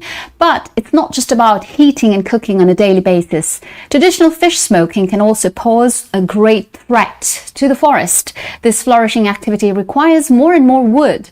Hence, in the Congo Basin in general, and in the Republic of Congo in particular, the traditional smoking of fish is accelerating deforestation. A report in Pointe-Noire by Jean-David Miamlé and Brice Kinou. This is a smoked herring, the famous makwala, a very popular fish in the Congo. Its production is intrinsically linked to the exploitation of the forest. The Congo Basin is 268 million hectares of forest. That is 70% of Africa's forest cover and 6% of the world's forest area. The forests of the Republic of Congo occupy just over 10% of this space, or 22,410,682 hectares, according to the Congo Basin Forest Partnership. The production of makwala has already ruined the mangroves of Pointe-Noire. Now the wood from the surrounding forests, as in Mayombe or Kouilou, are being targeted. On 1 hectare, there can be around 700 trees, 1,000 or 250 or 500. It depends. One thing is sure, in a month, I can cut down trees on a perimeter of 3,000 meters by 100 meters. Congolese legislation does not yet address the issue of small loggers, who are nevertheless very dynamic. Ignored by the tax services in particular, they are still evolving in the informal sector, with a simple chainsaw as their main asset. I prefer to buy the land temporarily, because there is a period of 3 years to exploit the domain. In less than a month, during the exploitation period, you can buy another property to continue the exploitation. This logger who says he bought a hectare of land for 1 million CFA francs, about 1,500 euros.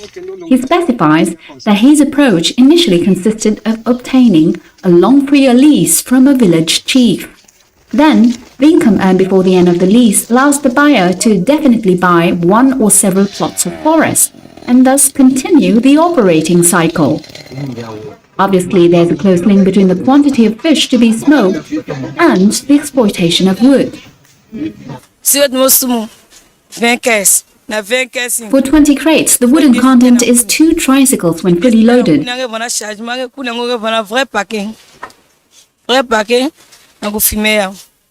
We start smoking fish in the morning and finish between 5 p.m. and 6 p.m.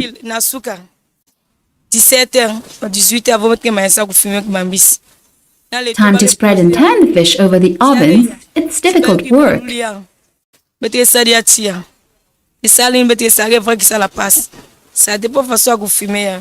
all depends on the quantity and the size of the fish. When it comes to big fish, it consumes lots of wood.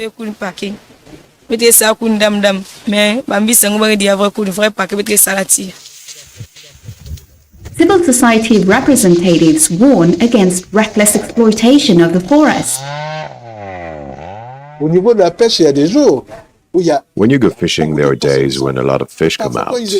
Sometimes, when they don't sell all that fish, they have to smoke it. If there is a lot of fish to smoke, a lot of wood is used. And if we use a lot of wood, it means that we have to use a lot of wood in our forests. And if we cut a lot of wood, it becomes a danger for humanity. Because as you know, today the forest plays a very important role for our survival because the forest tries to store carbon dioxide to emit oxygen. It is not known exactly how much wood is taken for smoking fish. In 2007, a World Bank study revealed that an inhabitant of Congo used 1 cubic meter of wood per year for a total production of 100 million cubic meters. Half of it is for firewood. With demographic pressure, demand is such that more and more wood is needed to supply the market with charcoal, firewood, or for smoking fish. During COP26, the Congo Basin states, together with the international community, adopted a set of measures called the Glasgow Pact. In particular, it recommends the abandonment of the financing of fossil fuels. A specific separate 1.5 billion agreement for Congo's forests, targeting, among other things, the need to halve the use of charcoal for cooking over the next 5 years. Solutions already exist, such as fish smoking ovens, imported or locally made.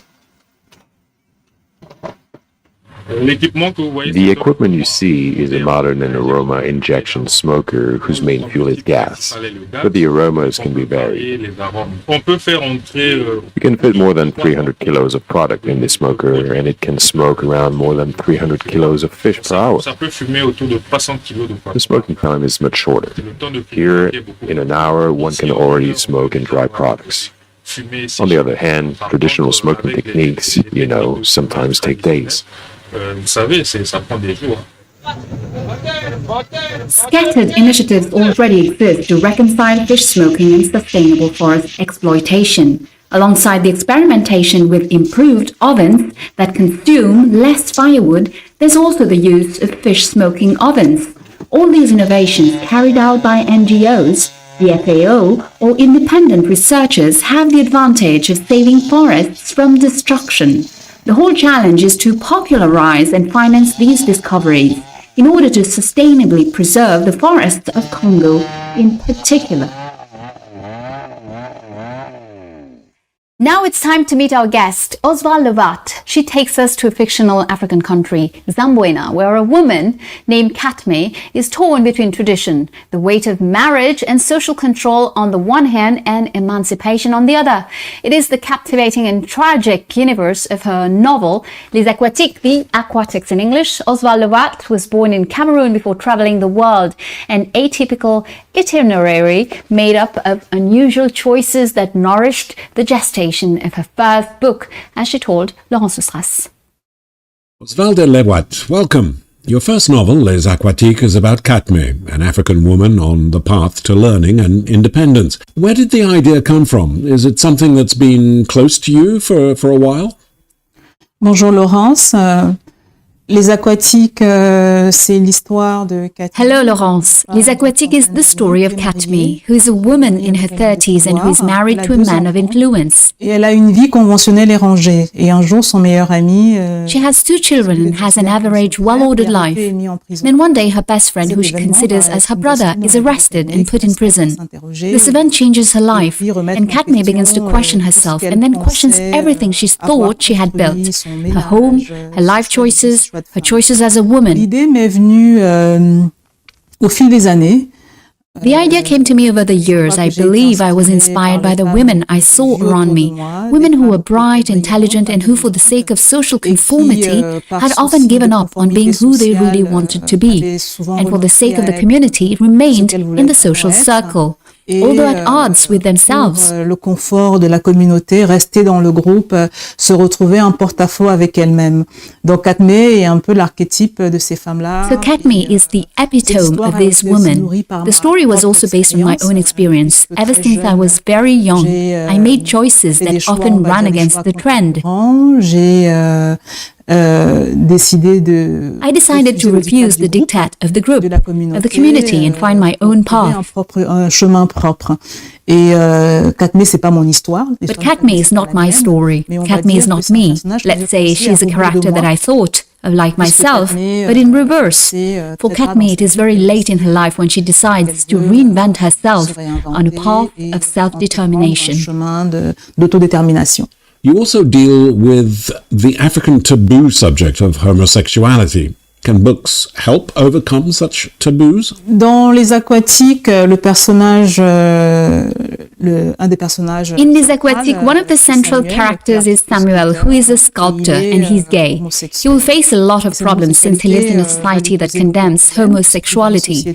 Qui est homophobe déjà parce que autour de lui it's homophobic and it's something that's condemned both socially and legally. He's attacked on two fronts. Firstly by his own relatives, often the case in African countries where homosexuality is repressed, and secondly by the law. Comme c'est souvent le cas dans plusieurs pays africains où l'homosexualité est réprimée, et par la loi. Au-delà du thème, ce que je voulais, c'était de montrer un être. Beyond this theme, I wanted to show someone who is in fact caught in the vice of a society that doesn't understand him, that excludes him because he's different. Qui l'exclut parce qu'il est différent. Donc c'est vraiment la question de l'altérité. It's really this question of otherness, of difference that interested me. Through literature, I wanted to show people who find themselves excluded and belittled simply because they don't correspond to the established norm or what we think is the norm. Ce qu'on pense être la norme. In Katmé's imaginary land, are you also attacking the weight of tradition and of religion and powerful politico-social controls? Is it something that undermines society on the continent, in your opinion? Le pays dont je parle dans le roman, c'est le Zamboina. C'est un pays effectivement. The country in the novel is Zamboina. It's a country where there's in fact tough social controls, where the political and the intimate merge. Puisque les lois peuvent. Since the laws interfere with people's private lives and decide what is allowed, it's a question that is interesting because these realities can be found elsewhere.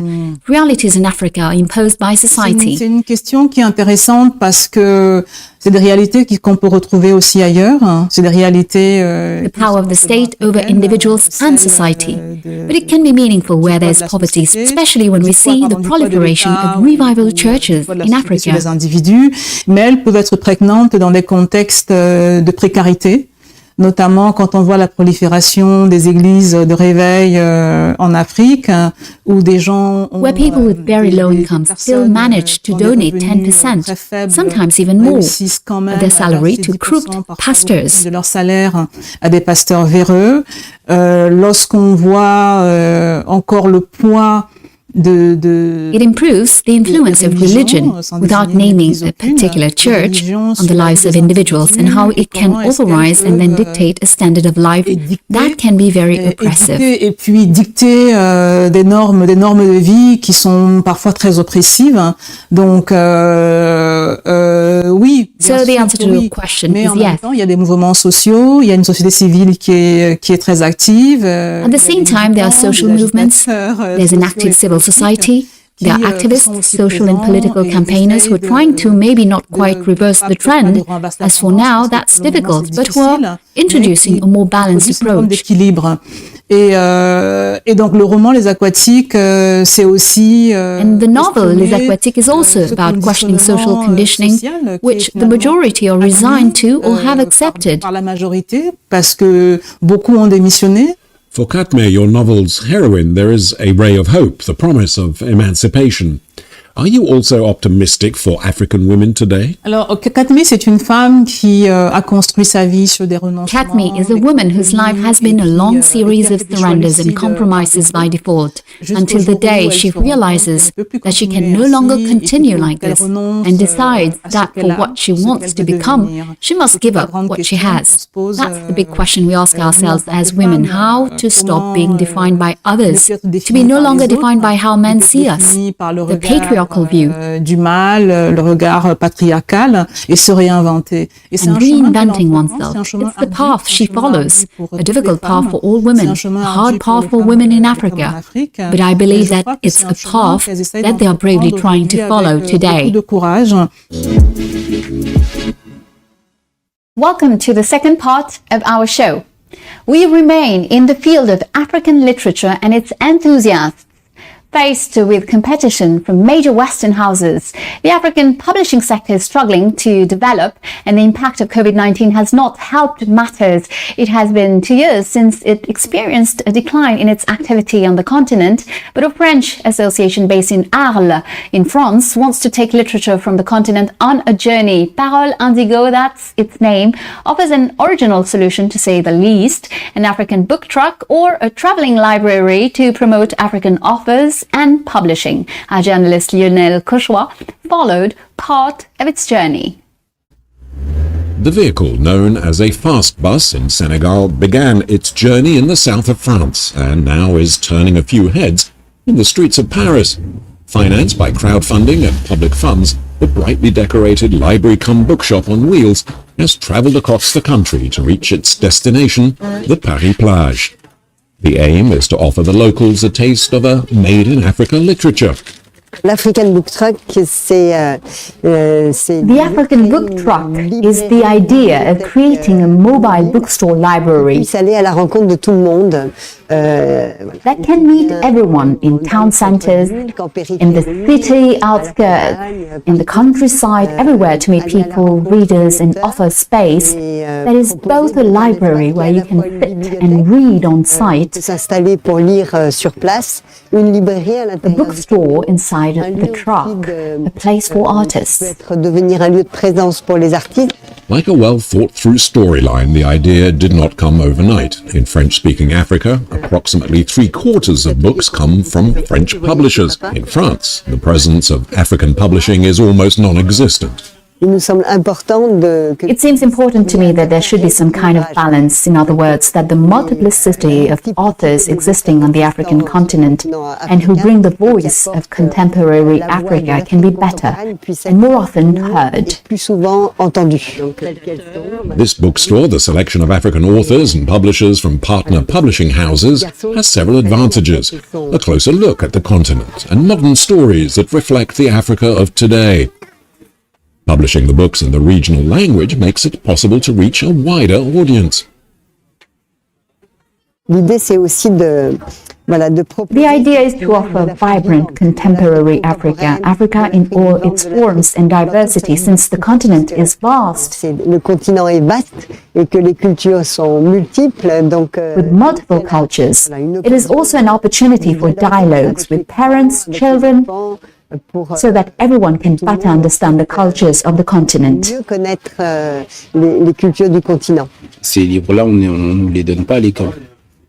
These books are not provided in schools. It's good that people like them step up so we can be educated. A chance to discover African literature for readers sometimes separated from their cultural roots. One of the goals that helped convince the project's partner institutions, and a concept that excited the director of Bibliocité, which acts as the cultural coordinator to the libraries of Paris. These are African publishing houses that are not widely distributed in France, books that are bilingual, which allow everyone to access these cultures, to share them, and for many of us around the Villette Basin to access their own maternal or paternal culture. It is a crossroads of culture that we find very important and very enriching. Meeting the challenge faced by African authors and publishers to export their work beyond their own borders, the Nomadic Bookstore uses local distribution and communication to help spread the word about the continent's authors, a method that invites the public to share in the joys of reading and a rich cultural diversity. Contact with a real book is still irreplaceable, first of all because it becomes a place for dialogue and cultural exchange. The pleasure of reading with children and parents around the same book is a pleasure that cannot be compared.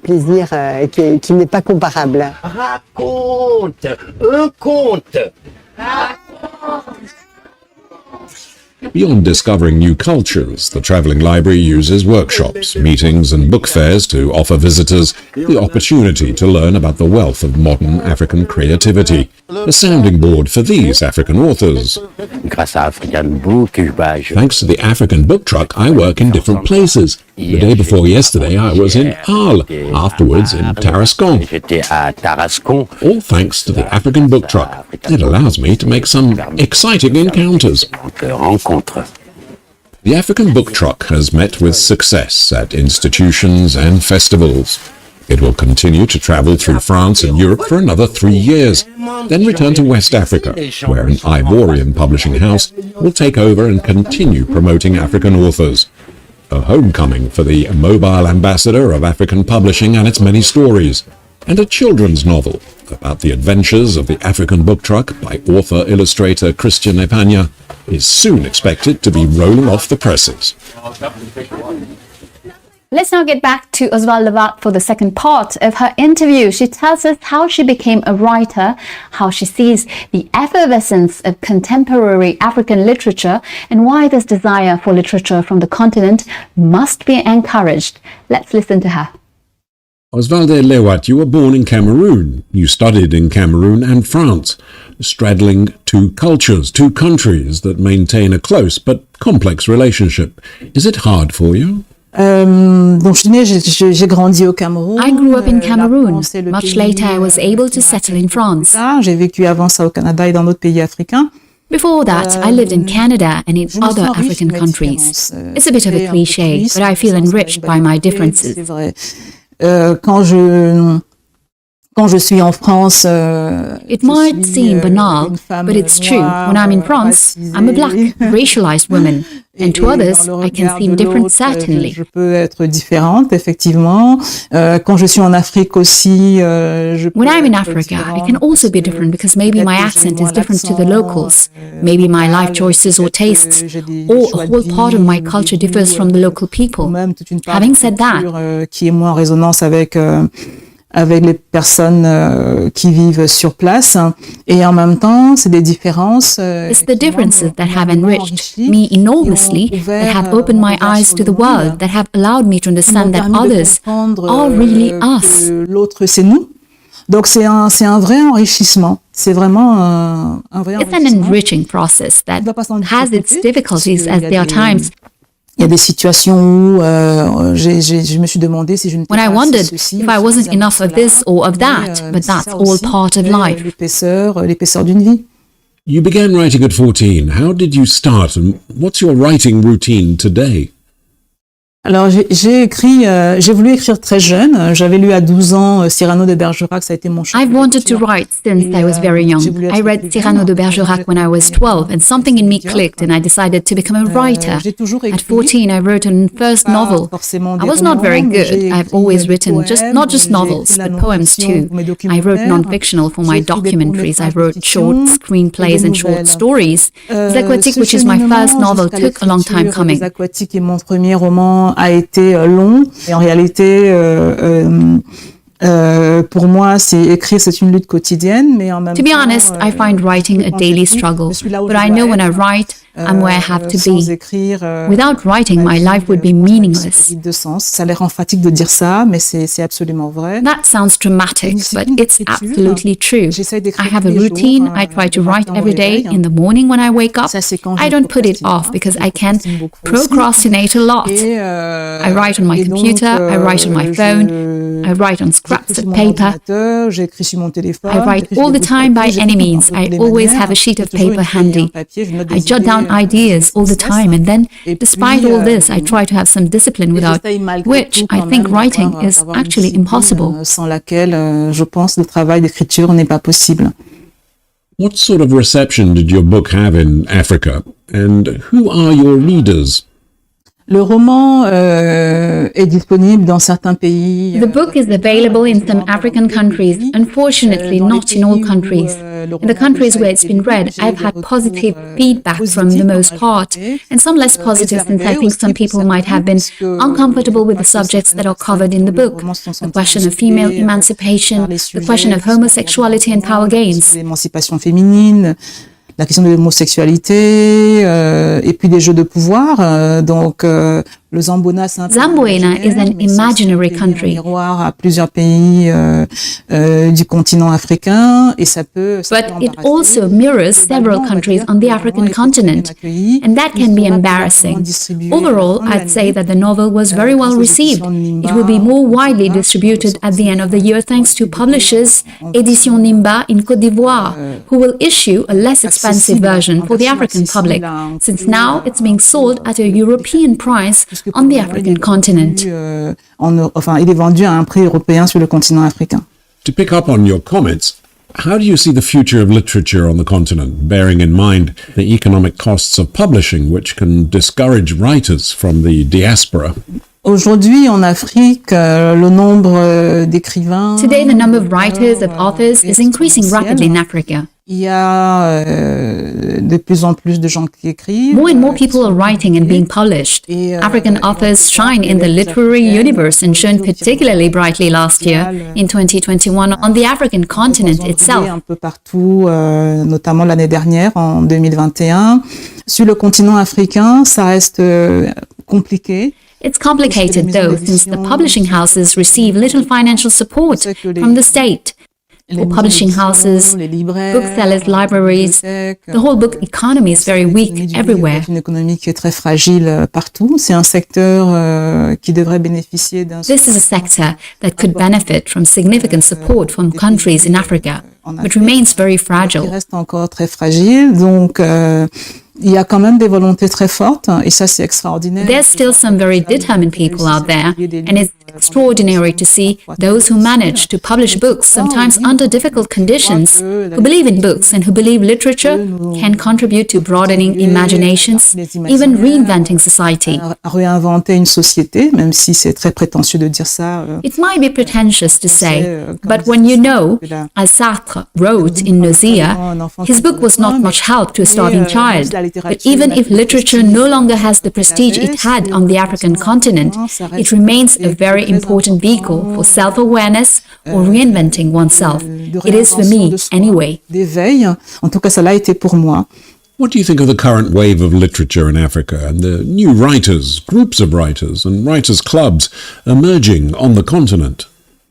Je pense que depuis ce qui est considéré comme le premier roman africain... I think that since the first recognized African novel by Thomas Mafolo from Southern Africa in 1907, the continent's literature has continued to flood libraries, bookstores and imaginations, whether in Africa or abroad. There's still work, important work to be done. Il y a encore du travail à faire, il y a un travail important à faire. But there is a pool of important writers.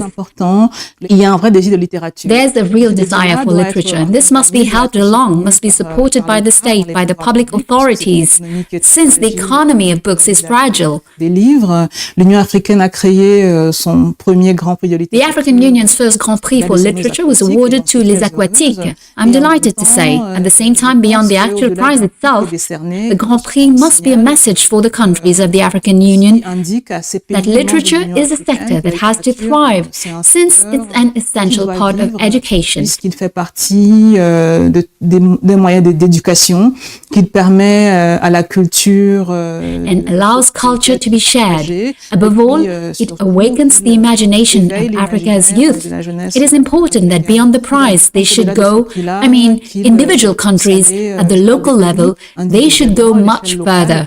They should realize that literature is not just an accessory.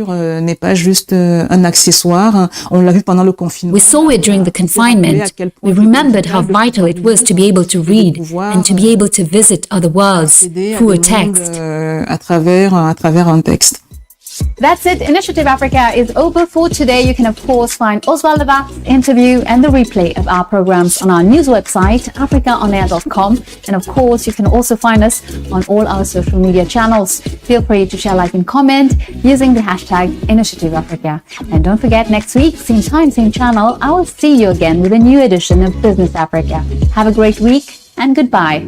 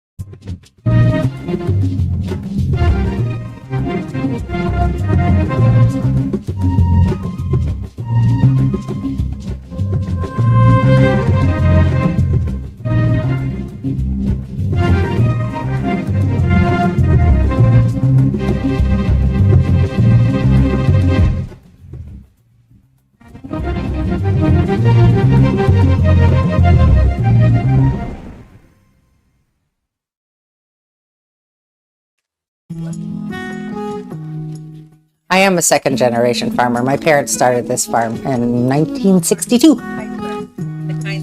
My father started out not as a farmer, but as a government economist, and he decided to be a farmer when he was in his late 20s. And they started out with sweet corn because he thought that that's what the world needed, was fresh sweet corn. The land we are sitting on right now, they bought in 1966. I actually am somebody who has never missed a single summer on the farm. I love growing vegetables because it's the one thing that seems like will never go out of style. Everything else that's a food seems to be under some health questions, but vegetables are completely, uniquely healthy.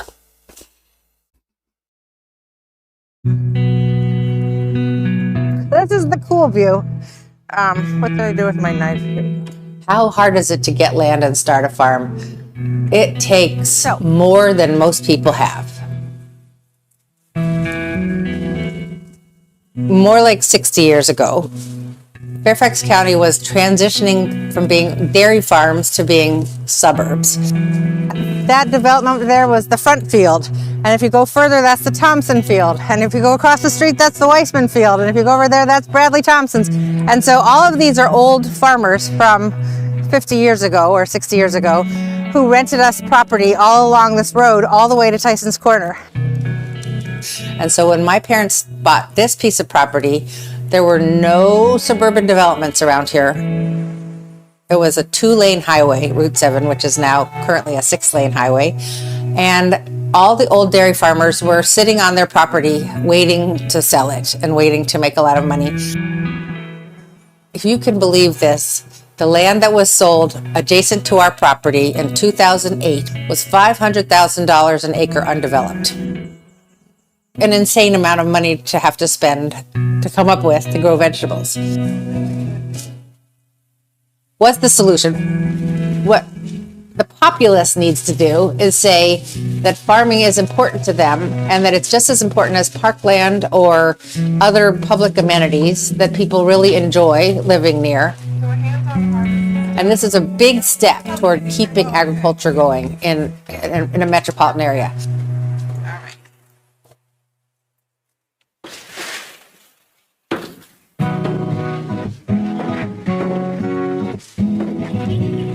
Farming basically means at the end of the year, hopefully you paid all your bills. But that doesn't mean you have any money left to start the next season unless you happen to have such a good season. CSA is a great fit for our farm. I think I have about 600 CSA members. Happy to be here. We're so blessed, yes. My father used to borrow $25,000 at the beginning of the season and pay it back to the bank in September. Instead of that now, we ask our customers if we can borrow that money, and they give it to us in February and willingly, and then we pay them back in vegetables through the season. They have 3 different size shares, mini, regular, and robust.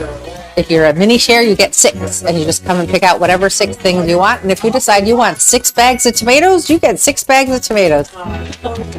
Oh my gosh, the produce is so fresher, has better flavor.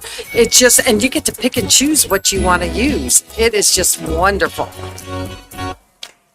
When you do something the same for 20 years or 15 years or 10 years, and you keep coming once a week to somebody's house every week, they're going to get to be like family.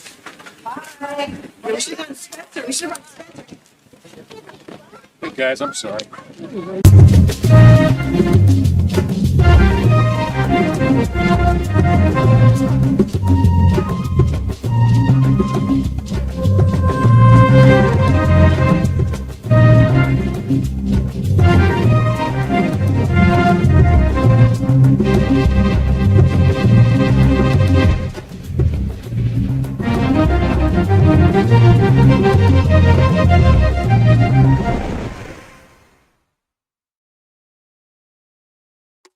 Coming up on TPI.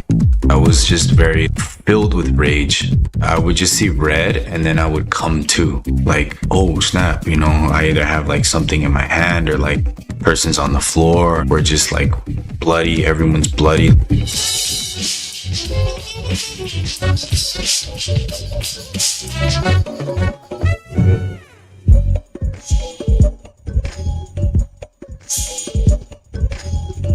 Well, hello and welcome to TPI. I'm your host, Muyiwa. Sometimes life can shake us when headlines scream despair and hope seems distant. But here on TPI, we believe in something greater, that God is involved in the affairs of man. From surviving a deadly crash to finding hope behind prison walls, today's show is filled with stories that may lead you to the turning point you've been seeking. Up first, Joseph Marlborough signed up for a reality show competition hoping to win big. But what he walked away with was something far more valuable than prize money. Here's his story. To go be outdoors, do something outdoors, be on TV, and have a chance of winning $1 million, I mean, who wouldn't? He wasn't a celebrity, just a humble mechanic from Louisiana, known for his hunting, fishing, and quiet faith. But when Joseph Marlborough stepped onto the national stage in Netflix survival series Outlast, everything changed. I'm an extreme outdoorsman, like that's what I do. It wasn't just his strength in the wild that caught the world's attention, it was his strength of character. In the harshest conditions, Joseph showed something rare on reality TV, unshakable faith, and an act of forgiveness that moved millions. I was open about my faith from day one, like, hey, look, this is what I got. Y'all got knowledge, y'all got YouTube, y'all got, you know, this book smarts, you know, experience from camping and hiking and stuff like that. Cool. I lean on God. And I actually wrote it on my jacket, Proverbs 3, verse 5 and 6. Trust in the Lord with all your heart, acknowledge him, everything you do, lean out on your own understanding, and God shall lead the way. I live by that the whole time I was out there. And then whenever they seen my unwavering faith, it started to rub off because like everybody just one by one started to share their stories about God and how they understand. They brought Joey in from another team. At first, he was a valuable addition, but it wasn't long before tensions rose and conflict began to follow. Man, look, I love Joey to death, and shout out to Joey because he's a great dude, but he was aggravating me. I kept telling the team, look, we're going to mind the business that minds us. We're going to take care of each other, and we just going to wait it out. As long as we focus on food, firewood, and water, and helping each other, making sure everybody's healthy enough to sustain their job in the camp, we'll be all right. So him wanting to know about what the other camp was doing, it was kind of annoying everybody because we had our own little thing going. Joey quietly took the boat to visit the rival team. The move sparked outrage among Joseph's teammates, who saw it as a betrayal, and they quickly began pushing to vote him out. They were kind of like bickering and kind of, you know, talking crazy and like Joey, questioning Joey and all kind of stuff. And I love a one-on-one. So when I seen him isolated, that was my opportunity to talk to him. And it just kind of flowed from there. And I just like, you know, I just let God take my heart in my mouth and he used it. I ain't gonna lie, I was to have made it through 32 days in the unforgiving Alaskan wilderness. Joseph returned home, surprised by an outpouring of messages from fans around the world. I'm thinking I'll be watching an intense survival show and it's gonna be high intensity, but it's like I never thought I'd be watching a survival show and get moved by God. And it'd be me. You know, so it's like, and then the feedback started coming like, I'm talking about like thousands of people, and I'm not even exaggerating, sending me messages. I can't even respond to them all like, hey man, you helped me find my way back to my faith. You helped me forgive my uncle that, you know, molested me. You helped me forgive my best friend that betrayed me. You helped me like come back to God. I used to be an atheist. So I'm looking and I'm like, God, boy, you slick. Like I'm thinking I was going there for some money, but he really sent me there to expose my faith. Though he didn't win the $1 million, Joseph discovered something deeper than survival. he learned to truly hear from God. Not having to worry about a cell phone, work, bills, job, nothing like that. It's something that every man needs to kind of decompress and to have that actual one-on-one time and give God their full undivided attention. Because listen, that type of silence is loud, very loud. You can hear yourself, you can hear God, your thoughts flow. When you close your eyes at night, you really, really hear God and you see God. When you're walking through the woods looking for something to eat, you hear God's directions, you know. And even whenever you just sitting down on a rock, looking off into the water, like you'll get so much like clarity on what the reason and what God wants you to do. Even just sitting there, God will say, peace be still. I don't want you to worry about nothing.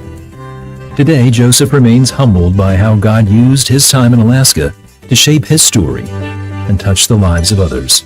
The whole time I'm on that show, I didn't know that I was like loving on God like that. I didn't know that I was like really praying. I didn't know that I was really compassionate. I didn't know that I was really being, giving grace. Like, God, what did you do? You done sat here and like literally made me famous for worshiping you. I can't do nothing else.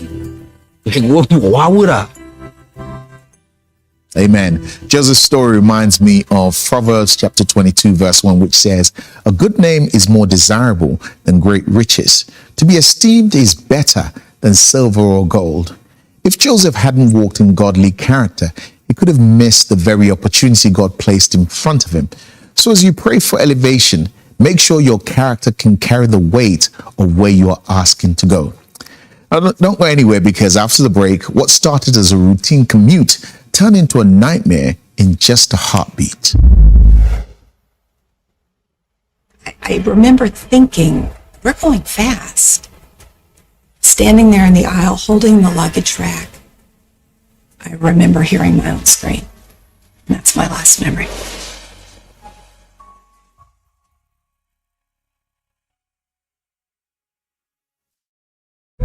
Your turning point experience doesn't have to end when the program is over. Follow us on your favorite social media.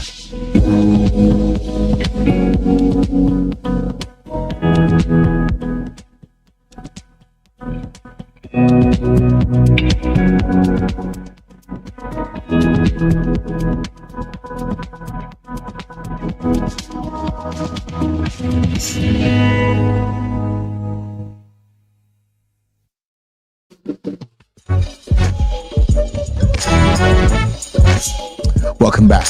There are some moments that happen that forever change our lives. The woman in our next story, that moment came when a quiet train ride home turned tragic. Here's her story. I had a board meeting in Washington. I had other meetings, jumped back on the train, headed back home that afternoon. And I remember just sitting down in the seat, pulling out my phone and starting to text Jonathan, leaving Philly, home soon. Can't wait to see you guys. And I put my phone down and I was trying to reach into my bag to get something to read. I remember thinking, we're going fast. And then we started rocking. And I remember feeling like I was tipping forward. Standing there in the aisle holding the luggage rack, I remember hearing my own scream. And that's my last memory. Authorities say the train involved was going much too fast just before it derailed at 106 miles an hour. At least 7 people are confirmed dead, and some are still missing. I saw something in the news that said Amtrak train derailed, and I knew she was on an Amtrak train, and it started to look like it was a bad situation. Geraldine Ritter was in the front car of Amtrak 188 when it went off the tracks in Philadelphia. Her husband, Jonathan, tracked her phone to the crash site, then rushed to the chaos at the scene in hopes of finding her alive. My son Austin had, throughout the night, he was sending messages to people in the hospitals, calling them and doing all this stuff. And he would say, "Dad, you got to find her." And eventually, apparently, he fell asleep at 4 or 5 in the morning. And at 6:30, I sent him a text. I said, "We've found her. She's alive."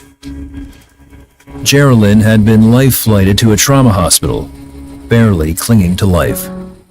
Doctors were doubtful she would survive the coming days due to the severity of her injuries. 3 days later, she woke from a coma, unable to move and on a ventilator. She was only able to communicate through blinking. Do you want to know what's happened? You're in the hospital. And I blinked once. You hit with such force that all of your abdominal organs were thrown up into your chest. Your chest was crushed, your rib cage were crushed, and that's why you have to be on this ventilator. You can't breathe on your own right now. She had a host of other injuries, including a broken pelvis and bleeding spleen. Amazingly, she did not suffer a traumatic brain injury. How do you go out hard enough out of the train to break your pelvis in half and not have some kind of serious traumatic brain injury? That is a miracle. While immobilized and in tremendous pain, Geraldine turned her heart and mind towards God. The only thing I can do right now is pray. It was the only thing I could do. And he held me. I remember being in so much pain, but physically held. We just gave thanks that I was here, that I was still alive. Whether I could walk again, it didn't matter. But maybe I would still be me. And we held on to that as our hope, as our gratitude. And it's what I think kept us out of an abyss. After 8 surgeries and 5 weeks in the hospital ICU, Geraldine was released to continue healing at home. When her son showed her photos of her train car, she was reminded of God's mercy and goodness. I said, I don't know how I survived that. But that's how great God is. That debris field of twisted metal and the fact that I am here at home, that is how great God is. Over the last several years, Geraldine has endured a grueling recovery, more surgeries and setbacks. She remains thankful God sustained her through all of it. The crash strengthened my faith in so many ways.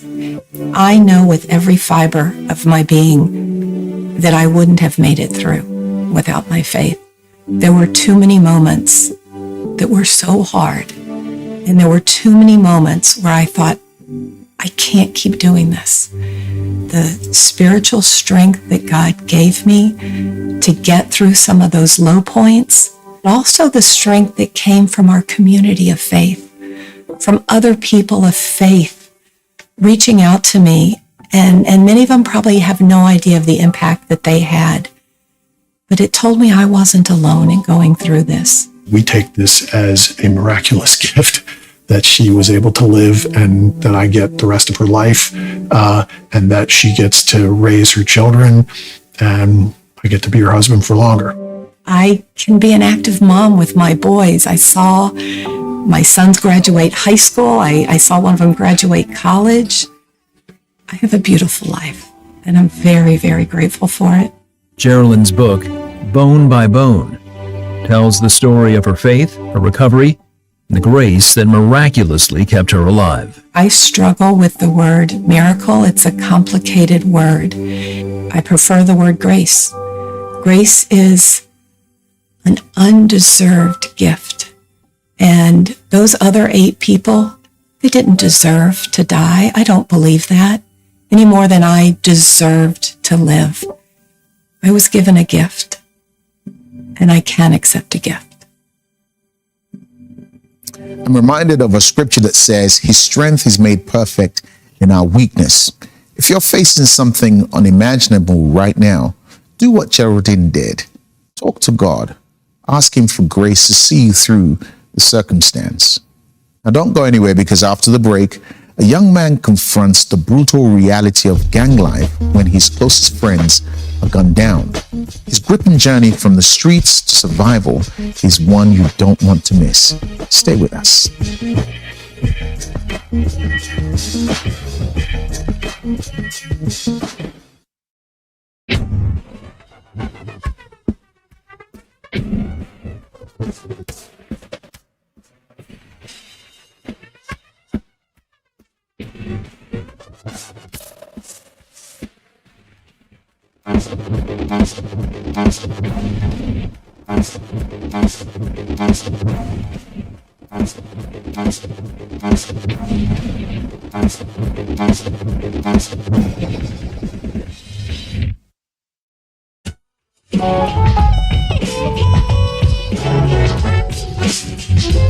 Welcome back. Johnny Chang's childhood was scarred by abuse. As a teen, he chased love in the streets and found it in a gang, a choice that nearly destroyed him. But at rock bottom, locked away and broken, he encountered a moment that changed everything. Here's his story.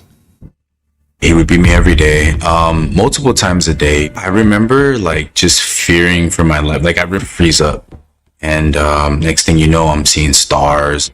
From the age of 5, Johnny Chang suffered physical abuse from his father. The beatings became a source of anger and led to fighting with his peers. I was just very like filled with rage. I would just see red and then I would come to like, oh snap, you know, I either have like something in my hand or like person's on the floor or like we're just like bloody, everyone's bloody. Like it was really bad. Johnny grew up in East LA in the housing projects. By age 12, he joined a gang. Seeing the gang members, even the Asian gang members with money, they had cars, clothes, notoriety. There was just some kind of like pull. And on top of that, I noticed they were very tight-knit. They were very family-oriented. Feeling at home with his new gang family, Johnny began committing violent crimes. At 12 years old, Johnny was sent to a juvenile detention center for the worst of the worst. Over his 4 years there, he witnessed sexual assault, was in more than 40 fights, and became even more hardened. When I saw that, I was like, you know what? Even if I die, like, I'm not going to let these people step on me. At 16, he was released. As a 17-year-old, Johnny was tried as an adult and sent to federal prison for assault with a deadly weapon. He knew being locked up in the penitentiary was another level. I was scared. You're now in there with people who are like, you know, adults, and they're crazy. You know, they'll kill you.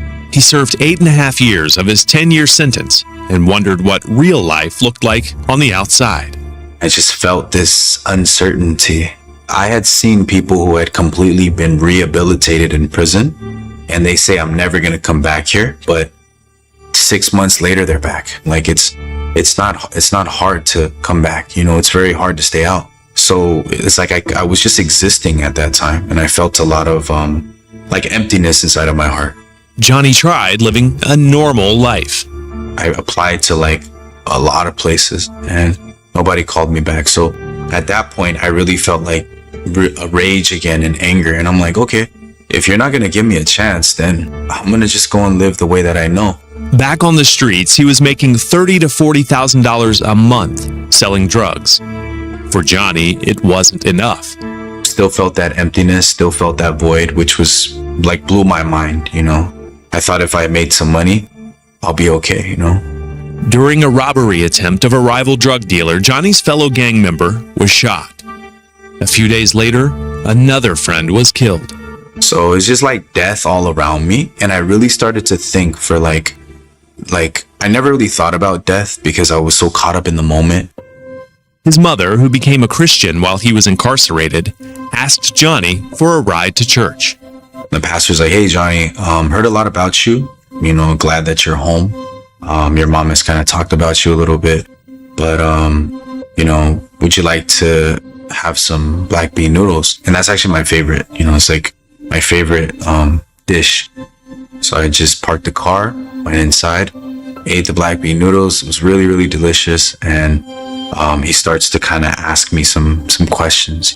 The pastor shared the good news of Jesus with Johnny and spoke very directly about his need for a savior. And he talked about emptiness, void, you know, this feeling that I felt. It was as if he was like dissecting my heart and giving me the antidote. It's almost like a light bulb clicked and it turned on. Johnny gave his life to Christ and noticed a complete change in his life and in his heart. A friend told Johnny the change is clear. He told me, he's like, you know, it's obvious that you're so peaceful. Like you're not what you used to be. You know, he's like, I could see that like emanating out of you. He has since reconciled with his father, who has also become a Christian. Today, he's podcasting and ministering in prisons. I think God has really led my life to put me in a position of being like in the bottom of the bottom, right? The lowest of the lows, going to prison and just drug everything, gangbang and everything. And I feel like God did that so I could understand people's hearts, like different levels. You know, not everyone's been to prison, but we're all interconnected by sin and struggle. There is hope, but it's not in this world. It's not in money. It's not in fame. It's actually in God alone. And that's just what I'm here to do, is to shed light on that. Amen. I love what Johnny said. You may not have been in prison, but we all share one thing in common. Apart from Jesus, we're bound by sin. Are you trapped by a habit, a lifestyle, or your past, or even toxic emotions and thoughts? Do you need freedom? Just like Johnny, you can find freedom in Jesus. John 8:36 says, "If the Son therefore shall make you free, you shall be free indeed." Jesus is offering you freedom today. Will you accept it? It's accepted with a simple prayer. So say these words with me if you want the freedom that Jesus gives. Lord Jesus, I want to be free. I accept that in my own self, in my own strength, it's not possible. That is why you died on the cross for me. Jesus, I believe you died for me. You rose again, and you're coming back. And I want to be a servant of yours. I want to be a child of God. I want to be made free and made new. Jesus, come into my life. Amen. Lord, I pray for my brother and my sister who said those words. I ask that your power by your Spirit would invade their lives right now. Pray the mind that's been cloudy and uncertain will be clear. Pray the body that's been racked with pain would know healing right now.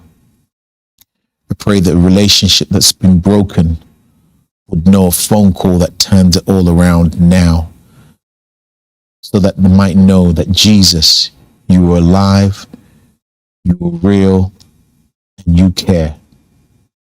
This is my prayer. Jesus, in your name, amen.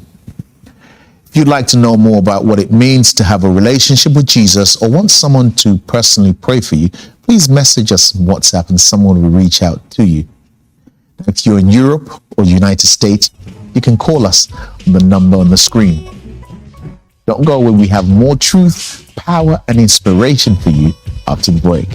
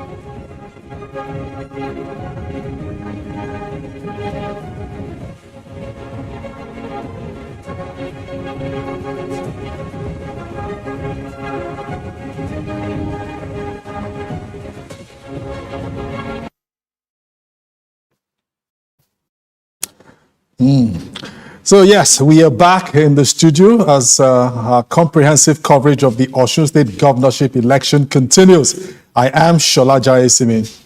And I am Onoshorena Obozige. Good evening and thank you so much for joining us. And indeed, the votes have been cast. Counting is underway and results are gradually beginning to emerge from polling units across the state, even as collation continues. Well, for voters, candidates and political parties, this is the moment when the numbers begin to tell the story. But beyond the figures, there are questions around the conduct of the election.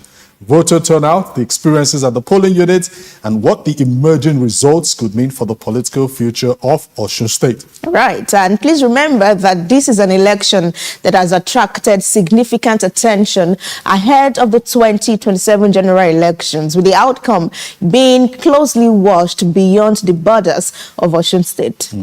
So in this third studio session, we'll bring you the latest developments from the field with our correspondents, update from the coalition process, as well as the reaction from major political parties and our analysts, as well as our correspondents. We have analysts, we have two of them in the studio, and we'll be having also someone join us right there from Osogbo, the capital of Osun State. Ezenwa Wogu will be doing that. He's also a seasoned election systems expert.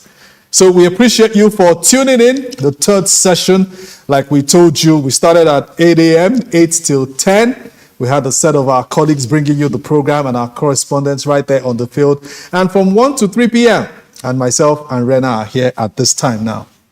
Right. Now, talking about updates that Shola mentioned, we want to bring you update from IREV right now at 4 p.m. today. INEC had already uploaded about 408 polling units of the 3,763. 5:32 p.m. again, when we checked, it was already 1,485. And right now, live in the studio, my time says it's 7 minutes past 6 p.m. We see that network has it was already like 1,900. Oh yes, thank you, network. Now it is 2,183 submitted out of 3,763, and this is now 58.01% uploaded already, according to IREV, at 7 minutes past 6 p.m. on election day. Okay, so let's just take you back a little. Maybe you've been busy all through Saturday. You've not been following on radio, TV, or online. A couple of reports that our colleagues had put together with regards to what had occurred. Let's start with this first one from Nima Raisa.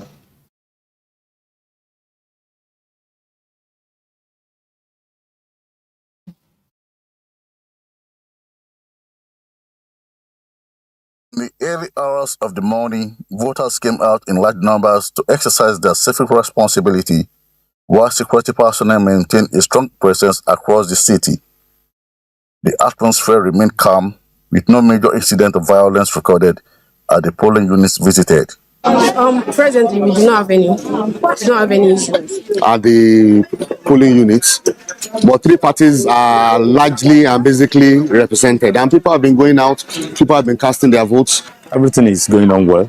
So far, so good. I'm giving INEC good credits. The turnout is massive. I believe that the INEC has done a great job so far.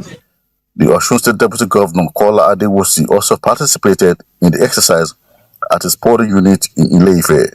Although the Bimodal Voter Accreditation System, BVAS, performed effectively once activated, completing accreditation within seconds for many voters, the process commenced late than expected at the Deputy Governor's polling unit.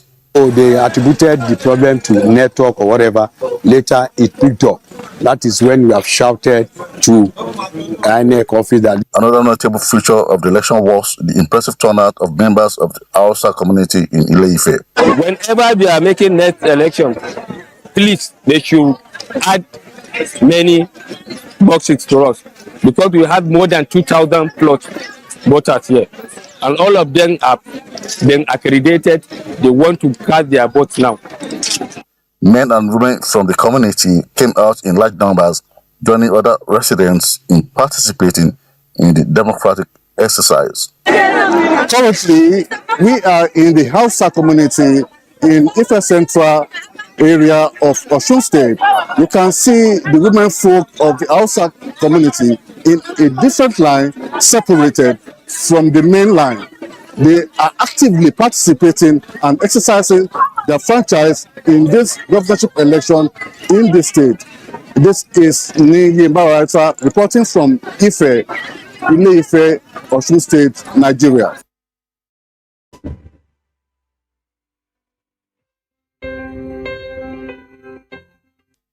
Issue another segment again, because our own is to look at it and then we're able to profess whatever will lead to better democracy in Nigeria. And so we're doing our job. So let's be patient to see what is happening, and let's all get, and I want to commend the press. You have done wonderfully, because of the massive deployment from whichever headquarters you have. Everybody is in issue. Yes, they deserve a round of applause. So I want to say well done. I don't think in our statement that Celestine mentioned commercialization of the election. We see there is vote buying going on. And you saw this, some of you saw this in the field as well. And we are watching and we are saying, don't weaponize poverty in Nigeria. If not, why would you give me rights to come and vote for me? That's a red flag. But people are hungry. There is hunger in the land.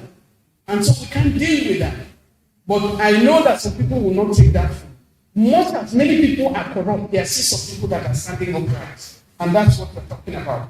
And so how far, has INEC complied? I think other people may react to that. So let me stop here. Thank you and welcome to each and every one of you.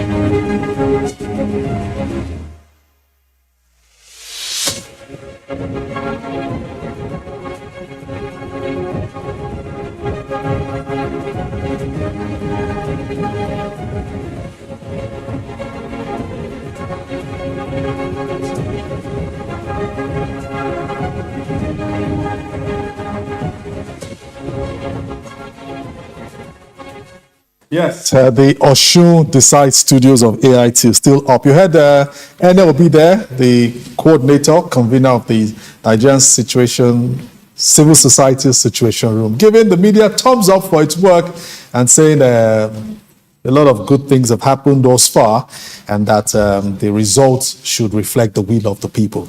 We have in the studios some analysts. They've been looking at the process all day. Some of them have spoken to their those they deployed to the field across Osun State, and they've gotten some reports in. Dr. Garuba is the director of the Center for Development and Democracy West Africa. He joins us in the studio here. And we also have Mr. Paul James. He is with IAGA Africa. He's a programs manager. And online, that is on Zoom, Ezenwa Nwogu, seasoned election systems expert and political commentator, will also be joining us. But let's start in the studio. Dr. Garba, you look like as if the weight of Osun is on your shoulders. It might just look so, but a lot has happened since morning, and we are happy that it's all for good. So your impression, your assessment of the reports you're getting from the field right there in Osun? Yes, as an organization, we deployed in all the observers in all the 30 local governments in Osun. And just before that deployment, we also came up with a 43-page document on which we call the background paper to the elections in Osun. In that paper, we discussed all the issues, whether in terms of security, in terms of voters, in terms of political gladiators in the state, in terms of, INEC preparedness for the stuff. And yesterday, a day to the election, we issued a preliminary statement that was actually going to be, engineering the people to come out en masse and vote for their candidates of their choice candidates. And today, as early as possible, we were in the field, and what we put together suggests that quite a lot of remarkable progress have been made, especially against the backdrop of the reforms we've been crying for in this sector. But again, it's not yet over, and until it is over, we cannot make categorical statement as to whether everything went well, because from our experiences, there have been serious cases of after voting, something significantly different from decency happened. So in that context, so far so good, fine. And we also want to employ those who are involved in this process to do it well, because Joseph Stanley used to say that, the former USSR leader used to say that those who cast the vote decide nothing. Those who count the vote decide everything. Right. So in that context, let's see this to a logical conclusion before we can begin to acclaim INEC for a job well done. All right, we'll come to Paul James. We understand that you prefer to be addressed simply as election analyst this evening. All right, that's well. Let's also get your first impression. The results are still being collated, so we don't have a winner or a loser yet. But so far, what do you make of the election? So first, to address the issue, I'm still youngest family member. I'm just on break at the moment. Okay. I'm doing some engagement outside of the country. Yeah, so I can't take any credit for Yaga's work. They are in the field and doing amazing work. I know they deployed over 320 field observers and are currently also tracking the results as they are coming in. I followed the elections since morning. I've had the impression before now. I had my fears, and I said the election might be predicated on two things. One is about how the commission is able to manage logistics, and then the second one also on how it was also going to manage the inclusion of the SDP, the last minute inclusion of the SDP candidate in the election. But again, credit to the commission, we saw huge progress this morning. As of last evening, we know the commission was still deploying materials across its registration area centers. So me, for one, had the concerns that it probably would affect how it was going to start off the day. But as early as 7:30, the reports we started getting was that the commission was in more than 70% of polling units. In fact, the commission report says by 8:30, they were in 94% of polling units. And Yaga report also confirmed by 9:30 rather, INEC was in more than 90% of polling units. For me, I think that was progress. But again, as the process continues through the day, there were reports of skirmishes. Of course, that is also going to be expected, given the kind of attention that surrounds the planning and of the election. So it was expected that you'll see those kind of pressure, especially on the election management body and other institutions of government that were deployed in the field. I was here earlier today, and whilst one of your correspondents was engaging one of the voters in the field, it was sad to hear that INEC was not able, I think the oldest voter in the polling unit, INEC was not able to get accreditation details, so she was unable to vote. In fact, in the process, she even lost her phone. Yeah, that elderly lady. Elderly woman. So it was sad to see that people who put in so much commitment to be part of the process and are not able to engage the process. These are also issues that we thought should have been resolved earlier before now. For instance, I know there has been effort by the commission to send communication in the past to people about the location of their polling units, or even there is opportunity for people to go online to check polling unit location. But again, for people like the elderly woman that don't have access to internet, for instance, how do you solve her kind of problem? But that's on one hand. On the other side, it's about the entire process. The impression we are getting was that as of 2 p.m., 2:30, across most polling units, the process had ended and the collation has started. For me, I think it's also a lot of credit to the commission also for managing the process. There were complaints here and there about voter apathy or voter turnout. Again, like I said, with the kind of pressure we saw, especially related to threats and intimidation before the election, it could potentially also have impacted how people engage the process. There was a polling unit also that had over 800 registered voters. The INEC official that was interviewed in the afternoon while I was here also said only about 200 turned out to vote. A lot of reasons could have attributed to why that had happened. But again, for me, this is when the pressure begins, because as we have seen in previous election in Osun State, that the election day, in some sense, INEC will be able to get through the election day. But it's managing what has remained the black hole in the process, the results collation, that is always challenging. But I'm glad to see that over 1,000 or thereabout of these 2,000, already 58%. Have come through the IREF. Now it's also about the integrity and transparency of this process. And I'm sure a lot of Nigerians will be watching to see how INEC will manage that. Okay, let's head now to Osogbo, where a seasoned election systems expert, Ezenwa Nwogu, Chief Ezenwa Nwogu. Exactly. Will be giving us some perspectives. Where the action is happening is the Executive Director of the Peering Advocacy and Advancement Center in Africa. Chief, thank you so much, sir. You are where the action is, so to say. Can you give us some fresh insight into what has been happening in Osogbo thus far?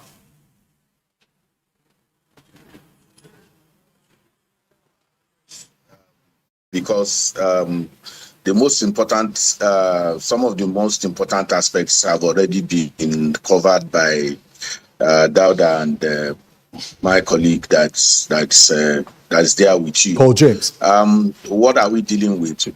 Yeah, Paul James. We're dealing with accreditation and voting, and as you know, in many places that is already concluded, and we're at that point that we have to now pay much attention to the results management, around issues of transmission, around issues of collation and all the rest. But there is a very important element that we hardly talk about: the role of party agents at this point in time, because broadly speaking, most of what happens at this point will be manual, because the results are actually counted manually. They are actually sorted manually, counted manually, and imputed into the forms manually, and then photos are taken, and then these results are given to the party agents. My call always has been that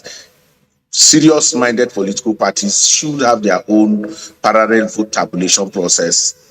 They should have their own IREF that comes from the results that are already released. It helps to reduce tension. It helps to put everyone on the alert. You are able to know how you're doing, not just from the point of what IREF is giving you, but from what your own agents have collated, and then if there are discrepancies, that can then be put out. So I'm watching out for what the political parties, their candidates are doing at this point in time, and that for me may be what Shola might be new if we're able to see that.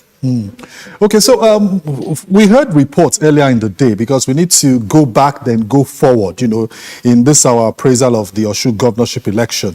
Those aspects of alleged vote trading, you were on the field. You also have a team of persons from your center who have also gone out. How impactful can that be to this election? Vote trading, vote buying, vote selling, what have you?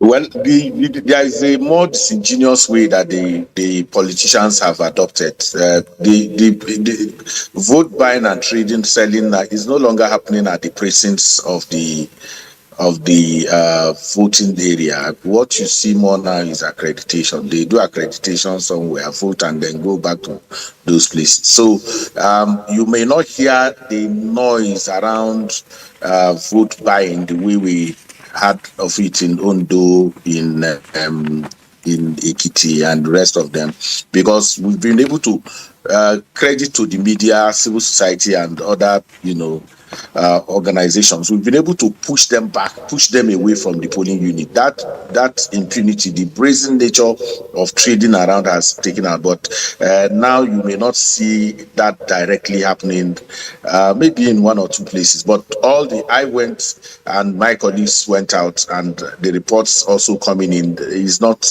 very loud about vote buying and selling. In Ejibo, where I went to, Eden North, where I personally went to with colleagues, we didn't see any of that. We saw orderly, in fact, surprisingly, very orderly lines. But also, anytime a line is as orderly as it is, then there's if you look deeper, you may find something, because lines are not supposed to be so orderly. Somebody is supposed to be controlling them, but these ones are so orderly. So what that could tell you may have different meanings, but on the surface, I wouldn't honestly tell you that I saw anything of such. All right. Perhaps we'll come back to the studio, Shola. Yeah. Right. I want to pick it up from where he stopped about vote trading. Trending on the space of social media, like since morning, we saw that reports of, say, about 10:50 a.m., men dressed in police uniform were already interrupting and grabbing ballot boxes and papers, making sure that people do not vote. Allegedly, some of them stormed Modakeke. Yeah, Modakeke. Modakeke. Thank you, Modakeke. And also, just in time, the Ejigbo that he spoke about, for polling units 013, 10:50 a.m. again. And the biggest of all is that 146 people were found with a lawmaker of Osun State, the person of Abiola Ibrahim, and he's trending right now, representing Wale Isokon constituency. So these are big names also. Yeah, 146 voters in your house with PVCs, lawmaker. This was, I think, a report that filtered yesterday. And then, of course, was also in the news this morning. It's honestly, for me, very heart-wrenching that this idea of do or die politics has taken us to this level. I understand what the stakes are about Osun. Osun is the bellwether, is the election before the national election. Right. And any other serious party will want to grab it at all costs, unfortunately, at the detriment of our political process. It's unfortunate that every time we talk about Nigerian election, these are the kind of elements you see around the elections. Vote trading, people trying to grab the election at all costs, violence and all of that. And then you would think we are making progress, but every time we are just close to the national election, you begin to see a glimpse of what to expect in the national election. I honestly hope that if truly those are the issues, especially with the lawmakers, that an example will be made of this lawmaker, because for me, what has become challenging is also the deterrent factor of it. Ever since we started talking about election-related issues and all of that, you begin to wonder how many of these quote-unquote big men have been arrested, or have the commission or the law enforcement agencies have tried to make example with. And I hope we start from here. So including the ones who want to kill people with votes. Senator Fada, who knows? Who knows? It's truly saddening to hear that. I hope the news is, the report is confirmed, and I hope that the commission and the security agencies take it off from there. Dr. Garubasa, you've been calm. It seems you are so sure that there will be some calm with this governorship election. You say he was overrated earlier. Well, for me, I think it's not like in my opening statement, I said it's too early. It's too early to say anything. It's possible to have everything well conducted. And at the point of collation, something may happen. And that is why we should not reside in our hours, saying, just drawing the conclusion that everything has gone. But it's good at times when we begin to, get everybody to up their game. It's sort of like, look, all eyes are on all of you in that state.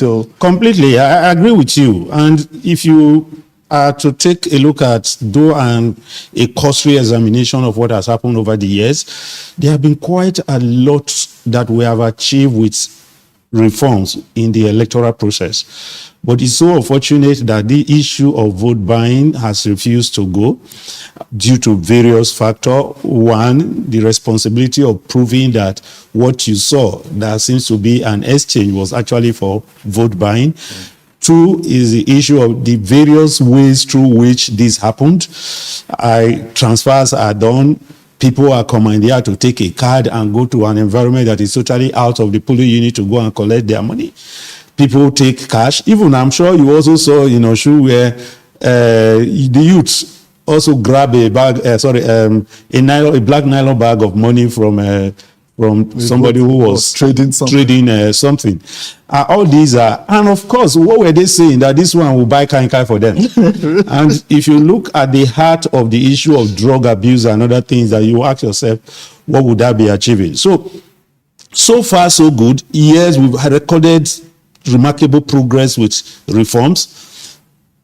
Along the line, there are still things we need to do, and that is where I also align with Ezenwa, that these things are not just the way they look like, but I think on the whole, we need to refocus, and of course, you are not going to give up on responding to the challenges of vote buying, because in a democracy, power is not a la carte, and you are going to prepare yourself. Yes, you don't walk into a restaurant and say, hey, you look at the menu and say, I'm going to sit down, go and prepare X, Y, Z. Then you cross your leg and begin to read newspapers and expect that what you need will be presented to you. Is that synonymous to all is fair in politics, as the president would say? Well, I'm not sure I'll be associating with such a statement. All is not fair, certainly. If all is fair, we wouldn't be here going to court. Virtually every election we've had in this country now ends up in litigation. So if it is fair, why? A competition is something that when you are defeated, you willingly embrace the winner and say, yes, I recognize that you won this competition free and fair. I will have to go back to the conveyor belt and say to wait for another 4 years. That is how it happens. But and it reminds me, because the president also used the phrase that power is not given a la carte. Yeah. That was before he got into office. So that's the same word you use. So for me, that is what it is. And for me, it is also very, very essential to giving the closeness or proximity of this election to the 2027 general exercise. It certainly was going to attract much attention. And I also, like I have argued, it's difficult to use this particular election to assess what is going to happen in 2027, because it's just one out of 36 states plus Abuja. So you can't use just the indices of what happened today to assess what is going to happen in the next election. But I strongly would like a situation where the political class will learn to play by the rules, and so that we've stayed in the wilderness for too long. We need to get out of this and set this country on the path to development. When you say the political class will have to play by the rules, when you started, you made mention of the fact sheet that CDD put out, the 44 pages. Thank you so much for that. Very insightful and rich. Co-signed by you and the Professor Victor Ade, Chairman CDD Election Analysis Center. In that piece, you did mention that this is a vote for continuity or change. So there are forces of continuity or forces of change. Yes. And one of the things that you said that, there are just 2 states in Southwest right now that the APC does not control. Oyo State of Makinde and then Osun State of Adeleke, at least as of today. That you feel that the ruling party will do everything, anything to make sure that Osun State gets into its coffers and then it controls it. I want to ask, where does playing by the rules come in a vote for change or continuity? Yes, for me, playing by the rules is, calling the people to respect the law and not necessarily that they will do that. And that is, and as we, predicted, it was also a straight two-horse race for the PDP and the Accord Party. And the fact also remains that there is also an ethnic factor in all this, with particular respect to the president coming from the Southwest. And if you are going to define how the 2027 election exercise was going to look like, from the point of view of those who are in the APC, they needed the Southwest to demonstrate that. Over the last couple of months, we have seen crisscrossing of people from one party to the ruling party. And that crisscrossing has set some people, is there a need for this exercise again? Because 31 over 36 ordinarily will signpost that, one is already in the lead for the 2027. But again, we also live in a country where people cannot just conclude. And for the political class, they want to finish their assignment and ensure that they don't leave anything behind. So that is the way I look at it. And as Democrats are those who are working to strengthen democracy in the country, what we are calling is that allow the people to play by the rule. In giving examples of how democracies have functioned in other countries, I often use Ghana to set example. Ghanaians are, the political class in Ghana often have always allowed, draw a line between which nobody should cross. And if we design our politics to run in that way, we are going to be better for it. No matter what happens, politicians should be able to tell themselves that at this point, this is the line. Irrespective of political affiliation, national interest is of utmost importance. Okay. And if we do that, we would have also be demonstrating ourselves as people who play by the rule. Okay, Chief Ezewawogu, please, your perspectives on all of this, the import of this Osun governorship election. We're not unaware that the president of this country has his origins from Osun State, and his cousin lost a re-election bid to the incumbent. Talking about Muyiwa Oyetola, the current Minister of Maritime Development and all of that, lost to Demola Adeleke. Can you put a perspective to all of this and the importance of this election to either the president's camp, the APC, or even Mr. Adeleke himself, who is contesting for the third time?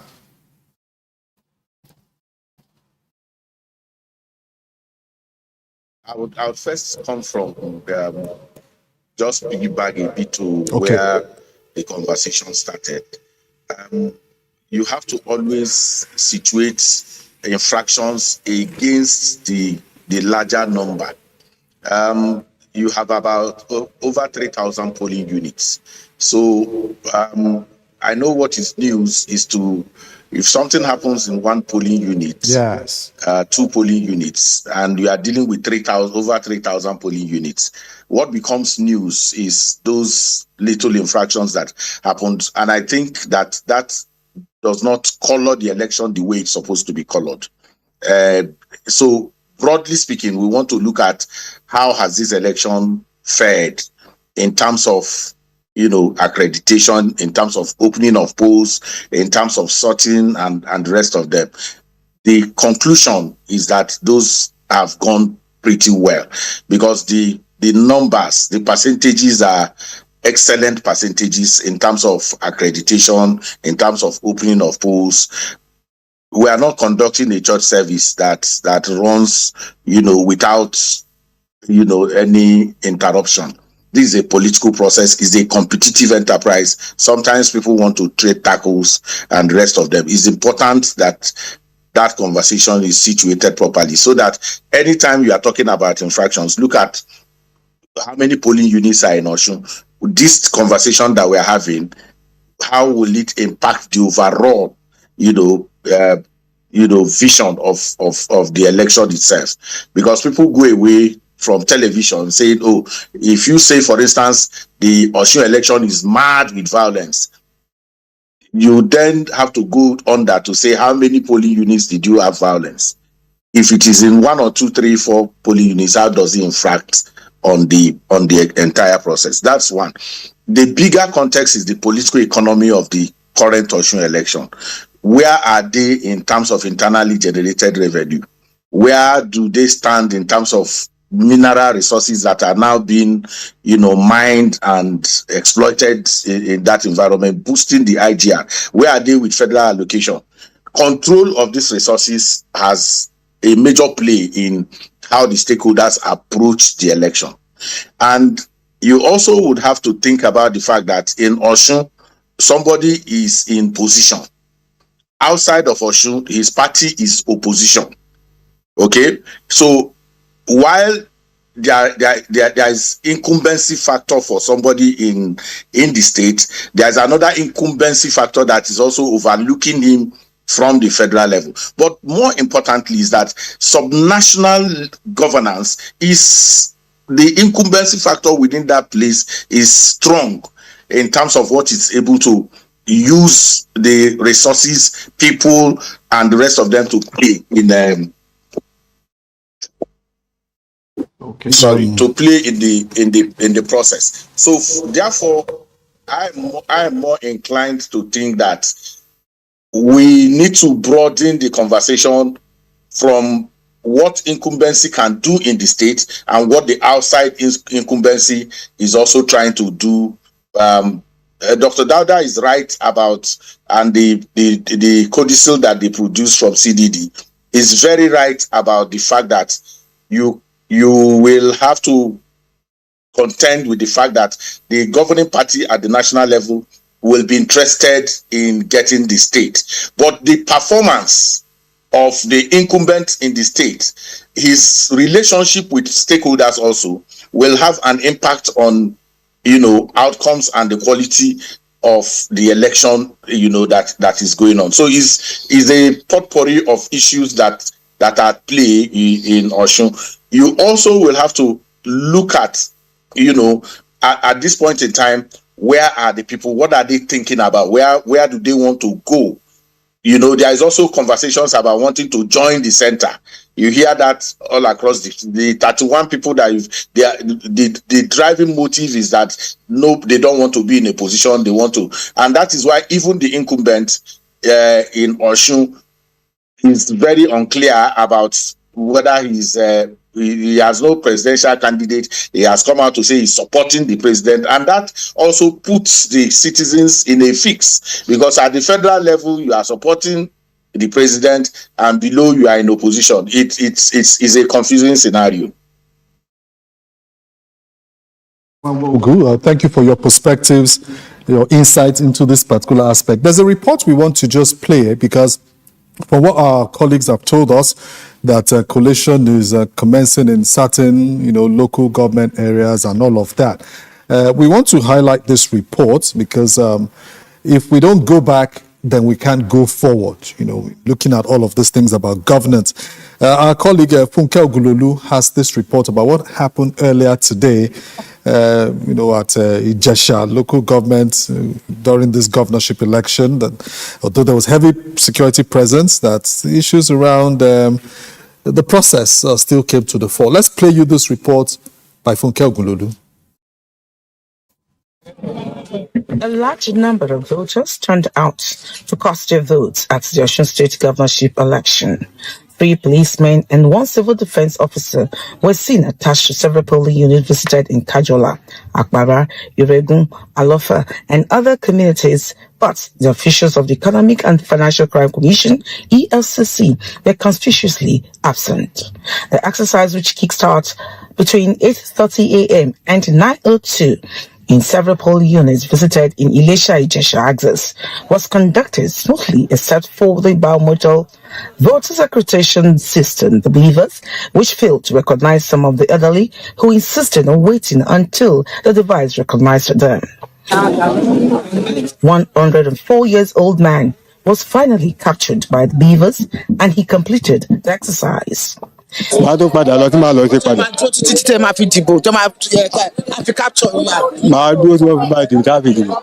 think it's due to the weather, and we believe that once we have clear weather, everything will be fine.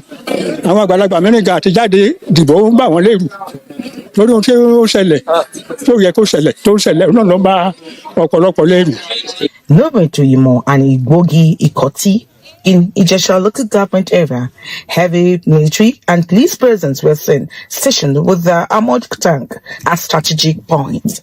The aftermath of the violence before the election that led to the killings of 2 persons were seen, where posters and billboards were destroyed and turned to pieces.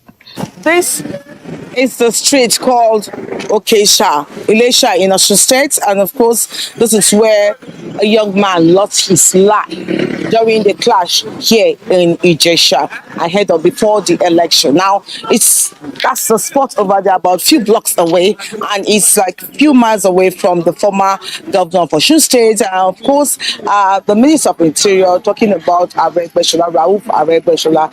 At polling unit 01, NUD school in Lassa, Jesha, Senator Francis Fadawonsi's ward, reports received say the federal lawmakers was intimidating voters. There was one elderly who was like around 90 or something, 95 years old. Before the beepers could capture him, it took like few minutes, sir. So apart from that, there was no issue here, no form of intimidation. Earlier at Unit 13 Ward 5 at Jimoko Primary School, the school gate was shut, stopping vehicles from gaining access into the premises. Security personnel told the IQ that vehicles were allowed into the premises initially, but the authorities shut it on election day without giving reasons for the action. Ilesha-Ijesha local government area and its axis has over 172,000 voting straight out of 2.3 million registered voters in the Osun State governorship election. Funke Ogunlulu, ART News, Ijesha. So they're taking graphics.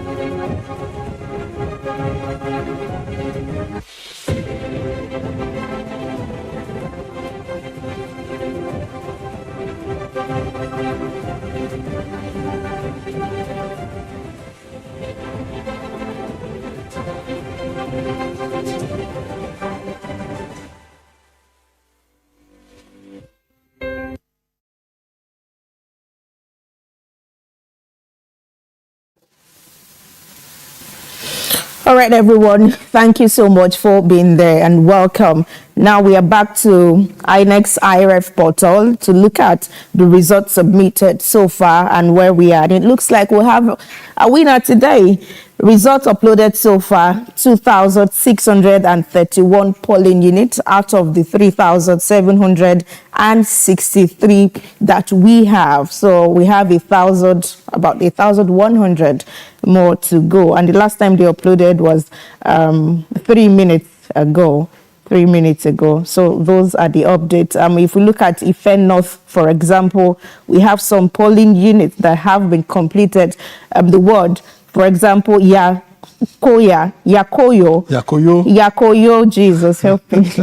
Yakoyo Ward 5 in Osun, election completed. 7 polling units have been completely uploaded. We'll go to Edun Abon 1, Ward 2 in Osun State. 11 polling units have been completely uploaded. So IREV and INEC election results are pouring in by minute. So far we have 69.92%. That's 70% of election results uploaded already. Quite impressive. Paul James, your take on this? Now, looking at also the time and the volume of results that have been submitted, I think, again, credit to the commission. Whatever magic they have done to get us to this level, they should increase the tempo. I really will be worried if this gets through the night and the kind of pressure that will also come at that point. And I think if you compare this to the Ekiti election, I will say to some extent, this is a marked improvement. At this time in Ekiti election, the results were trickling in, but not about the same percentage as what we are seeing for the Osun election. And I hope that people that are also keeping an eye on the process at the moment, if there are issues, they could also help to point those issues out to the commission and then see if remedies can be made, especially with the upload, not necessarily to wait until things are far gone before we begin to raise them. So again, like I will keep saying, credit to the commission, they should keep up with that. Okay, so kudos coming from Mr. Paul James to the commission. Mr. Chipezewa Wogu, your take is almost 70% of the results are in on IREV. Huge marks for INEC. INEC. I like that play on word. Your take, sir. Well, I think INEC can have some bragging rights around the result transmission. If you do 70% at this time, then that's good. It's cheering enough. But let's also wait out the collation. Colleagues are already pouring into collation areas, ensuring that. But like I keep saying, and somebody referred to Ghana. One of the things that the political parties in Ghana do very well is to be able to have their own. So we have an INEC IREV. Shouldn't we have a political party IREV? Political party result viewing portal, where the media, civil society can also have access to their own, collation process. It gives some semblance of seriousness and not just throwing talking points around what has gone wrong and what has not gone wrong and all of that. So I'm happy for INEC. I'm happy for the stakeholders also, because election is a stakeholder enterprise. The security agencies will provide support for all of this to happen by ensuring that within the presence of the voting area, law and order is maintained. It also means that the voters have conducted themselves pretty well. And so when you put all of that together, it's something to cheer for the Osun election. And like Dr. Garba said, it's no pointer to what 2027 will be. The graph is always going up and going down. When we start comparing oranges and apples, it creates a dummy confidence. And that dummy confidence can become a challenge later. Excuse me. 70% of the results thus far. I remember one of the governorship elections, not in an off-cycle, general election, where all the results were in, and a particular ward delayed the whole process for almost another 4 or 5 hours. And when the results came out, the opponent, who was declared loser, eventually said, that magic has happened in that particular ward. Should we start celebrating already that this is? No, I personally think that it is not yet time to celebrate. And beyond just around the country, Osun has a tendency to produce very tight results. Yeah. And if you look at the last two elections, you're going to see this very clearly. 2018 and the 2022. And if you look at the margin of between the winner and the loser is very, very slim. And that is what I was referencing when I said that even when you think you have an upper hand, the political class, knowing it for what it is, will want to pursue it to a logical conclusion. And that is also responsible for why I am saying that we cannot, on the basis of what has happened so far, conclude. We still need to also watch out for those key issues that could trigger violence. So I want to tell the security agencies to watch out and ensure that this process is well guided to the logical conclusion that is required. And I'm sure you also saw in the lead to the election, up to the very last minute, looking at the negotiation that was going on between Governor Adeleke and Olagusoi Oyinlola. Yes. It took just less than a week for Oyinlola to come out and openly declare for the ADC, APP. So these are, APC, Yeah. These are things that we need to be, Ambo. Yeah, these are things that we need to be very careful of. So the tightness of the results of Osun election in the last two episodes obviously would require that we all keep it and be very watchful of what is happening. So for me, I think that is essential. Okay. I think also, if to add, for me, what also will be important is that the process is also open to observers and other stakeholders to observe, given also the experiences of the previous elections. I know exactly a lot is going to happen tonight, but again, the security agencies especially should allow accredited observers access to the collation of centers, and including party agents, to also be able to represent their candidates in the collation centers. Very important. Okay, so this aspect of access at the collation center. We know these elections, normally all eyes are on the central collation point for a governorship, which is the state, headquarters. Nice. Gone beyond that. Yes. We've seen in other elections that issues happen, especially at the second layer of collation. Sometimes, third layer. Sometimes the local government. I don't want to be referencing states, but in the 2024 Edo election, we saw what had happened where collation centers were tear gassed, and then some of the candidates alleged that the results were changed at the local government collation centers. In fact, some observers even confirmed that they thought the results had changed between what they thought was announced at the local government collation centers and what was eventually announced in the state. I wouldn't want us to get to the situation where they will have to move collation to a central collation center because they are unable to collate results at the local government. That's why I say it is also very critical, very important that the local government collection centers are policed, but importantly also that they are also accessible. Accessible also means that people know where they are located. We wouldn't want to hear last minute changes, or for security reasons, we decided to move it to where they will feel will be more secured for them. So it is important that all stakeholders are part of this process and that the results are collated at the local government before they are transmitted to the state. Okay. It's about the midway point of our 2-hour session.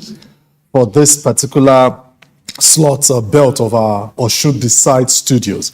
And we'll take a break now. When we come back, one of our colleagues who has been on the field all day, Adeshunyo Olushola, will be joining us to give the latest from Osogbo, what is happening, how, interesting the Osun State INEC office there in Osogbo is, whether there's any tension or things are so calm as we are calm in the studio. Let's take this short break. We'll be back in a couple of minutes.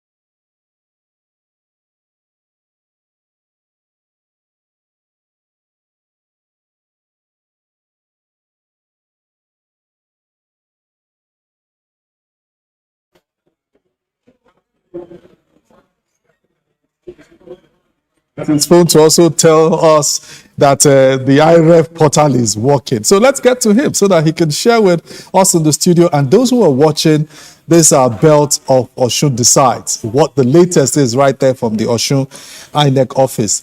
Olushola, thank you. It's been a long day for yourself and a couple of other colleagues, but you're still, on the field getting things going. What's the latest right there? Exactly. All right, thank you very much, Jai Simi. It has been an eventful day since the early hours of this morning. Our reporters have, been to the nook and crannies of Osun State, to the 32 local governments, and I must tell you that the reports have been very, very impressive, and also the fact that people came out en masse to cast their ballots and to exercise their civic rights. As I speak to you right now, you can see that I'm at the INEC Collation Center, which is the INEC headquarters here in Osun, in Osogbo, the capital of Osun State. We are awaiting the arrival of INEC officials to commence the announcement of results from local government. They are still waiting to collate results, to get results from the 32 local government area of Osun State. When we were coming in at the gates, we saw a lot of security agencies, men of the Nigerian police, men of the NSCDC, manning strategic locations. In fact, as journalists, if you don't have any business at this venue, you are not allowed to come in. So it has been a very, very, very, very hectic one. You must be well accredited before you are allowed to come into the INEC headquarters, where the collation is expected to commence in any time. And we are also getting information that INEC has commenced the uploading of results through IREF, and we have not confirmed that from INEC directly, or we are getting feelers from across the field. So we are waiting for official confirmation from INEC on this development. But I must tell you, the people of Osun State have come out en masse to exercise their civic rights, and they are anxiously waiting to know the eventual winner of this election. Yes, we understand that you are on the field, so being on your phone is not very convenient for you. So back here in the studio, where everywhere is quite sorted, we've checked that right now at 7:007 p.m., that's 7 seconds or milliseconds past 7 p.m., IREF has 73.03% of result. That's 73% uploaded already, and the total number is now 2,748. So it's confirmed that election results are being uploaded, and that's what we're engaging our guests on. Let's come back to the collation center. Yeah, it's a strict place, regulated. Who has made it there? Say parties, stakeholders. Who is there now with you? As we speak now, we don't have any party agents on ground. We only have image of some INEC officials here on ground, and also we have journalists on ground here. We have major electronic stations and also radio stations, newspaper reporters on ground to ensure to give the collation a comprehensive coverage. I must tell you, we are still awaiting the arrival of INEC officials and also party agents. They are not yet on ground, but as journalists, as media organizations across the state, across the country, everything is getting set. Behind me, you can see various microphones of various media houses, and you can see people trying to get set and make sure that things is being done appropriately, and they give adequate coverage to the announcement of results when it actually starts. Like you that are making the noise around you, because we're wondering where the noise is coming from. We hear some background noise. Hope there's no fight anywhere. Some people, there's no fights there. Some officials are just trying to put one or two things in order. They are trying to put one or two things together. That is why we are hearing a pocket of noise and disturbances. They are just trying to get the electronics done and some chairs arranged, and that is why we are hearing some noise. So it's not affecting anything. There is no crisis here at the collation center. Everything is going on as planned. Okay, thank you so much. Our colleague Olushola Adesina with the latest from the INEC state headquarters there in Osogbo. Just to let our viewers know that you'll be joining us as well by 8 p.m. That's in an hour's time to give us the latest as at that news bulletin. Thank you, Olushola. Thank you very much, Jason. Okay, so guest in the studio, analyst, we're hearing it that the preparation is on. Dr. Garuba, for the main. I was in that hall in last election. I got so tired I went to stay in a vehicle to sleep. 2022. Yes, until the results around 4 a.m. You start hearing, the declaration that Demola Adeleke had been declared governor of the state. Will he get re-elected, or will someone else get into the government house? That's what we're expecting to happen. So the action will be in that hall. But Olushola spoke about some of the things you have also highlighted, which is that at the Kosai Coalition Unit, local government, that action may happen. Yeah. Dr. Garba. Yeah, for me, there are various interests in these elections. And if you look across the board, there are real political gladiators that are likely to decide what happened in their constituencies. So the vote of people will not... No, what I'm saying is that those that influence vote, especially when it comes to mobilizing the figures.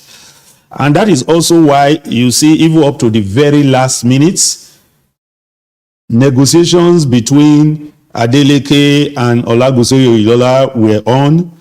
You see somebody identify, okay, I'm asking my followers to join this way.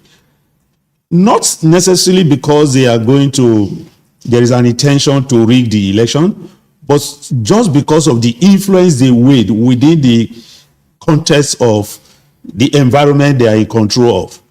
So usually what you find among politicians is that you hold on to your threshold, ensuring that you garner the most of the votes that you want to get, and then also target the threshold of your opponent and see the much destruction you want to do in that area. And it is why, especially in the context of Osun, the role of security personnel have always been very, very essential. Especially as what we have in our own SI is that as long as the difference in the results are not tangible enough to the point that will alter the victory or losses, you see people behave the way they do. So we need to watch out for those areas.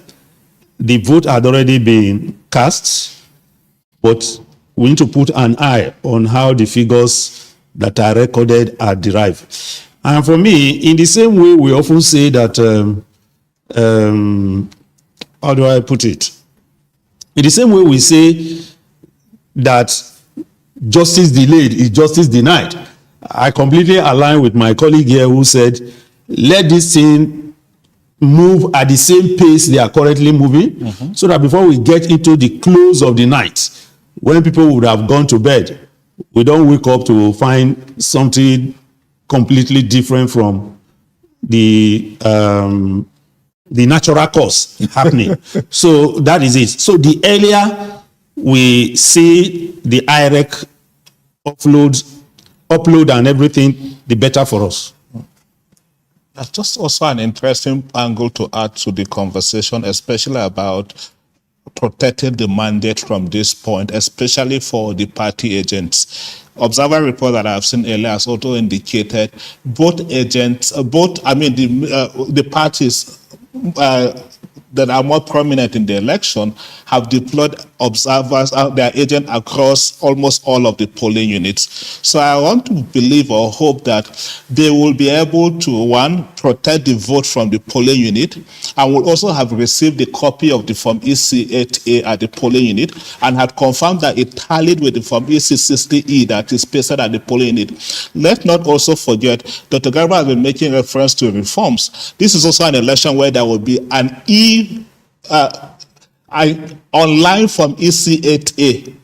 So we want to say that all of this trail that they match, the one at the polling unit, the Form EC60E, which is, of course, the citizens' result that citizens will see pasted on the walls of the polling units, and also the online from EC8A, that all of these results are the same. And again, that will then confirm what INEC is also posting on the IREF. For me, this will help to reduce a lot of the pressure that will come with the collation, because once you confirm that you have all of these traces from the polling unit and the one that is also online that they both match, I mean, putting the figures at the local governments, at the ward and at the local government will also be very easier for the commission and also for the parties to be also be able to follow through. Like Eze had also continued to say, we want to see that parties will also begin to introduce their own sophistication, if you want, if you like in the election. I see that some of them have situation room in the state. To what level are they also collecting all of this? I want to believe that as they get the copies of this from EC8A, from the polling unit, they are also able to transmit it to a central location, that they are all putting their results together. I honestly will wish that this election finished on the first ballot, and that we have a winner at the end of the day. Indeed, we're looking forward to a winner, and definitely there would be. Let's go online virtually to Chief, who is on Zoom. We want to look at 6 Eyes Analytic Framework. This is in a document put out by CDD in their 44 pages fact sheet. So they looked at institution, incumbency, insecurity, intra-party cohesion, identity, and information. All of these 6 making or being responsible and playing different roles of the relevant institutions, and they check the fairness of the election outcome. I want us to consider incumbency in this time. Looking at incumbency, how much can it define the fairness and the outcome of this election? Incumbency that does not, the incumbency is in Party A, while the supreme, the president is in another political party. Where does incumbency work in this 6 Eyes Analytic Framework? Well, I think that I did mention this when I started about the different levels of incumbency that is at play in Osun, the incumbency of the federal, and who also has who is said to have some roots also in Osun, and then the incumbency on the ground. But the variables that are in that document will play independently, in the sense that you can't talk about the fact that information is the ability to check misinformation, disinformation, and have these fact-checking mechanisms that is able to ensure that the truth is running faster than the lies. And I don't see what incumbency can do. There is a balance of terror in that situation, because whereas you could control your OSBC, but you do not also control other layers of public information, which could be brought in from outside of Osun State. So there's a balance in terms of what incumbency can do, but don't also neglect the fact that if you travel anywhere around the country, if you're listening in on radio across, you will see that most of the conversation is always about the one that is far away.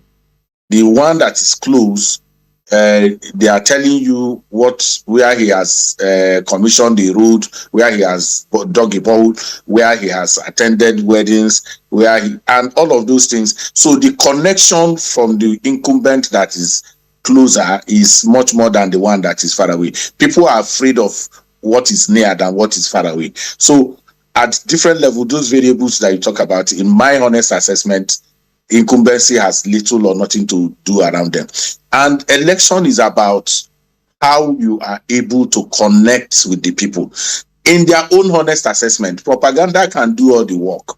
You can say all you like, but the people who live with it can tell the story better than anybody. It's just like the elections that are currently going on. No matter how you want to analyze this election, you may not be able to feel it like that your reporter who is right there now in the collation center.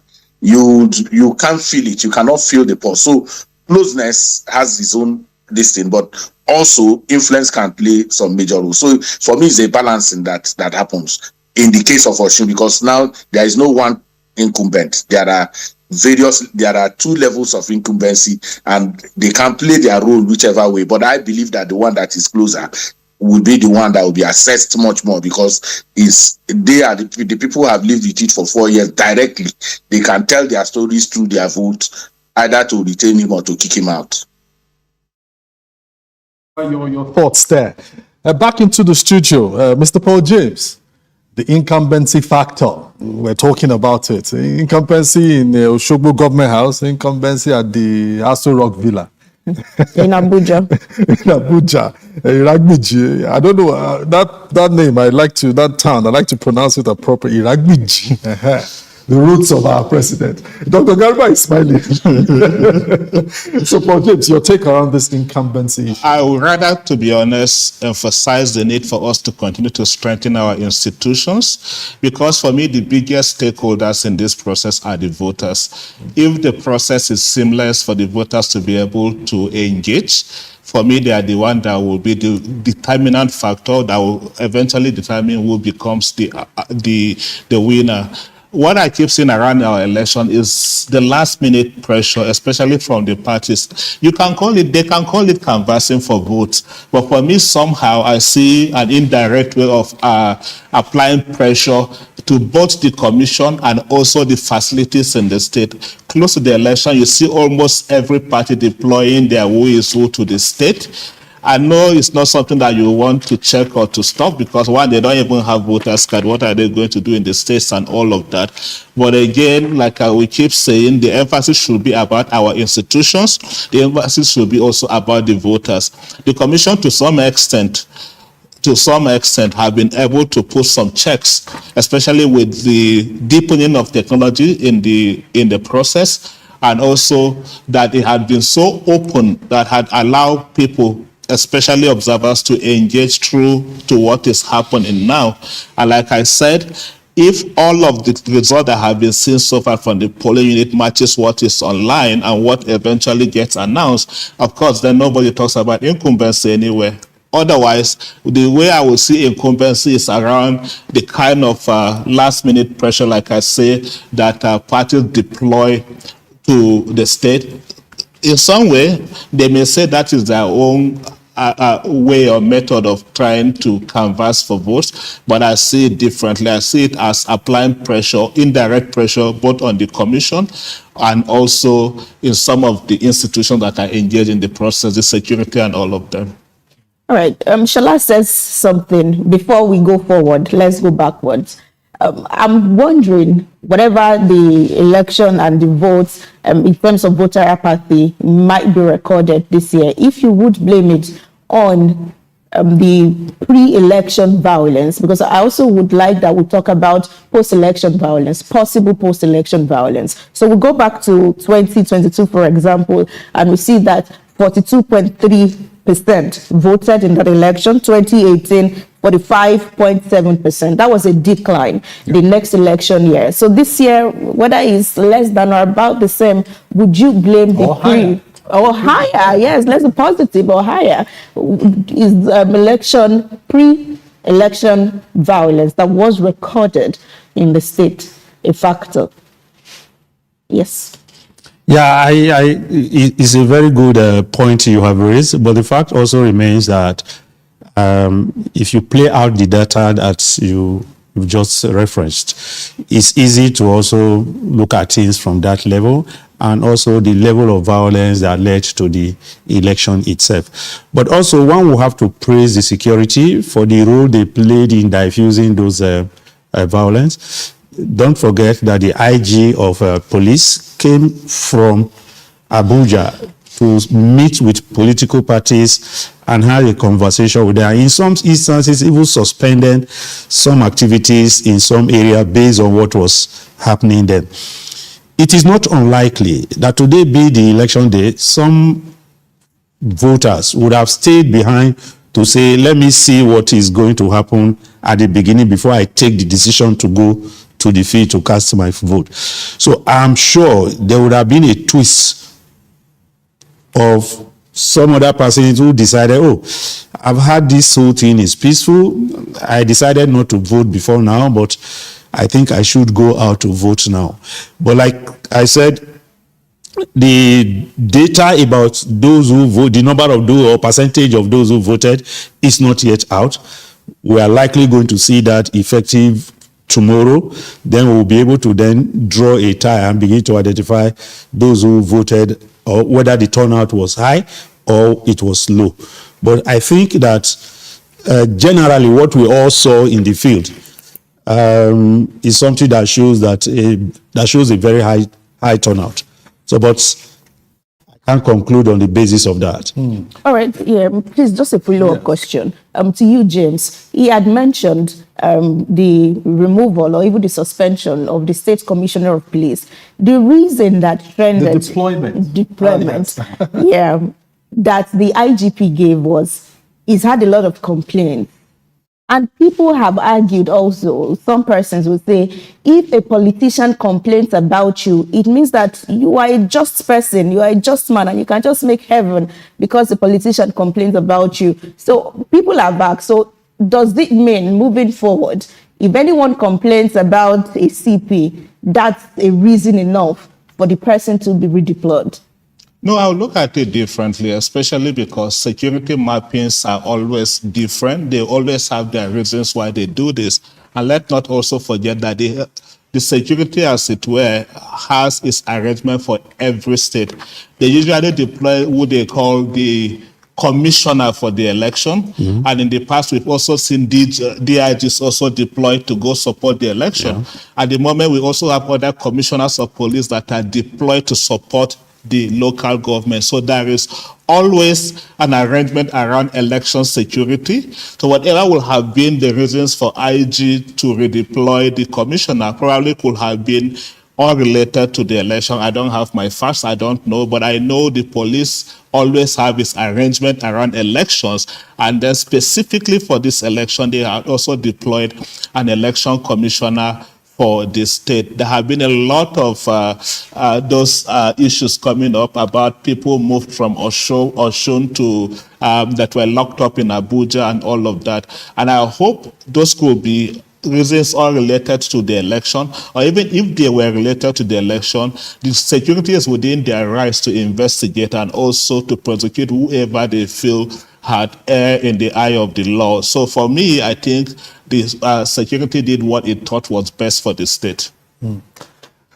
Okay, at this point, we'll take a short break. And when we come back, we'll be wrapping up this session of our Osun Decides live programming that we've been bringing to you right from 8 a.m. today. We had the belt from 8 to 10. We also had one from 1 to 3 p.m. and this is the 6 to 8 p.m. belt.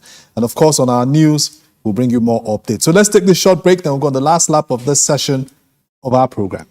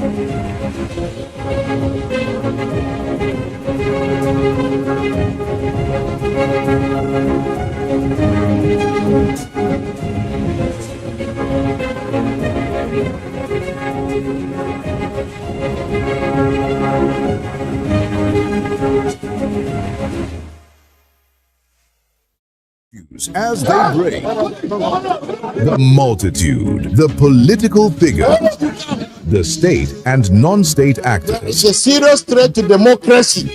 Governments seem to be incapable of protecting the scheming. This is not a period we should stay by and go. Every part of this country is important. The intrigue. There can be no one person that is bigger than the party. Deft moves and the momentous declaration. We didn't get any protection. I'm not particularly against anybody. We track and capture them all. I don't believe in godfatherism in politics. Follow in-depth analysis and no-holds-barred interviews. Armed forces of the country is well capable. They need the political will. Are they just waking up from sleep? Is there complacency? Feel the pulse of happenings in the political arena on AIT Democracy Today. Widely acclaimed authority on politics. Monday to Friday, 7 p.m. Nigerian time.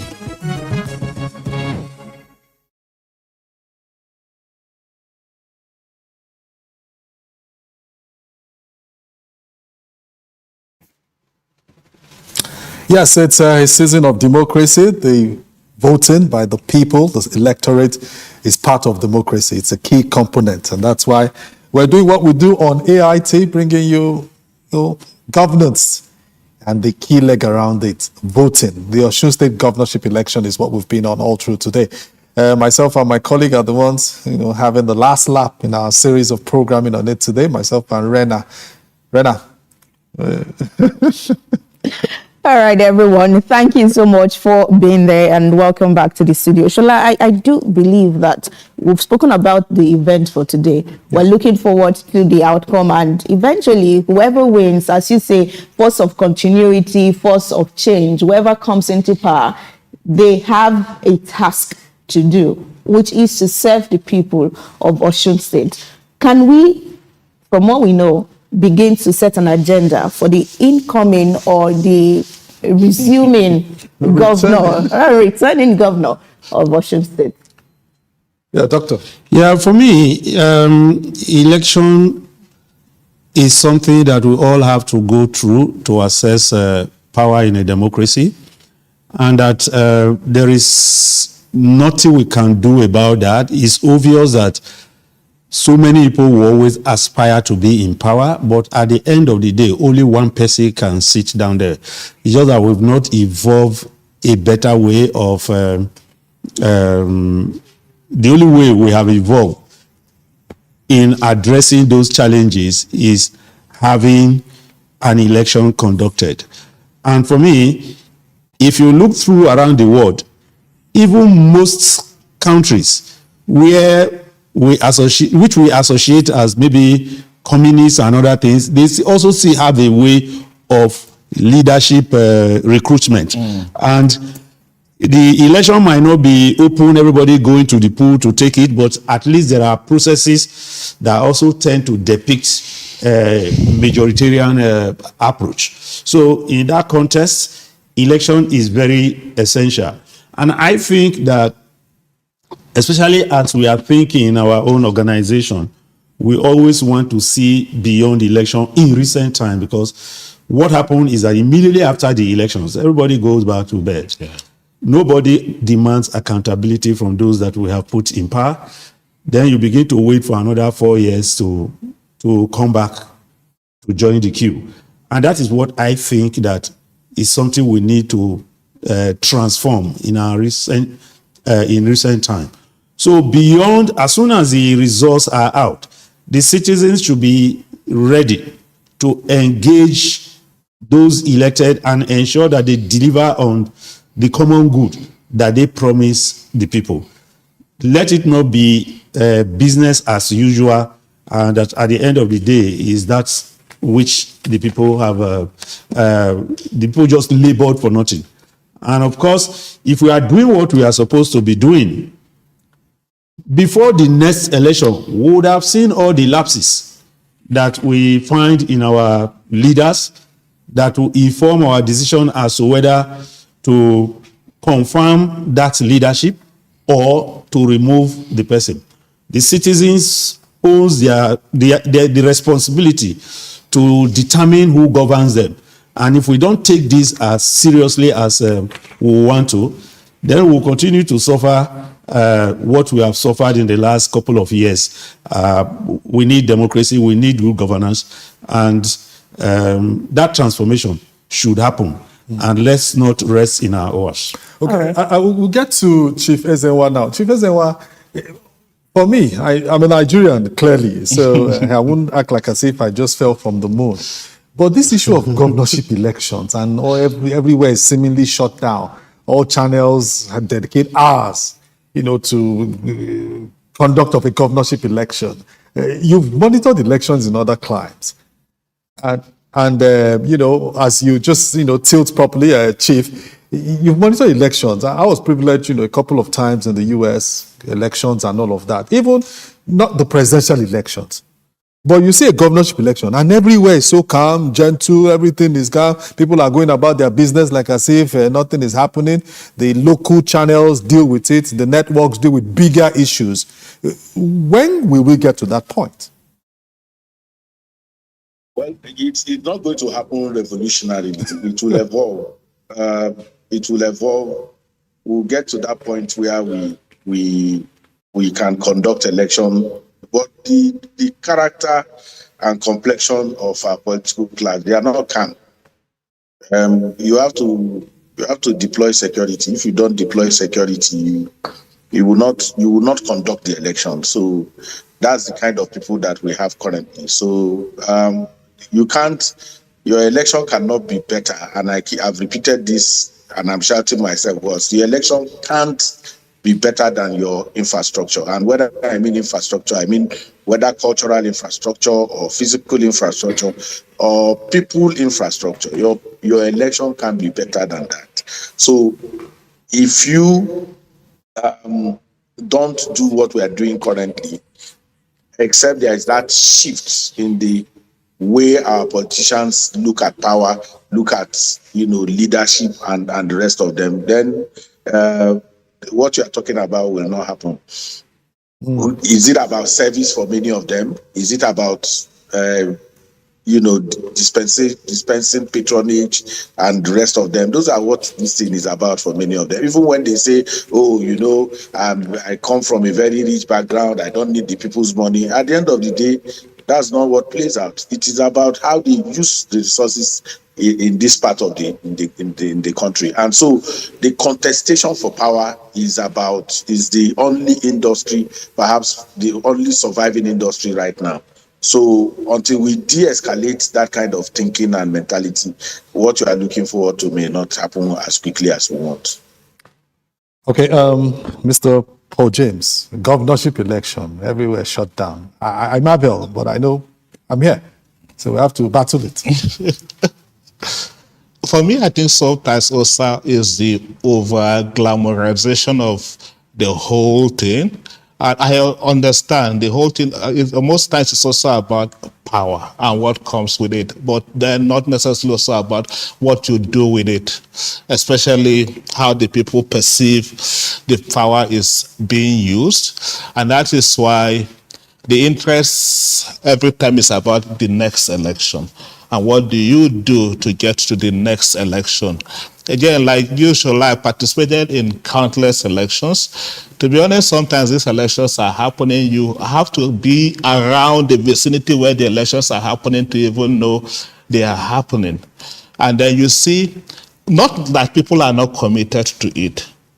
I have seen elections where the process begins at 6 a.m. You will have citizens spend the night at the polling stations just because they want to engage and be part of the process and go about their business. But how do we up the game? How do we get to that level? We have to deal with a lot of issues. Number one is that the trust quotient is still very low. Trust in the institutions and all of that. But trust can also come, like I will keep saying, when we strengthen the institutions of governance. We have seen also in other climes, in other elections, where voting materials, people are just elected or selected from the community to manage the elections for them. They go and then pick up voting material. They take them to their own homes. The following morning, they bring them to the polling stations and the election happens. That's also another challenge. We can't get that to happen in Nigeria. Over glamorization in the sense, like I keep saying, if you look at also the law around conducting election, the statistics, we deploy this number of observers, we deploy this number of security and all of that, and also the costs that go with this, not necessarily even the financial costs, a lot of other costs that also go with it. Sometimes you go through all of this process, and at the end, even you as an observer, you ask yourself, and so what? And so what, in not necessarily in a negative way, like what do we do after this point? Like Dr. Garba has also said, this is also where the issue of accountability comes in. Let it not just be the next election and then we move on. If we want to get to that level of trust, if we want to get to that level where citizens will take true ownership, then the moment that election happens, we should begin to see it as a cycle that begins from the day they cast their vote until they engage in the next process. That is both holding leaders to account, but also participating also as active citizens, not passive citizens that will just wait for the next 4 years for some of them to collect what they call, for them, election is harvest time, to collect their stipend during the election, and then they wait for another 4 years. No, we have to take the agency as citizens to continue to engage the process, but also on the part of the institutions also to see this as a very serious enterprise, especially for the sake of the country and for the growth of our own democracy. Okay, Chief Ezenwa-Nwogwu, your take on all of this, because Osun is the litmus test for the general elections. Just a few months away, January, February, Nigerians will be voting across board again, about 28 states or thereabout. Houses of Assembly, National Assembly seats, and all of that. The presidency, lest I forget, the big one. So this is the litmus test for not just Professor Amukpito, because everybody looks at him, the 12 commissioners, the 36 recs, all of us, the citizenry as well. If we pass Osun very well, then we can say, yes, let's relax against 2027. Optimism?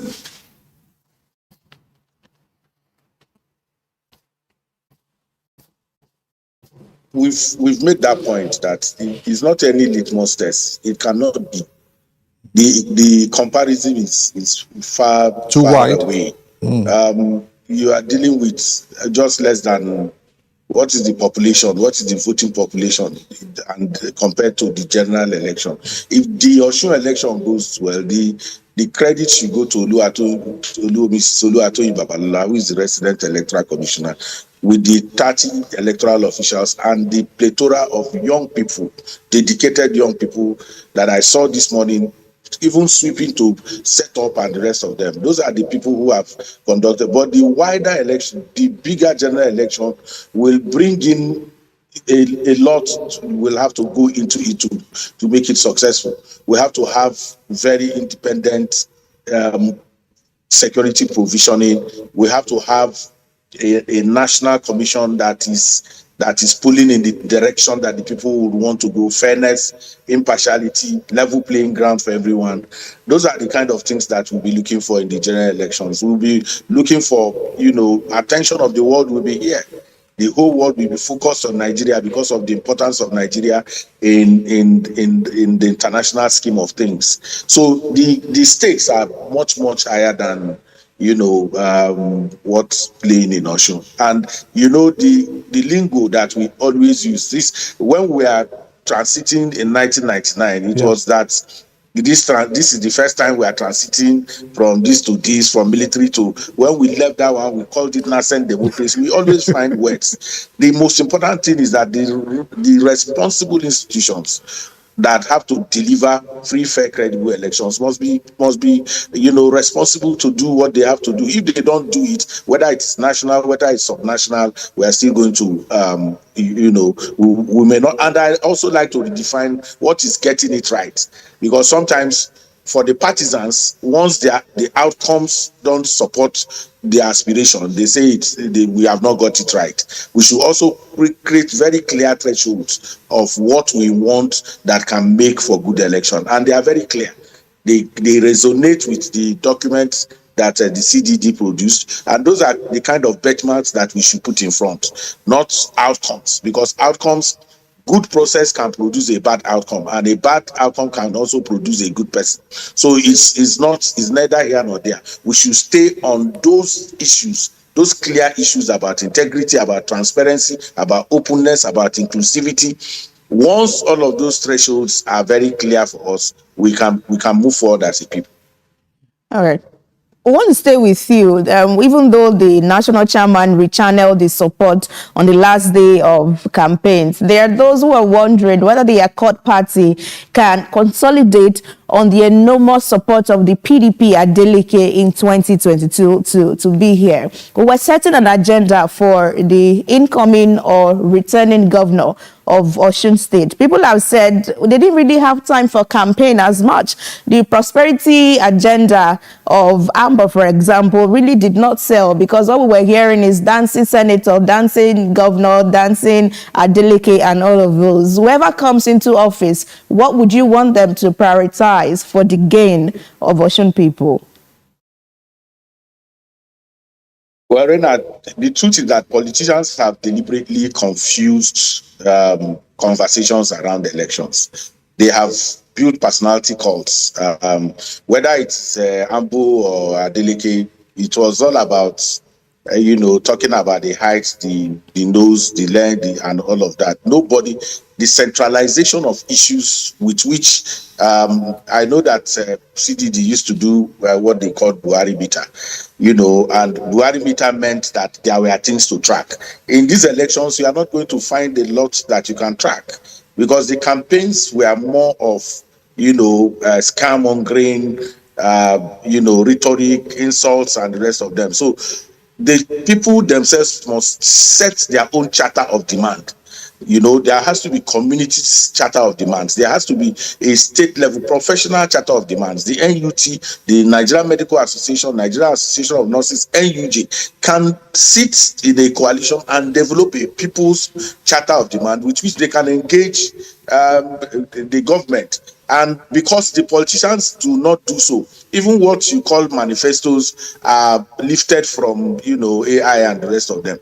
We should have a special citizen convening after elections that is able to articulate the real demands of the people, and they can then use that to track.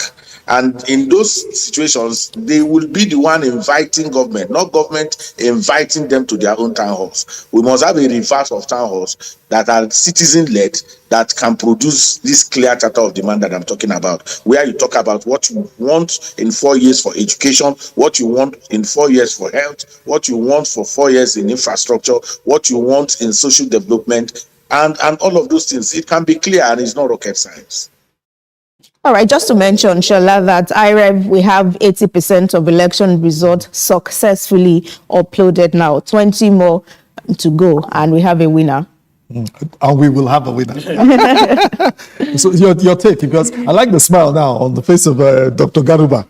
For 80%, 80, lovely. That's a distinction, So, but that is lovely, like you said, and I think you already underscored that what will possibly work for us if we have the results out before everybody goes to bed and begin to wake up tomorrow morning and people begin to suspect that something fishy has happened.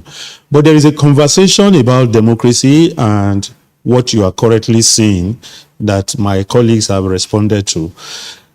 Until we are able to recognize the correlation between access to power or power and access to wealth and deal with it, we may possibly never cross this challenge that we face. How did we come about the point you raise that people just vote and all that, as a certain point in the history of this country, people who were selected to administer papers for voting, they used to carry their papers home. Yeah.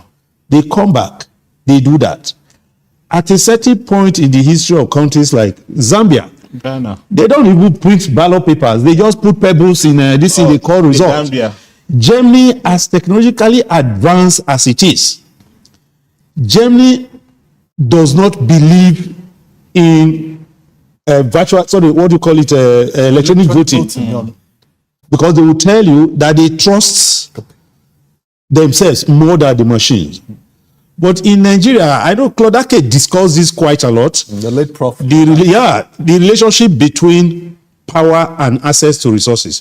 For everybody that is struggling to become a councillor in Sokoto, for everyone who wants to become a governor in Abia, for everyone who wants to become a senator in Maiduguri or Borno, all is in the struggle and contestation for access to wealth, because whoever has access to wealth is ipso facto believed to have access to everything.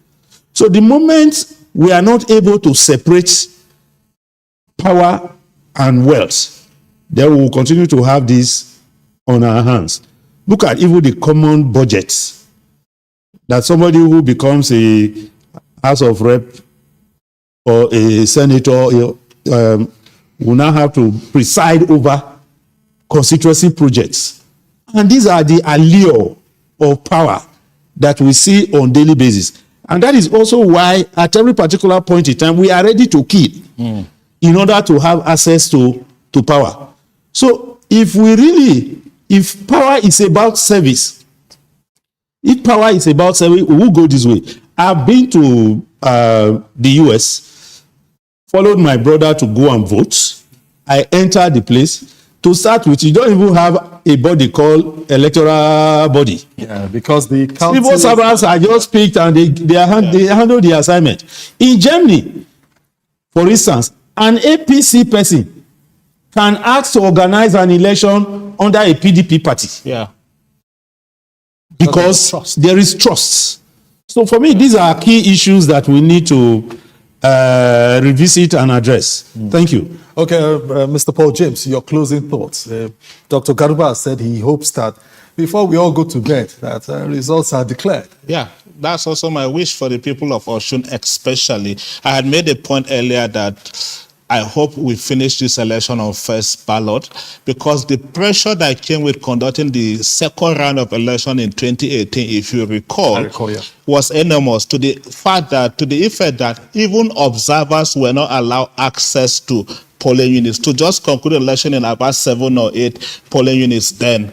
And then also, we saw in 2022 that the election at some points were determined by the courts. True. Thanks to the power of technology, then INEC had to rely on what was on its own IREF. So that is why for me it is critical, like I will keep saying, that the process for the resource collation is seamless, and that whatever had been announced at the polling unit reflects whatever will be posted online, and at the end that the will of the people of Osun will prevail in the election. Chief Ezenwa, your parting shot as we wrap up the program.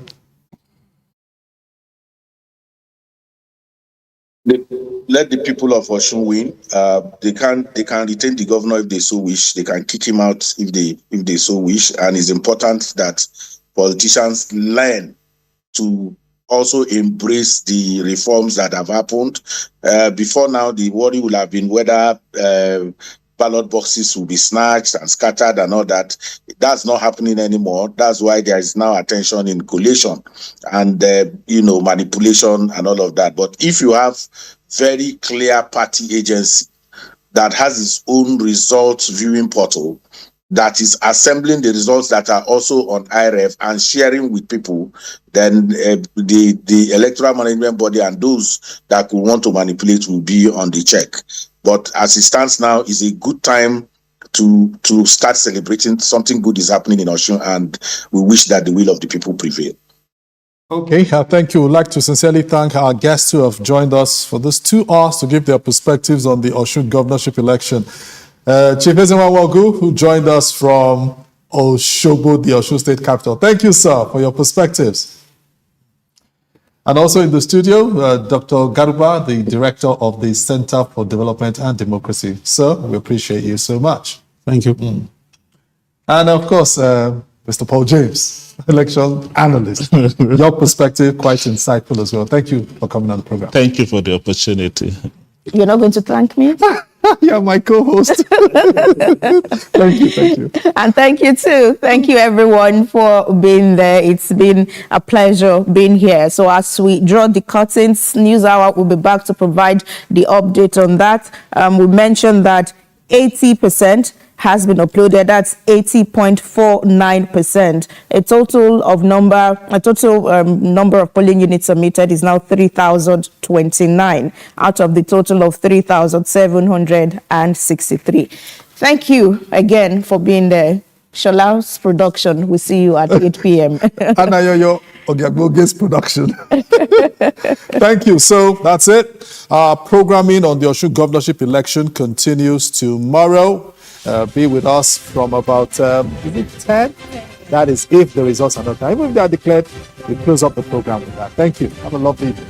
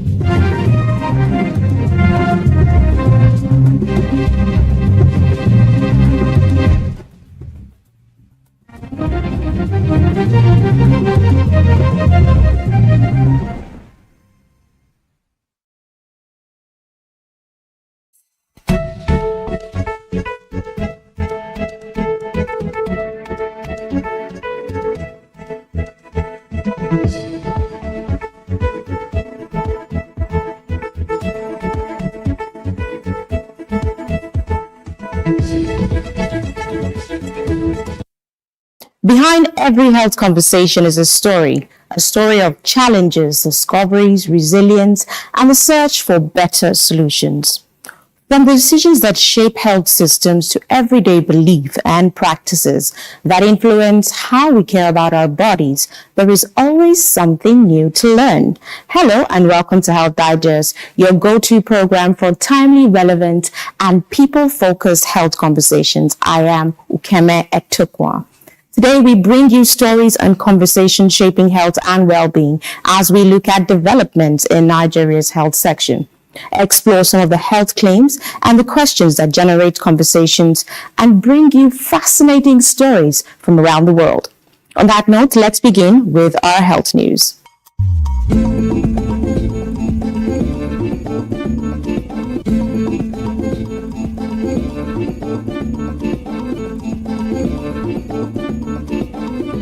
On our health news today, we begin from Abuja, where the federal government says it is strengthening collaboration across ministries and key stakeholders to accelerate family planning, improve human capital development, and promote sustainable national growth.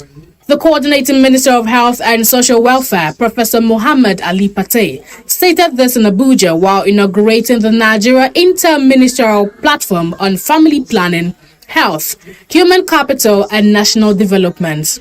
Professor Patey explained that Nigeria's growing population can become a major driver of economic growth if supported with quality healthcare, education, women's empowerment, and social protection. To achieve that vision, our population is our greatest asset. Not oil, not the mineral resources under the soil, but our people.